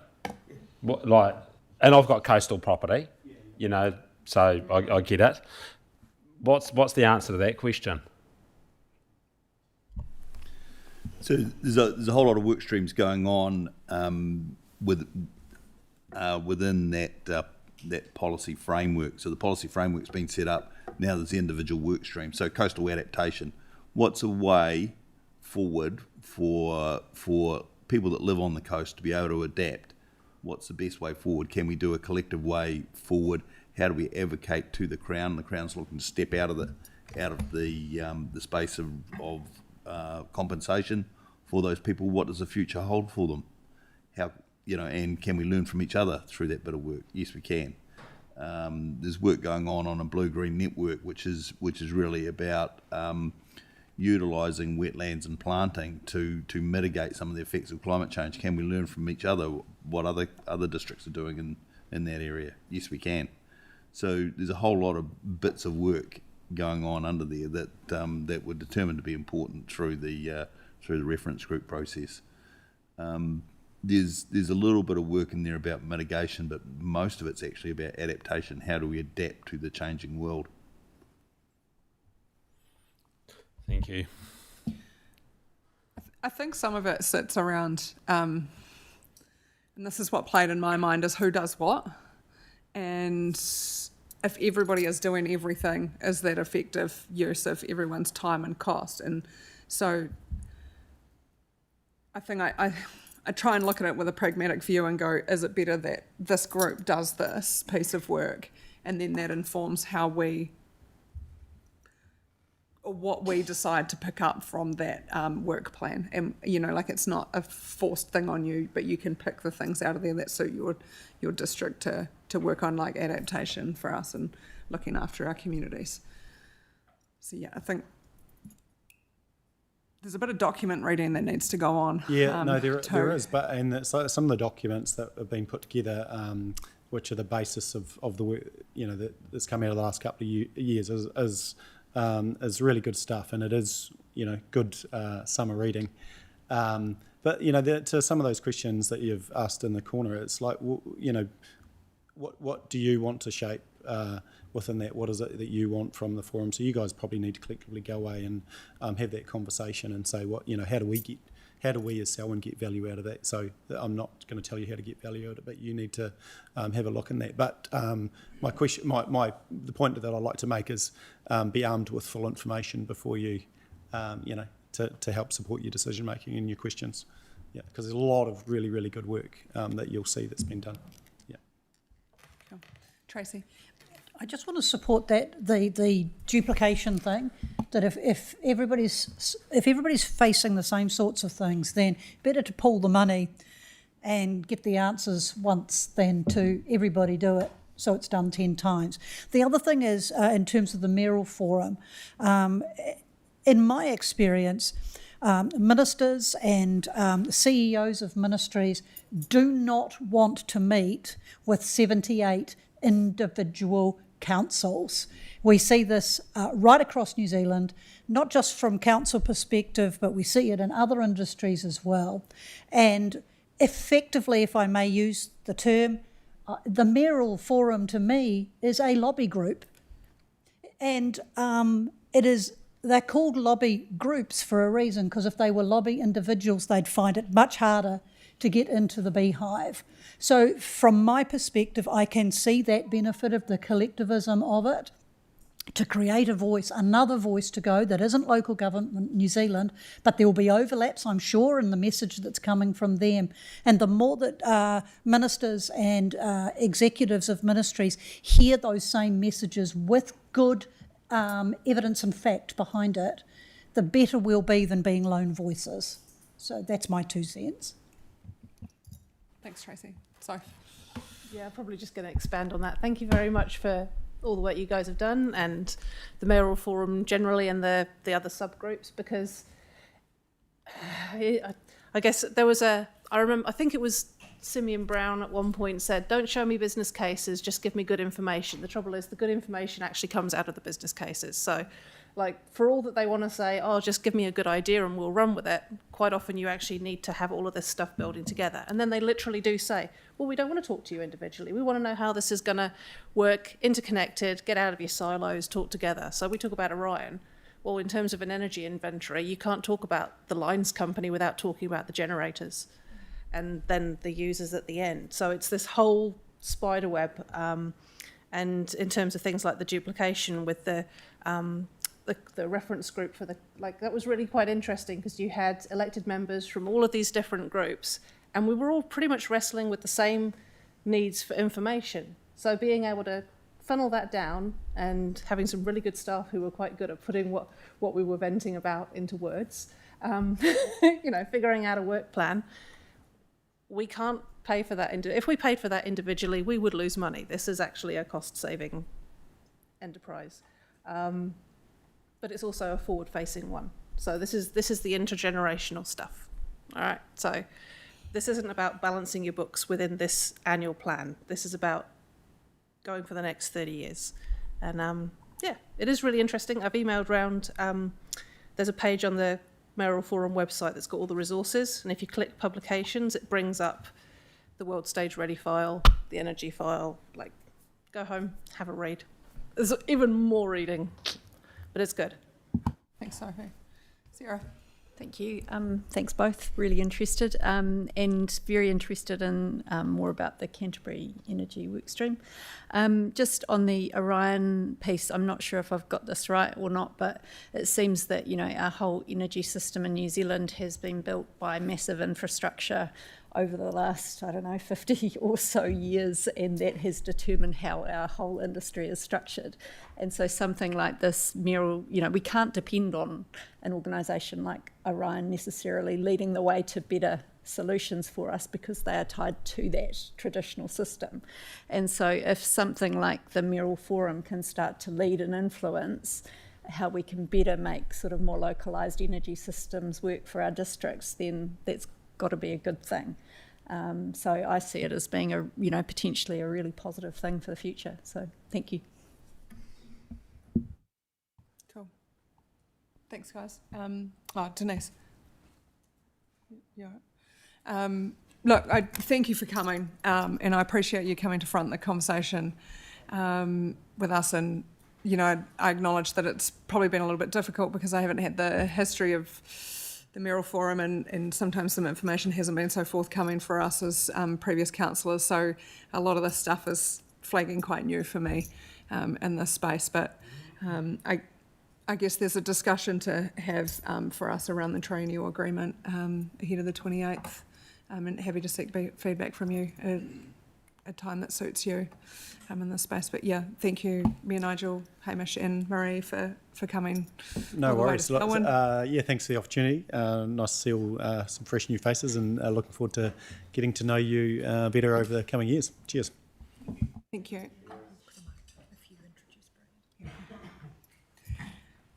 Awesome. Next up, we have Brad Olson. So Brad is the Chief Executive and Principal Economist for Infometrics. I would say one of the youngest, most prominent economic commentators in the country. And you have a way of making numbers interesting, I would say. So I'll hand over to you, Brad. Thank you very much. Kia ora and good afternoon, everyone. Lovely to be with you, particularly given that, look, a lot of the economic numbers and trends at the moment are pretty tough in various ways, but it's sort of quite positive to be here in a part of the world that really is sort of rocking and rolling and moving things forward. That brings with it different challenges, of course, and I'm sure we'll get into that through questions and answers. But as you can see from the title of the conversation here, what I'm sort of trying to focus on at the moment is what the new economic normal looks like, not only across the country, but also for you guys in your local neck of the woods. With the leave of the chair, I'll take questions at the end if that's all right, only because there's often a method to the madness of the presentation. I've got some general pieces of information around the economy that we're seeing that will influence the operating environment for you, a lot of specifics around the local economy. I expect a lot of them you'll know, but you won't have the numbers. You'll get the vibe, but I think it'll just confirm a lot of things for you, some specifics on local government, and then we'll turn to the questions. First and foremost, interest rates, still the biggest determinant for what's happening in the general economy. Important if you've got a mortgage or if you're getting a loan. Also has an influence, of course, over the likes of payments of council debt and sort of what Treasury policy and similar have to be. As you can see on the chart, expectations are that interest rates will come down a little bit further. We're currently seeing an official cash rate of 2.5% and expecting next week the Reserve Bank to cut the official cash rate again down to 2.25%. I'm no doctor, but generally speaking, once you add the defib to someone's chest, you don't leave it there for the next 5 years. You eventually have to withdraw it. And as you can see on the chart, the idea is that once that stimulus has been applied, the economy gets going a bit more. You can then have to take that back, taking the official cash rate back to around 3% towards the end of next year. That's not expected to sort of limit economic activity. It's just going from an overly stimulatory position to a bit more neutral, not adding anything directly to the economy, but not taking anything away either. You can see our upside risk at Infometrics. So alongside all of the regional reporting that we do, we also, of course, look at what's happening in the economy and sort of forecasting for the future. And we do sort of see just a bit of a risk that if you are getting through to next year, you've been stimulating the economy directly, all of a sudden the green shoots really do start to grow a little bit further, that you could well have a little bit too much pressure out that other side. So just sort of a risk that interest rates effectively aren't expected to remain at the stimulatory position forever, and I think that'll start to influence the likes of Treasury policy and similar as well. For the moment, households are still in a pretty compromised position. There's a bit of a crisis of confidence across the country, which is sort of understandable given all the pressures, unemployment risks, lack of job ads, people going off to Australia and everything else. You can see on this measure, basically anything above 100 is that households on net are positive about things, below 100 are negative and pessimistic. You can see that current conditions, so households have generally been saying the last couple of years that life sucks and hasn't been easy. That's sort of understandable.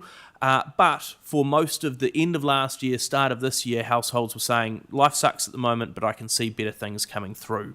And that was true up until a couple of months ago when households went, you know what, even the future looks pretty tough. I don't necessarily think there are those better things emerging, green shoots.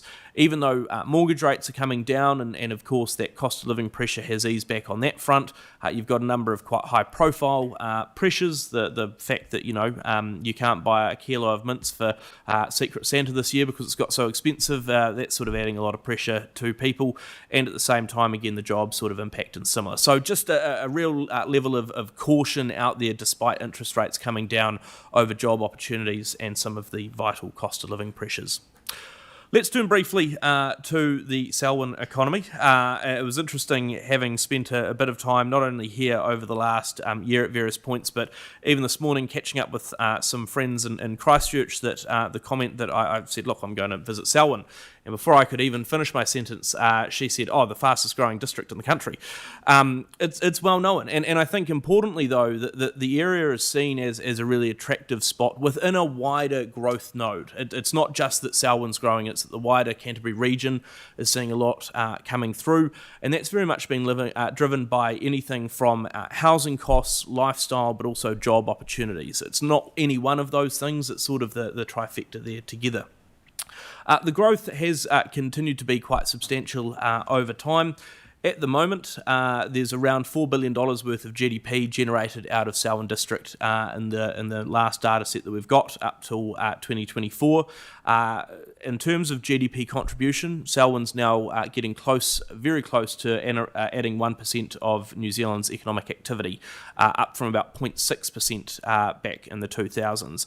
Might not sound like a huge shift, but given how much the economy nationally has come, the fact that you've seen close to a doubling of your economic contribution really does speak to the fact that not only has Selwyn grown as a population and a district, but you've actually got more that's sticking around here locally.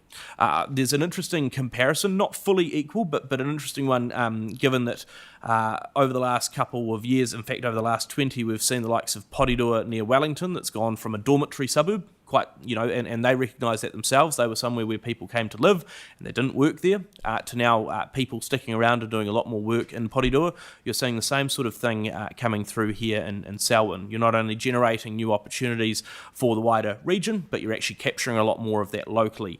And it also means that you're getting a different set of industries and opportunities because of that sort of heft of people who are here, but also what they're looking for in terms of lifestyle opportunities and similar. To reinforce that, this chart looks at the distribution of industries in terms of what's driving your economy, what are the key components. And despite the fact that, yes, you've still had a heck of a lot of growth in various areas, there is still a real focus around the primary sector, both agriculture, forestry and fishing. So, the actual animals growing and otherwise, but also the manufacturing piece that comes through. And I think it's just interesting to see that there's still a fairly large concentration, larger than the national average, that's come through there. Your third largest industry, though, by economic contribution being professional services. So not quite the complete other end of the spectrum, but if you think of a farmer and then you think of me as an economist, we probably are about as far as we could be of between the two sort of types of jobs and otherwise. That's a real, opportunity because you see professional, scientific and technical services that often have the highest GDP contribution. They're often very high earning and they're able to be a lot more mobile. So they do often move around a lot more for the opportunities around lifestyle and everything else. Construction's up there, so is public services and similar, but I think importantly, we've seen some areas of the country in recent times where you've had an outsized influence of certain industries, and if that happens and they go through a downturn, of course, that can be quite a hard knock. The likes of course, Wellington with the big public sector was fine until the public sector got cut back, and now things are a bit more in the doldrums. But even other areas, you look at parts of the likes of Kapiti and up into Levin, which had a big focus around construction with Transmission Gully. TG's now finished, not quite as much activity. Whangarei, a lot of development happening recently. That tap's turned off. They haven't been able to achieve as much. Here, you guys have got a lot more continued momentum. It's not sort of a one big project that's going to happen or not. You've sort of got a lot more that's just keeping things moving, which is encouraging. There are a few industries there where you'll see that the big blue bars for New Zealand are a bit larger than what you achieve here locally, particularly around the likes of health, financial services, and information technology and similar. Those are often a lot more driven by the sort of key metros like Auckland, Wellington, Christchurch really dominate those three in particular, and so given your sort of proximity to Christchurch, I don't think that's a huge sort of difference there. Most importantly, yes, that's the current structure, but how's it changed over time and how has the rest of the economy changed? This chart, a little bit all over the place, and so I will do a little bit of explaining here, but this is a 20-year shift in industries by percentage points. So if you look, for example, at the top one there, manufacturing for New Zealand used to be 6% larger than what it was. So if it used to be 10%, now it's 4% is sort of how the numbers work out. And it's interesting to look at this in terms of we have seen industry shifts both for Selwyn, but also this relative position to the rest of the country. You can see that the likes of construction has grown nationally. It's also grown a lot more in Selwyn, but hasn't become overly dominating, as I showed you before. That focus on manufacturing, I think, really highlights the opportunity and the diversity of what's in the local economy.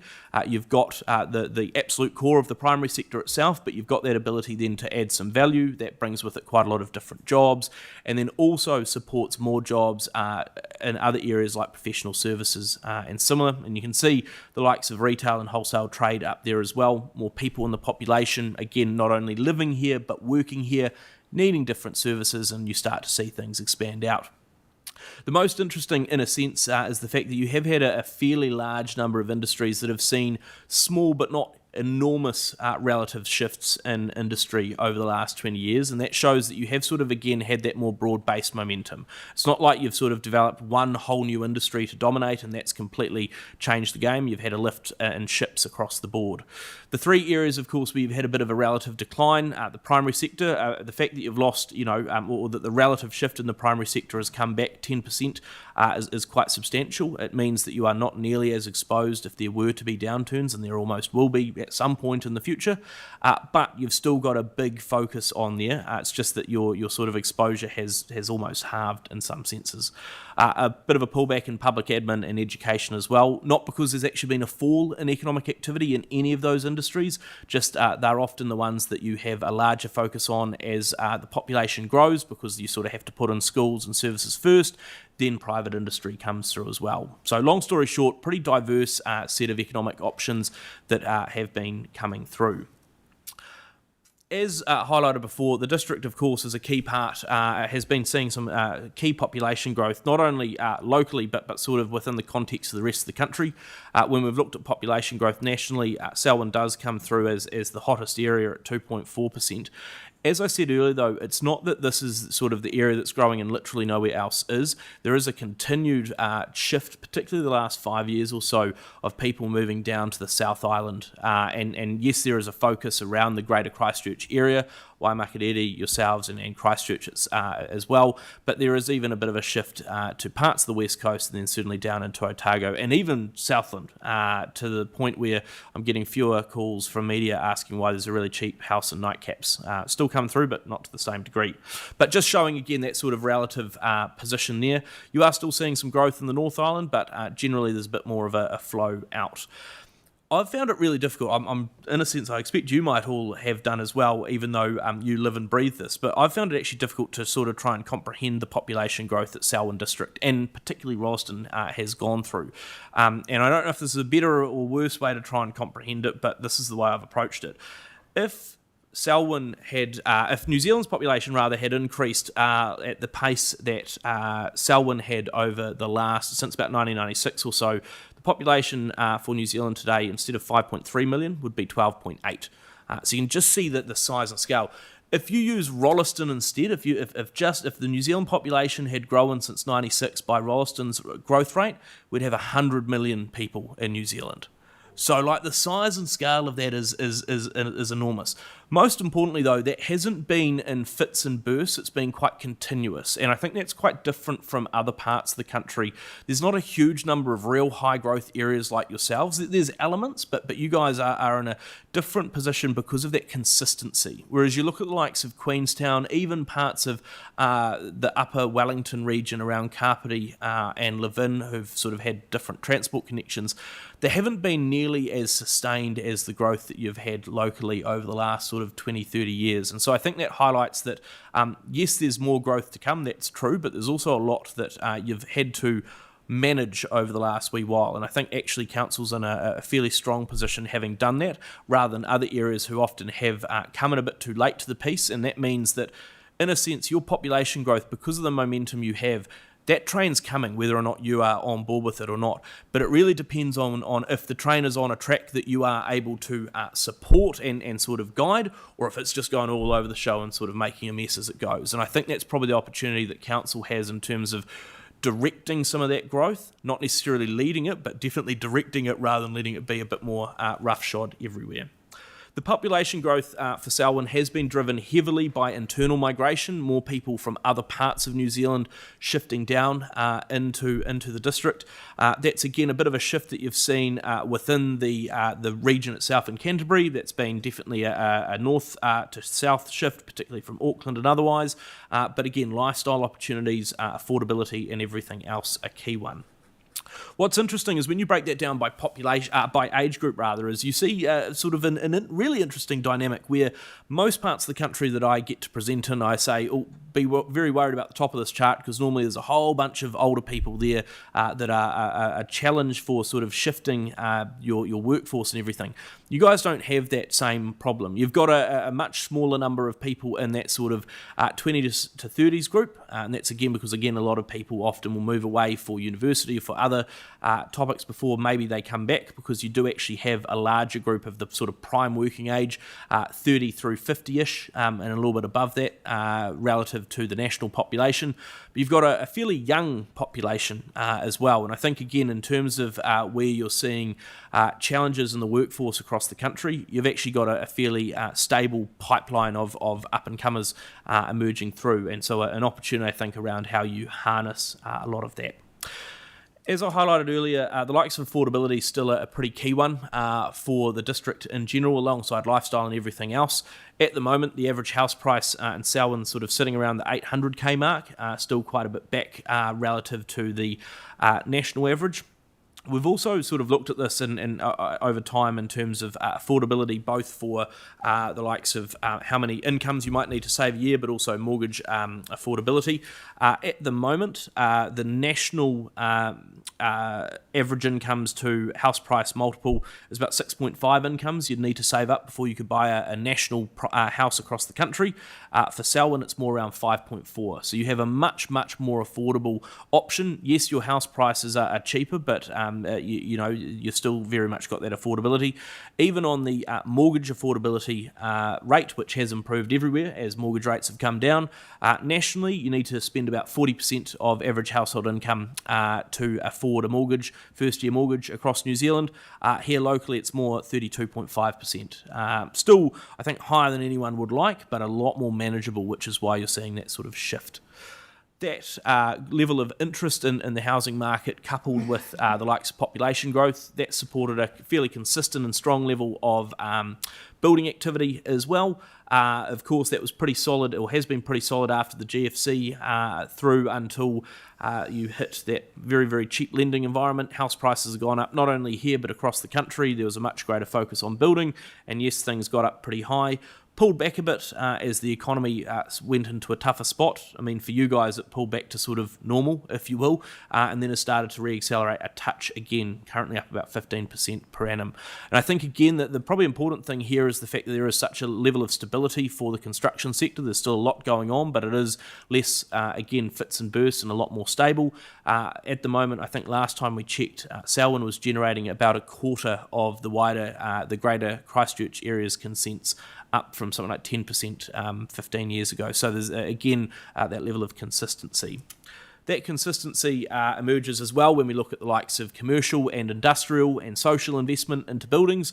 You can see a fairly stable level in recent times, no sort of real big increases that then have to see the construction sector fall down the other side, just sort of a level of general consistency there over the last wee while. The next one, I'm not going to go into huge amounts of detail because I've got something like 30 indicators that I could go through. You'd get, you're already struggling through a lot of information, don't get me wrong, but it would be even more challenging after that. But just to highlight that we have put together a wellbeing indicator at Infometrics. Now, that might well be a dirty word in local government these days, but effectively think of it as living standards or anything else. It's the non-GDP metrics that still make a pretty big difference to people's lives, but that we sort of can't fully encapsulate in the economic figures. The way to read this chart is the further towards the outside of the boundaries here, the better your well-being is. 100 is sort of maximum score across the country, 0 is worst score across the country, and you can see that relative to the New Zealand average, that in Selwyn your numbers are generally speaking across the board very consistently strong and generally stronger than the national average, apart from a few areas, the likes of the environmental piece being limited a little bit by higher per capita emissions with the industry profile of agriculture and a slightly lower recycling rate than you might like to see. But again, nothing too untoward there. I think importantly, this is where that lifestyle piece comes in. There's a real good opportunity there from a lifestyle point of view. If I'm thinking about where I'm putting my family, there's good social connections, there's good engagement and everything else across the board. A few more bits, promise, and then we'll open for questions, and I'll turn the economic fire hose off. One of the challenges in our minds that we see at Infometrics for the district is with all of the growth that's come through, you haven't necessarily got, as the Australians would say, a fair suck of the salve when it comes to services. When we've looked at, and you can see here the number of police jobs per 10,000 population, you've got a pretty limited number relative to like almost everyone else. In fact, Selwyn District, of all of the 66 mainland local council areas in New Zealand, has the third lowest number of police in the district relative to population. The only other two that are higher or have worse stat are Carterton and South Wairarapa together, which of course Wellington region, is a little bit of a different beast as well, being serviced out of Masterton. But your population growth has not necessarily been met with the same level of particularly central government service provision. I've done these numbers as well for both fire and AMBO, very, very similar trend in terms of lower levels there. On one hand, part of that is because Selwyn thankfully has a lower crime rate, but at the same time doesn't mean that you shouldn't be getting the same level of services otherwise. So I think there is still a perception, probably outside of the district, that Selwyn is, it's growing, but it's still small fry, and that's certainly not true anymore, but it is sometimes seen that way from Wellington. And I think the value of sometimes these statistics is that that's a pretty compelling chart to say, man, we're not getting enough and never sort of have done. And so feel free to use that at your volition. More recently, the reason that you haven't got a slide pack before today is, one, because if I did, I'd never get through the presentation because you'd have like 12 billion questions before I started, but also because we're bringing out our latest quarterly monitor tomorrow, and so you're getting a little bit of that sneak preview today, but always wanting to try and provide a bit more finger on the pulse with what's happening in the economy. Difficult for council and often not the council's role to be able to make business decisions for businesses themselves day to day, but you do have to sort of understand the operating context.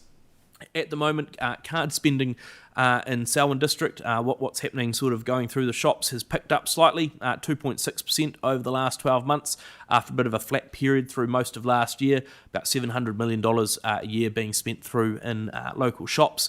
To give you again that perspective on how much that's lifted, over the last decade, spending nationally has increased about 39%, here in Selwyn 142%. So the magnitude is substantial, and again from a local business point of view, there's a lot of activity that's now going and coming through, and then again supports other businesses because of how much that business environment has lifted. Employment in recent times has lifted even further, up 3.8%, the second fastest rather in New Zealand. And so again, you've sort of seen that continued jobs rise. Yes, I know that does create, again, growing pains and everything else, but given the doom and gloom I've seen across the country, this is a very enlightening and upbeat presentation that I'm able to deliver and I think adds a lot.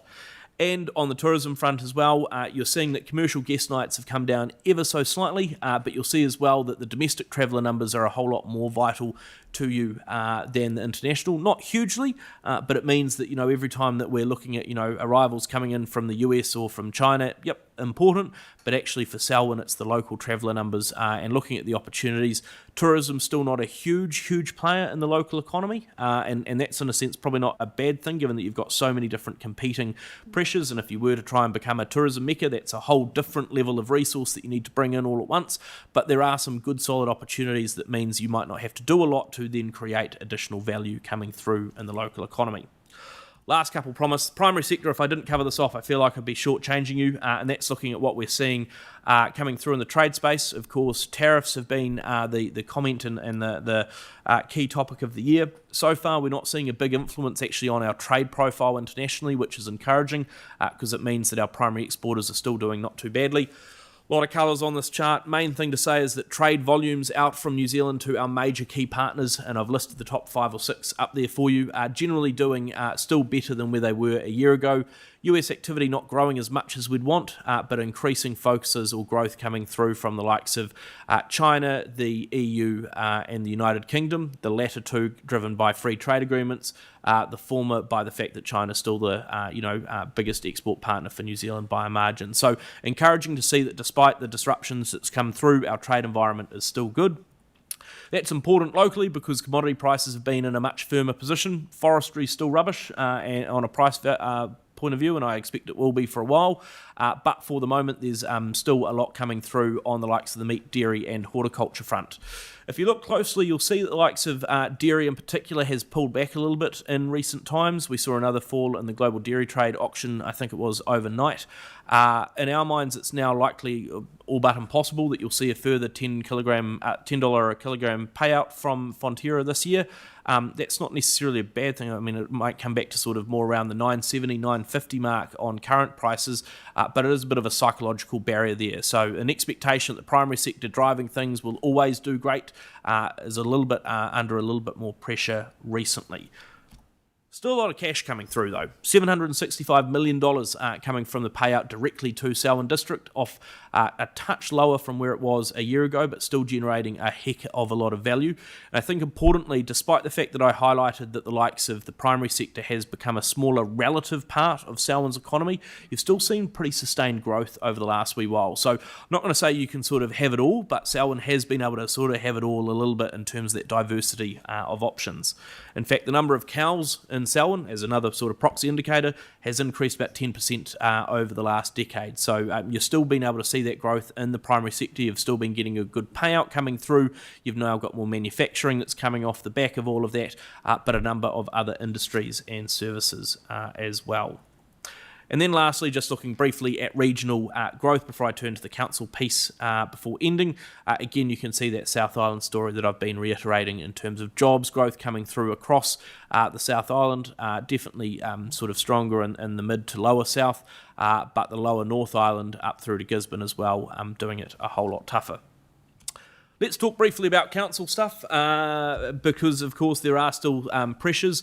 And I think importantly, there's pressures, yes, for ratepayers and residents, that's absolutely true, but there's also pressures, of course, on your own finances. And we talk a lot about the likes of Consumers Price Index, the household inflation figures, but maybe not as much as we should about the other cost pressures. For the moment, we've seen headline CPI head to 3% growth over the last year, headline inflation up a bit to the top of the Reserve Bank's band.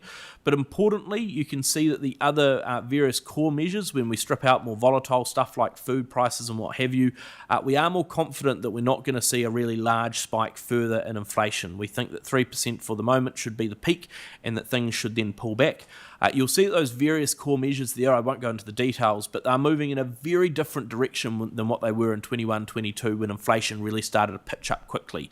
That's where that confidence comes from, that it's not about to jump up, because if it was, we'd expect to see those core measures emerging as well. Now, it's easy for an economist to sit here and tell you that headline inflation's sitting at 3% and that we're not overly worried given it's not at 7%. Yet your constituents will, of course, be talking to you about the pressures that they're under as well. And look, genuinely, we very much get that. I think what we're seeing is that there are some items that people are buying that are becoming cheaper. The likes of your furniture, if you're buying a new fridge, there's good specials on. If you're getting the latest iPhone, there's a bit, there's more gizmos and gadgets bang for buck there. They're not normal purchases that you make every day. They are large, but they're not sort of nearly as frequent. It's the frequent stuff that's hitting a whole lot more. At the moment, we're seeing that food price inflation sitting at 4.7%. The Christmas barbecue is going to be a whole lot more expensive this year. But probably more importantly, the likes of electricity cost inflation are now rising at its fastest pace since 1989. Again, those are unavoidable costs for households. They are intense at the moment, and they make up a fairly large proportion of that essentials bucket for what households spend. So a real level of pressure there. At the same time, businesses are feeling some of those cost pressures too, maybe not buying as much food, but the likes of electricity and similar, yep, they're definitely having to pay for that, which is why you're seeing a real level of consolidation in manufacturing across the country.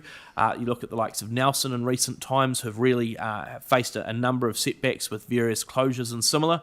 That's not because any one region is falling into or out of favour with manufacturers, it's because their margins are being hit. And you can sort of see on here, I picked on forestry a little bit again, but other parts of manufacturing are going through it as well. Since 2019, a lot of businesses have seen that the cost of what they have to pay for their inputs and doing business have increased a whole lot faster than what the prices they get for selling their goods or services have increased. And so the difficulty there is, again, the margin compression that's come through means that everyone's being hit a lot more by those cost pressures as well. Now, council's sort of similar to that. And again, I think be cautious, if you will, around which measurement you think is most appropriate when it comes to comparing council costs to other cost pressures. If council bought a lot of bananas, then yes, the Consumers Price Index would be a good relative measure. Unfortunately, you don't. You buy concrete and steel and bitumen and a whole bunch of other stuff that households don't. And so that's tough. What we are doing at Infometrics to try and, support local government is providing a little bit more context, not only in these sort of presentations, but a more regular note that we're preparing and being issued out from Local Government New Zealand to profile a few more of those specific cost pressures so that not only you as decision makers, but also council staff have a better appreciation for what else is happening out there in the market. Suffice to say, you've seen some pretty big increases. This chart looks at annual changes in both various number of operating and capex cost lines. You can see the likes of transport capital costs pitched up at 20% through the end of 2022. None of them have come below zero. So you've got those sort of additive cost measures that have been emerging over time. Probably most worrying for us, though, is the fact that blue line there for water services, that's OPEX water services costs, have maintained their pace at nearly 5% per annum. So it's not like there has been actually much of a slowdown in those areas. On average, over the decade to 2024, headline household inflation averaged about 2.8% a year. Water costs were about 4.2%. So a whole margin each and every year above and on top of that that you're having to pay through. To reinforce that even more, if we look at it in real detail, the cost of a number of capex options, the likes of building a bridge, about 40%, and water services, 40% higher than what they were in 2019. Same bridge, same water system, same pipe and similar, but 40% more expensive, which is considerably above where headline household inflation has been. So that is a real, I think, challenge for local councils in general, but especially for yourselves, where you're facing not only the fact that you've got your normal repair and maintenance program to do, you've got growth on more expensive assets, you've also, of course, got the risk always of weather events and similar that comes through, and so remediation works are incredibly expensive as well. In our minds, one of the most important things for councils this time around and this triennium, given there's a real focus, I know, around affordability of rates pressures and everything else, is around procurement. You're not going to make a big difference on the rats and mice of council spend, to be blunt with you. It's going to be on the likes of your water and your transport costs. If you can get those procured in a as efficient a way as possible, that's where you're sort of going to get more bang for buck. That's because council, in terms of spending, there are sort of two big parts that you see that focus come through, and that's the likes of water and transport. Selwyn's one of only a few councils in the country at the moment that actually spends more capex and opex on water than transport. Most of the time it's the other way around, but I think that's also because you have actually invested properly for the future. Compare that to my unfortunate hometown of Wellington, where a couple of years back we had poo running down the streets because we didn't do enough of it. Like, there are very genuine challenges that come from a lack of investment and similar over time. Last point's promise, and that's that we are seeing a higher number of emergencies hit as well. And so coming into your thinking around long-term plans and everything else, resilience has got to be pretty vital there because your infrequent events are now frequent. In a sense, I'd be expecting at least one major emergency to hit every year or two. That's got to be thought about in terms of baseline funding and everything else. I actually updated this today because we hadn't had the data yet from the weather events at the end of October fully come through into the numbers. We're now closer to, I think, 80 days of emergencies through this year. So again, that's really hitting. It's very consistent now where you're seeing those challenges. So where does that leave us? We think the economy in general still in a tough position at a national level. We think that things become less volatile for next year and that a bit more growth resumes. For Selwyn District, you've already got that momentum behind you. You've still got quite a broad base level of momentum driving you forward. But if the train's going to continue, then I think the big focus from an economic point of view is how you best direct that without being fully involved in it. But not being involved at all risks the fact that the train could well derail and sort of go absolutely everywhere. That's the balanced position that I think council's got amid everything else from cost of living pressures on residents and ratepayers, but also through to your own operating costs that you have at a local government level. Fire hose is turned off now. Happy to take questions as directed through the chair, and I'll do my best to see how we can get through the plethora that I hope you have ready. Hope that was as fun for you as it was for me. Yeah, listen, it is. And like I said at the start, if there is someone that can make this numbers and data's fun, I feel like it is Brad. It's a good yarn along the way too. And look, I think that the information that you present to us is very real and quite grounding for us, and it gives us actually a really useful baseline of where we should be looking and where our focus should be going with what we're doing. So I will open up for questions, and I've got Elizabeth. I'm just going to go one at a time, Brad, so they're quick and easy. We'll start from the bottom up. So what is driving, or can you give us the answer to what's driving the 5% per annum on the water and waste services? A variety of things. Some of it is materials cost, but a lot of it is also around labour. And a big part of that is because everyone's trying to do it. There's huge amounts of demand across the country for investing in water services, and that level of competition has become quite intense where, a couple of years ago when there was lots of reforms of RM and that was going on, and building consenting, you saw a big pressure on that for council staff because central government was trying to steal your workers for, a real premium, and you had to pay a lot more to achieve that.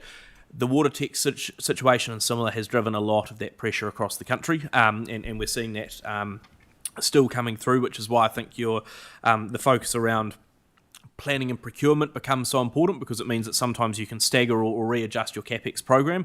The difficulty really at the moment is the fact that you've just got such a huge whack of activity going all at once. Not only general water investment because of the changes and regulations and standards that government have brought in, but also predominantly because you've seen a number of wastewater treatment plants that all need to be replaced because they were installed 50 years ago. Now they're kaput, and literally everyone is trying to do them at once. So there's a real, bulk of work coming through. Relative to, say, the transport side, which is often a lot more up and down because it's sort of central government funded, you've actually seen a little bit, I'm not saying every council, but on the likes of transport, operating and CapEx costs, there's certainly been a lot more councils I've talked to recently who have said that there are people shopping around and able to do you a better deal on some of that stuff, not across the board, but a little bit more. I haven't heard any of that in the water space because there's just such a hot level of demand. So it's that, like I say, it's personnel costs, it is materials to a degree, but a lot of it is on the people cost element. Brilliant. Horticulture, that looked like it was having a really good uptake. What are our biggest winners in that industry, and Selwyn in particular? I'll have to I'll do that as we go through the background and look at the hort in general. The one point I probably would make, given we've just been talking about water, but also energy has come through at various points in the conversation this afternoon. Both those are fairly vital to locking in a bit more of the value locally. So you might well be able to grow the stuff, but in terms of the manufacturing, the processing, often that goes to other areas and you sort of lose the job opportunities that come with it. But if I might ask your next question, I'm going to go have a look at the hort one in the background while you do that. So spending, obviously the uptake in spending, there's obviously a huge amount of GDP that comes from immigration and then the spend that brings with it. We're having a lot of internal migration, but those are potentially linked to immigration, say heading up in Auckland, up north, and then moving down here. Are we seeing some of our spending that's happening here, is that potentially connected to the migration? That's kind of giving us an overinflated appearance on our spending. To it, probably not as much as the question lays out. There might be elements to it. I think probably more what you're seeing is there's a generally, not always, but there's generally a bit of a domino effect sort of trend that comes through with migration and then population growth and everything else, where for a long time, Auckland has generally lost people in terms of Aucklanders to other areas for about the last 15, 20 years, I think it is, just about every year. Their population has generally grown, though, because they have more people that come in from overseas. And so there is displacement's not quite the right word, but there's a general sort of shift in that, where you have a lot of migrants often that come into the major urban centres, Auckland, Wellington, Christchurch, even the likes of Hamilton and Palmy as well, and then a bit more of a shift of people who often have been in Auckland for 5-10 years or whatever, are often again looking for the lifestyle and the housing and that, and sort of shift out. But the population growth it seems a lot more persistent coming through locally, and so I think that sort of spending uplift that you're getting, there's more, I guess, stability of that population. What's probably more coming through, or might be adding a little bit of additional locally, I profiled that tourism was heavily, or a lot more domestically focused. That will be both domestic tourists and what you think it is, in terms of people who are coming for a holiday and might be heading down for a ski field or eventually up to go to Hammer Springs or whatever. But it will also be people who are coming through and doing work who are from just out of district, and who might be a consultant, say, who have come through. They're still technically a tourist because they're not from here. So will be a little bit of additionality that comes through as other services also temporarily locate in Selwyn. In terms of horticulture, horticulture is not the biggest for the local district overall. It's about 1.3% of GDP, horticulture and fruit growing overall. Largest contributors are vegetable growing and the likes of nursery production and similar vegetables and the likes, and then a bit of berry growing as well. I will not tell you off the top of my head which berries I think it is, but now we've got a whole other series of data. I'll follow that up with an even more detailed spreadsheet later on. Perfect. So the well-being, the living standards, the income and consumption, the social connections, they were quite low. I'm taking out the environmental side of it. Yep. I'd actually really like to know what that breakdown of the questions that were asked and the people's perception on that, because that's actually really valid for us to know as councillors. Well, so one that is available, so I can send around a link later so you can dig into it. But just one clarification: it's not survey based. It's reality. Well, sounds bad to say reality based, but it's objective. Now, the reason I say that, I designed the wellbeing profile. Most wellbeing profiles, especially at a national level, are survey based, and the reason I have concerns a little bit around some of the subjective stuff is that nationally, New Zealand's apparently got very highly rated self expectations around our healthiness and sort of health outcomes and similar. We've also got the highest youth suicide rate in the developed world. What do I care more about, the fact that young people kill themselves, or the fact that we apparently report that we're doing okay? So I'm pretty suspect sometimes on some of the more subjective measures. So we've taken a very objective look here. But in terms of if I look at the likes of income and consumption, the drivers, or sort of the differences there, is that the likes of earnings is slightly lower than the national average. Like I say, part of it's also that you can get away with that lower earnings relative to housing costs and similar, but you do have a much lower benefit dependency ratio as well on the income side. But I'll send around the link afterwards, because we do include all of the various data metrics that you can dig into there. Brilliant. 7% down on public admin in Selwyn. I was thinking, where was that massive growth in public admin? Was it back in the 90s or something? And what on earth were we doing to have more public admin back then than we do now? Was it relatively so. So, like, in terms of total numbers, you've still had more now. Relatively. But and I think that's just because you've had so many other things grow that, like, in a sense, if you look at even the size of, say, council should probably be about 6 times larger than it is today, if it was to sort of keep the relative position that it was then. And in a sense, part of that is also coming back to the likes of the police service numbers and similar, that you haven't seen that level of requisite growth of other government department services and similar. So it's going to be all of those different elements. Perfect. Thank you. Cool. Thank you. Tracy. Thanks, Brad. Given that Selwyn's been hit by quite a lot of unplanned subdivisions over the last number of years, and more recently by fast-tracked subdivisions, can you just clarify for me, when you talk about it, we need to direct more, because obviously we can't. It'd be nice to, yep. So if you could just clarify any other areas that you're meaning that we can direct, because that one we can't. Yeah, and I mean, one of the challenges I think that local government in general faces, and you guys face a whole lot more acutely, and to be fair, this was brought up in questions for the previous presentation, and I noted that as well, is around central government funding for stuff that they often impose on local government. One of the challenges is that because local government have to just get on with it, we've really struggled to try and quantify some of those sort of unfunded mandates and similar over time. Not that I think this would necessarily fly easily with central government, but I do think that the sector is probably primed for a bit more, maybe not so gentle pushback around some of those unfunded mandates, more around the opportunity cost. Because I think the challenge, right, is that either you have to pay for that through baselines, rates increases, interest, higher borrowing, but sometimes it's also that you can't do stuff. You have to direct officers to do the new stuff because it has to get done and at the expense of others. And I sort of often wonder if you said as a local council, I mean, I'm maybe being a little bit facetious here, but if you said to central government, well, look, Selwyn's not going to issue any alcohol licences, or there's no more dogs because we have to put money towards, some of this RM stuff. Like that might get a bit of a response. I'm not saying that's how to go about it, but I hear the concern. In my mind, I think it's a lot more around, to the degree possible, trying to set out what parts of the master plan around the likes of infrastructure and similar will look like, because it might, again, to the sort of train comment before, it might not be that you can directly put it into a certain station, but you can sort of, to a degree, have an influence on where the direction of travel might go for some of that stuff. So that was more around the guidance part of things. Okay, thank you. The other one is around slide 33, local government cost pressures.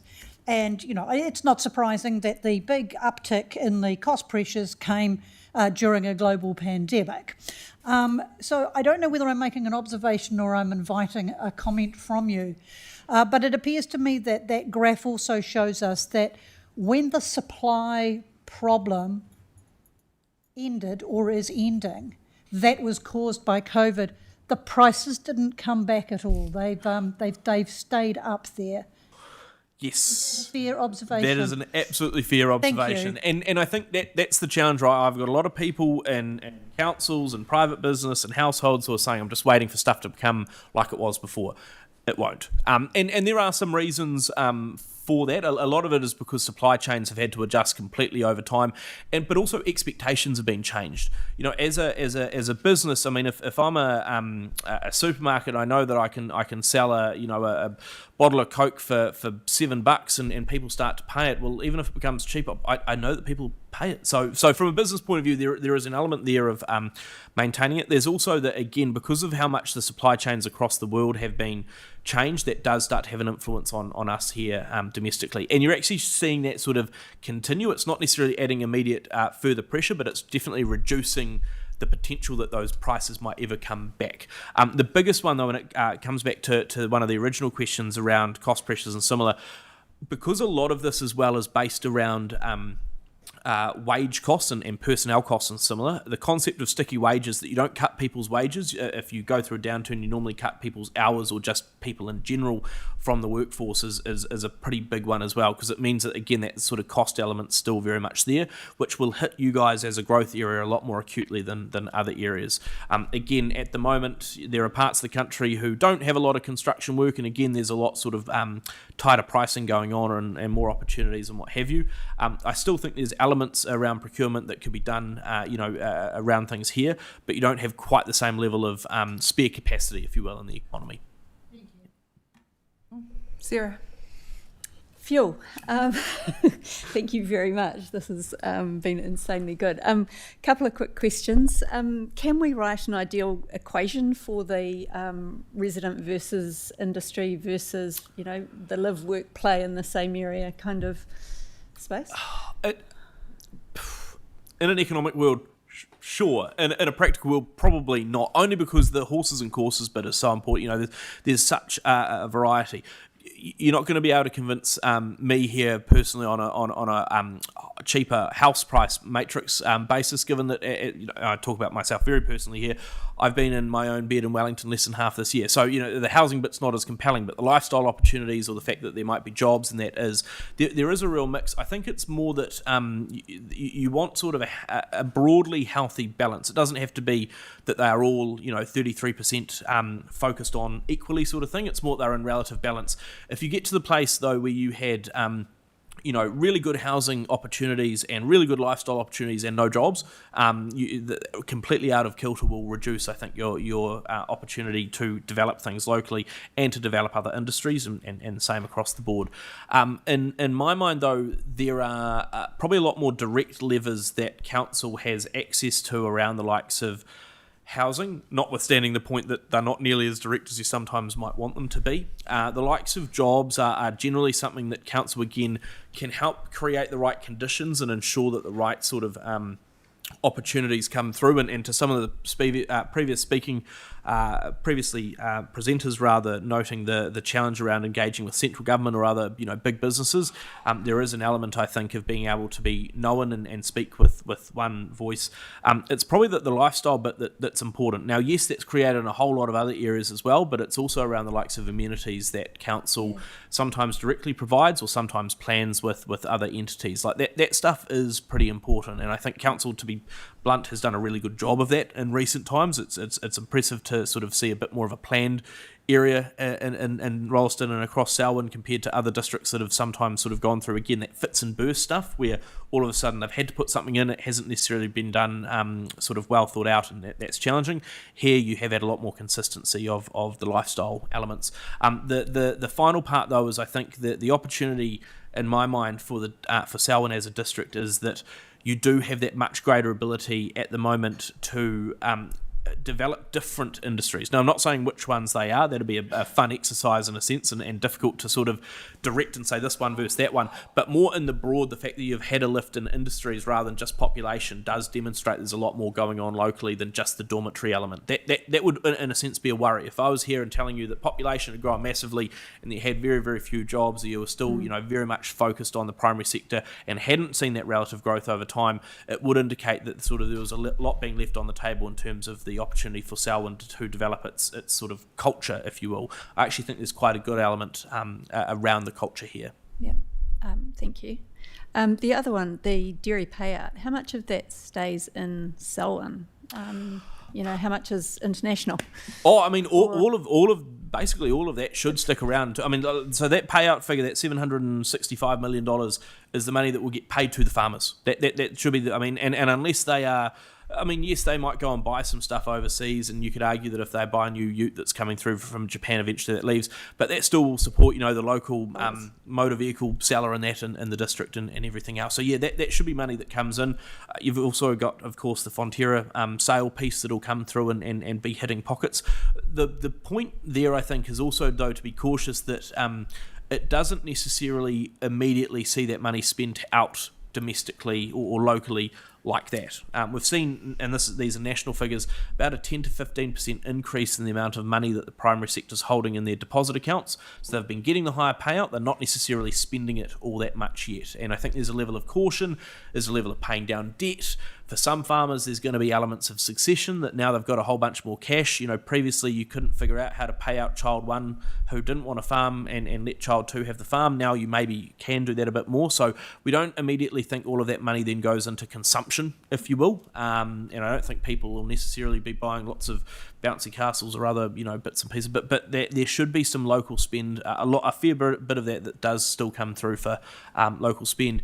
And at the very least, even if it's not coming through or staying directly local, often as it passes through the different motions of spending that money, it'll go through a local contractor and similar to provide some of those services. Cool, thank you.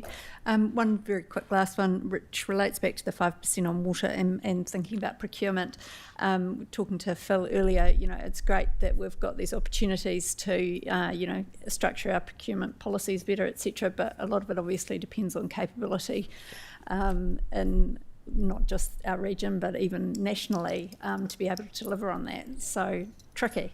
It is tricky, and one comment and observation I'd make there that I think we as a country haven't fully cracked the nut on yet is that with all of the changes to water service provision and similar across New Zealand, there's still an element of we've scaled it up in a sense, but everyone's still going it alone to a little bit of a degree. Like you've still got a lot of different water entities across the country that no one has fully compiled and said, you know what, literally everyone's trying to do their next, wastewater treatment plant in 2026. Maybe, Selwyn and Waimak, you need one in the next 5 years. Maybe you do it in 27 so that we stagger it so that Timaru goes first, or whatever that happens to be. We haven't got that level of cohesion and to be blunt, data yet around that. And I think that's a real challenge. We are working on it, but I guess also a pitch both to you as elected members, but also knowing that staff are listening in and sort of in the conversation.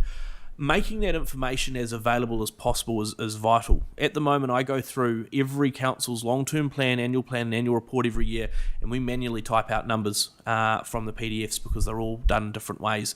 Like there is I know that sometimes the league tables are challenging that DIR is publishing, but man, it's good to have actual data that I can download and use. So to the degree that ability to understand sort of the levels of capex and similar, not only right now but also looking back in history to understand scale, that stuff does make quite a difference, not only for you guys specifically, but then that comparison with other areas too. So that's a very nerdy data pitch, but I have an audience and I may as well use it. Love the nerdy data pitch. Thank you. Wonderful. Any more questions for Brad? No more questions. You've just stunned us with the presentation. Look, Brad, we are very thankful for you to come along and share your insights with us. I think, you show us a special lens of Selwyn and give us that really strong advocacy role too. Thank you for coming along today. Thank you for having me. And I don't expect or hope that this is sort of a once-in-a-lifetime opportunity as well. We do a lot of work with staff and similar, of course, and will provide regular insights and similar in our various channels, but to the degree needed, we're always sort of there to support. We know a lot about councils. Of course, I don't envy the role that you'll have and the decisions you have to make, but to the degree that we can give you good information on which you can make those tough decisions, but with a bit more confidence, we'll definitely do so. So thank you very much. Cool. Thank you, Brad. Councillors, you've probably got a choice now. I recognise that I've probably limited your lunch break was quite short today, so you can either take your break to 3:45 when the next one was to start, or to 3:30 if you want to finish a little bit earlier. Cool. I'll see you back here at 3:30.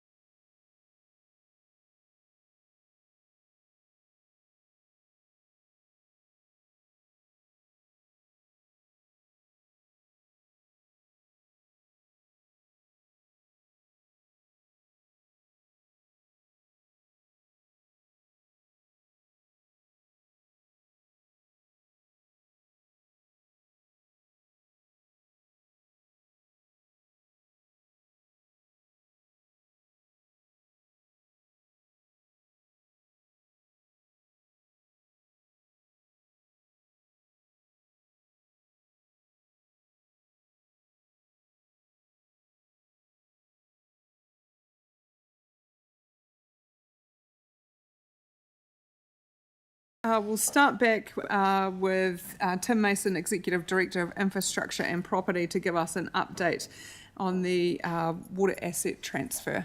So hand over to you, Tim. Great, thank you, Lydia, and hello, councillors. Good afternoon. So today, Keith, Dom, and I will give you a brief update on the transfer agreement. But before I get stuck into that, I'm going to start with an apology.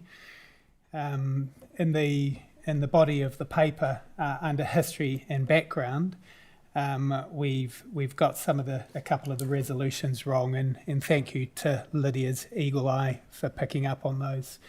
So I might have just addressed that up front, Lydia. You'll note that F in the paper says notes officers will report back to council in November 25 on any variations to the schedules which have been agreed by the Chief Executive under resolution see above. That should read, notes that monthly updates be provided by the Council's Chief Executive to elected members until final sign-off by both parties. So that's the intent of today's briefing. Obviously, the Chief Executive has delegated that responsibility to myself and the team. But there is an additional resolution which reads, requests that following the joint post-closing review, Selwyn District Council and Selwyn Water Limited jointly prepare a comprehensive report listing all assets and liabilities transferred under the agreement, highlighting any additional or further items, and present this report to elected members for transparency and oversight. So the intent with that is we would do that, produce that report and present that to you before the 30th of June, which is at completion of the transfer period. Does that make sense? Great. Now that unpleasantness is behind us, I'll move on with the rest of the paper.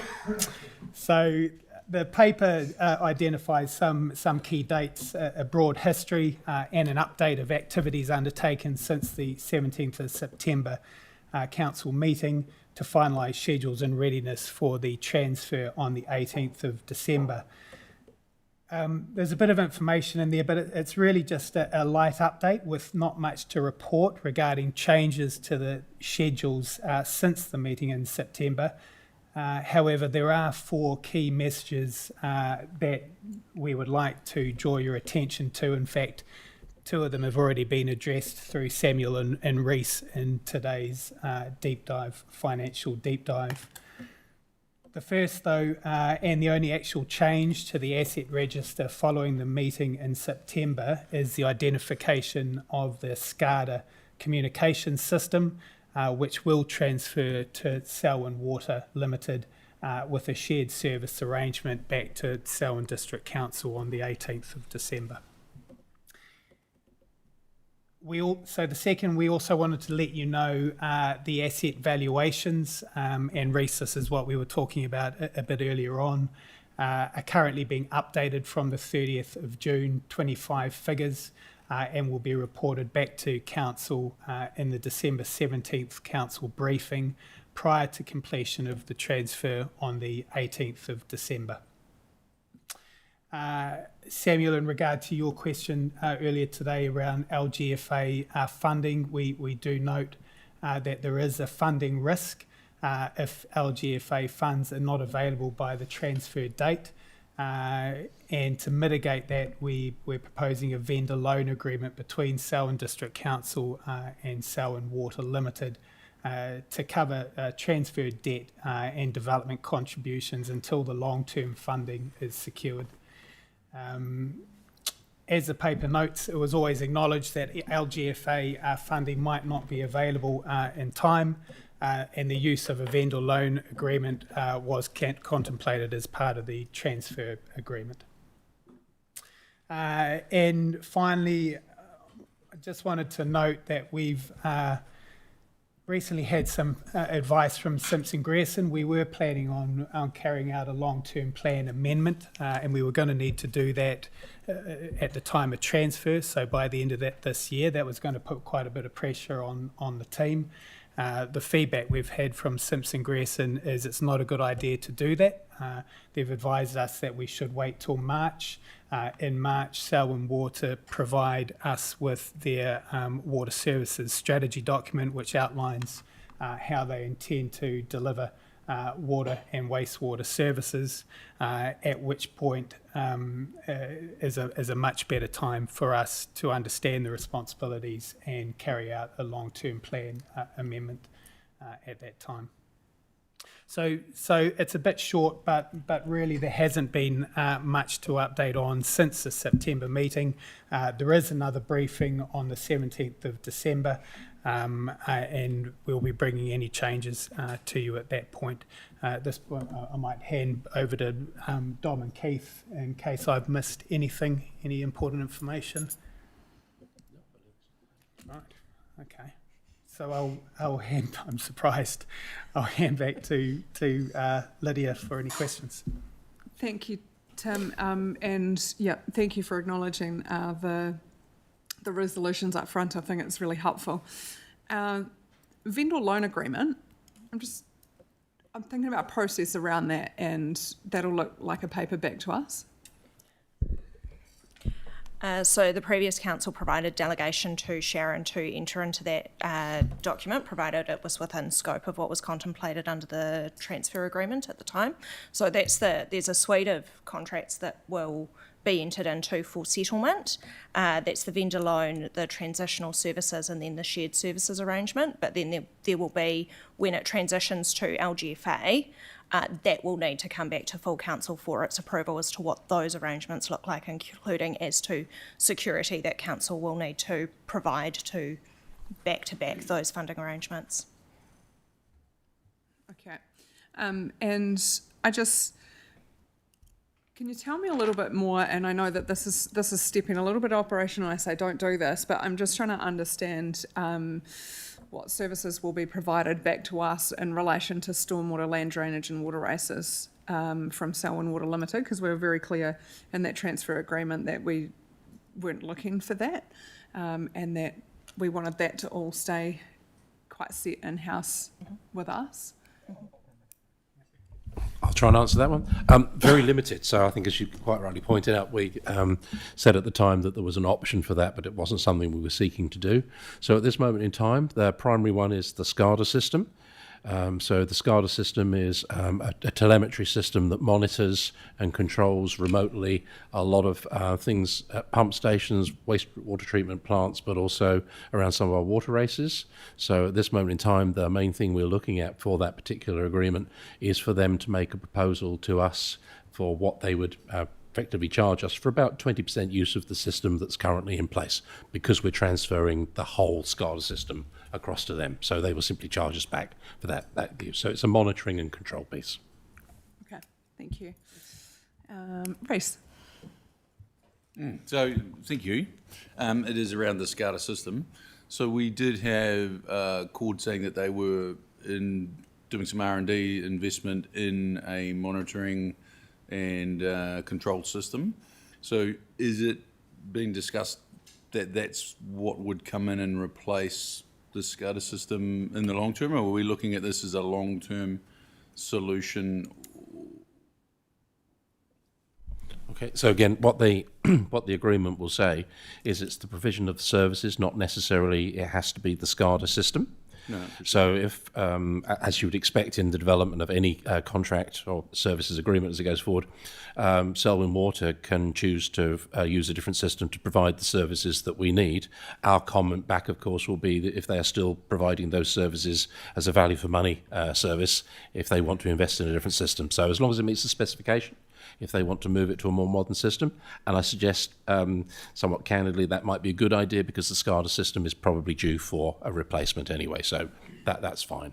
Mm-hmm. It's a service-based rather than a particular system-based agreement. Mm-hmm. Thank you. Thanks very much. I think there might be a typo on page 33. It says the water services strategy document will be prepared, and it's adopted on 1st of July. But in the next sentence it says, upon adoption on the 1st of July 2025 instead of 2026. And also on page 90, I think it's Farringdon instead of Farrington. That's in your transfer document. I don't know if there's anything signed, but just since we were doing little nitpicky things earlier, I'll go to that. So I'll get to my question now. Where are we? For my ignorant brain, could you please explain what small waters refer to? Okay, there's many discussions have taken place about small waters. The simplistic way we look at it is where we are providing either drinking water or wastewater services that are not to the public, that are not part of the reticulated system. The kind of things that we do have that are not connected to the reticulated system that we don't consider to be small waters might be a tap in a cemetery that comes from a local bore. It's not designed as potable water. We are having many conversations around freedom camping as to, because freedom camping doesn't normally supply drinking quality water. There is water there, we use it for irrigation purposes. So the small water systems will be confined to those systems where we are providing off of the reticulated system either wastewater or drinking water services that's potable water. Yep. Thank you very much. And then I think it sort of goes to what Lydia brought up before. In recent times we've had bad weather events, and it's meant that some of our communities have had to have boil water notices. Given this changeover, and that boil water notices, to my ignorant brain, involve both a drinking water aspect and a stormwater aspect, who's responsible for sorting that out?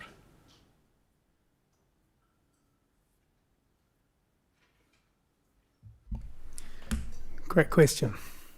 I would think that the responsibility for that will transfer to Selwyn Water. However, it's something that we'll need to work through with them. There's obviously still a responsibility with the council too. So there could be a shared responsibility there. That's good. Just to make sure we don't lose sight of it in the cracks. Yeah, thank you. Thank you. Sam. Thank you. Just to double back to the vendor loan agreement, of course I was going to. Selwyn District Council is going to be tasked with sending out the volumetric charging for Selwyn Water Limited, correct?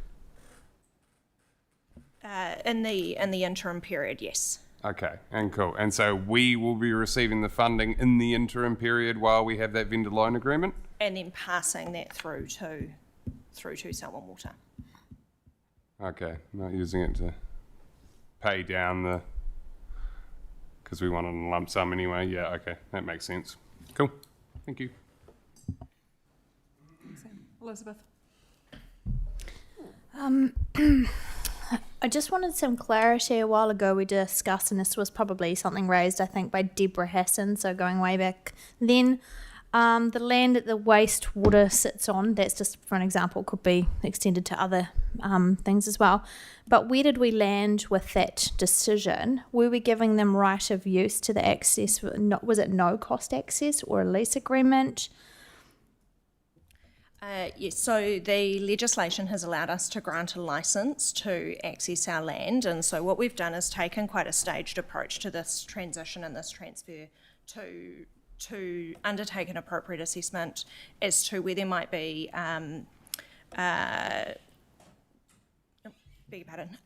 where there is land that is of significant importance to Selwyn District Council, so that we don't inadvertently transfer something that actually we want to keep. So we will have the transfer on the 18th of December. From that date, there's a licence in place that is able to, Selwyn Water will be able to access that land to undertake any works that they need to do and those sorts of things. So there's a licence, no cost, under their transfer agreement. What we will then be doing is a project at the first half of next year, and will then get reported back as part of that final feedback in June, is looking at the land and going, what isn't strategic? What would be appropriate to transfer? Where you've got a small parcel of land that is just a pump station, does that still need to be retained by Selwyn District Council, or is it appropriate that that's no longer available and accessed under a licence, but it's actually better owned by the CCO itself in its own right. So that's a project that we'll be undertaking next year and then bringing to council with advice and for consideration around the land. But So- it won't transfer on the 18th. Okay. So on top of that, I'm just aware of ticket clipping, and I think it'd be nice to know that we're simplifying everything and the costs as much as possible, because it all just ends up turning up into the ratepayers' bill. So in terms of the SCADA system, and talking about us then having to pay them to operate the SCADA system for 20% for water races, etc., would we not, under that same license, have the ability to just utilise things like the SCADA system and anything else that falls into that current crossover between the two, West Goa Council, so that we're not charging each other for things and creating an internal billing system, but more just have right of use, right of access, shared information. I think there are sort of multiple different classes of assets at play here, and we need to treat them quite differently. So property has been addressed under the legislation under a licence model, and what we've put in the transfer agreement is a replication of what is permitted under the already permitted under the legislation. So that's not necessarily something you can charge for. SCADA is something that we pay a third party for.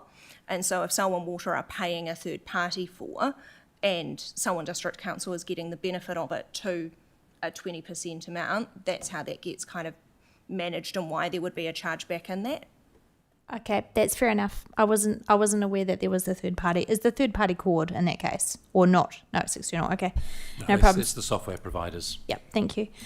When will they give us an update on the communication channels between the Westco and the ratepayers? So, for example, it was raised over here that there's an issue that happens, boil water notices. Will that fall on them, or is there they're going to utilise our comms channels for these kind of boil water notices? I'd just really like to know that when we do transfer, what that looks like, and is that something that they're actively working on right now, because our communities really rely on the ability to have that direct communication. Sure, and as it stands at the moment, nothing's changed. So those communications come into the council, and the council transfers those to Selwyn Water. So there's no drop in level of service in regard to that.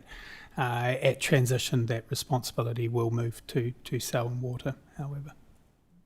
Okay. Is there a time frame that you've set on that, or that's just in a second stage? Well, that should transfer on the 18th of December. The responsibility is essentially the responsibilities for delivering services related to water and wastewater transfer on the 18th of December.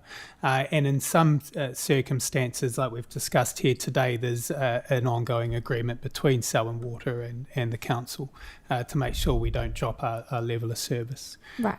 So just for the clarity, to go back to my community, I just want to be really clear on this. Yeah. I say to the community, if you've got an issue, you just contact the council as per usual until sometime in the future. So the 18th of December, there's not going to be a new 0800 Westco number. No, there's not. Thank you. No, my understanding is there wouldn't be until the 1st of July that things change over, but we have Selwyn Water's deep dive on the 10th of December. So it's a really great question to ask them on the 10th of December, as well as what is their communication plan going forward for our community and with us as well. Back to Reece. Currently, Cord are doing the service, and in this handover and transition, I presume that's just going to continue on with Cord. Can you answer that? Yep, I can answer that. So a number of services provided to Selwyn District Council by Cord, whether that's meter reading services or some maintenance services.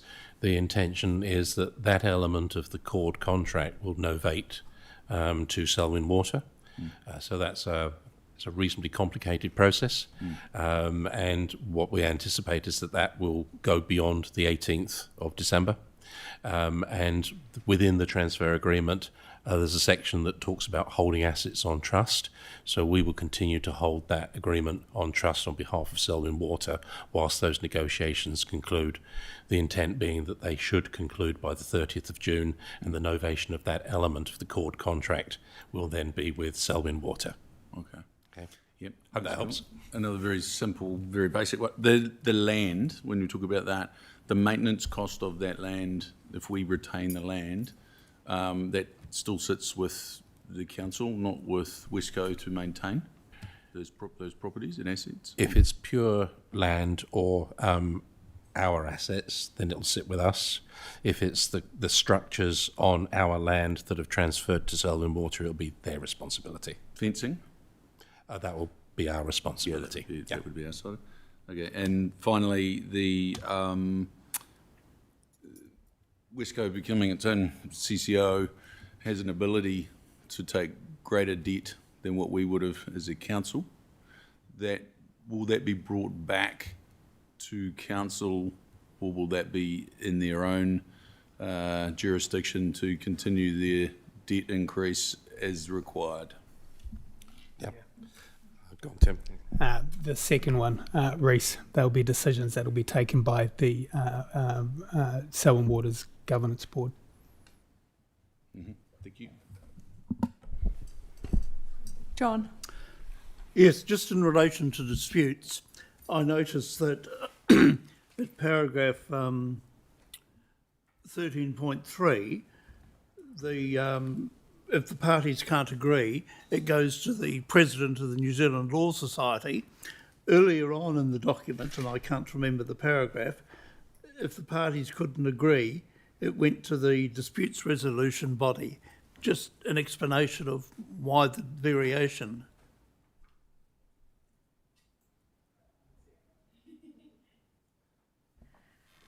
And you'll have to, I think what we've got here, and do bear with me because I don't know that having to answer to another lawyer is always a little bit stressful, John. So the initial, I think you might be referring to paragraph 3.4 around disputes on the apportionment statement. And so because that's a specific numerical dispute rather than general disputes, we've specified a slightly different expert determination process there. Thank you. Yep. Thank you. Anything else on Selwyn Water update? Nothing there. I really look forward to Selwyn Water's deep dive, and I think that'll be really interesting to see actually what is the forward thinking that they have in the space for our residents and for the operation of the space. So I think that'll be really interesting on the 10th of December, what they come to us with. But I think that is it for you guys. Thank you. Yeah, appreciate the update. Councillors, that is the end of our public briefing papers. There are still a couple more left there, so we'll just wait for the live stream to finish.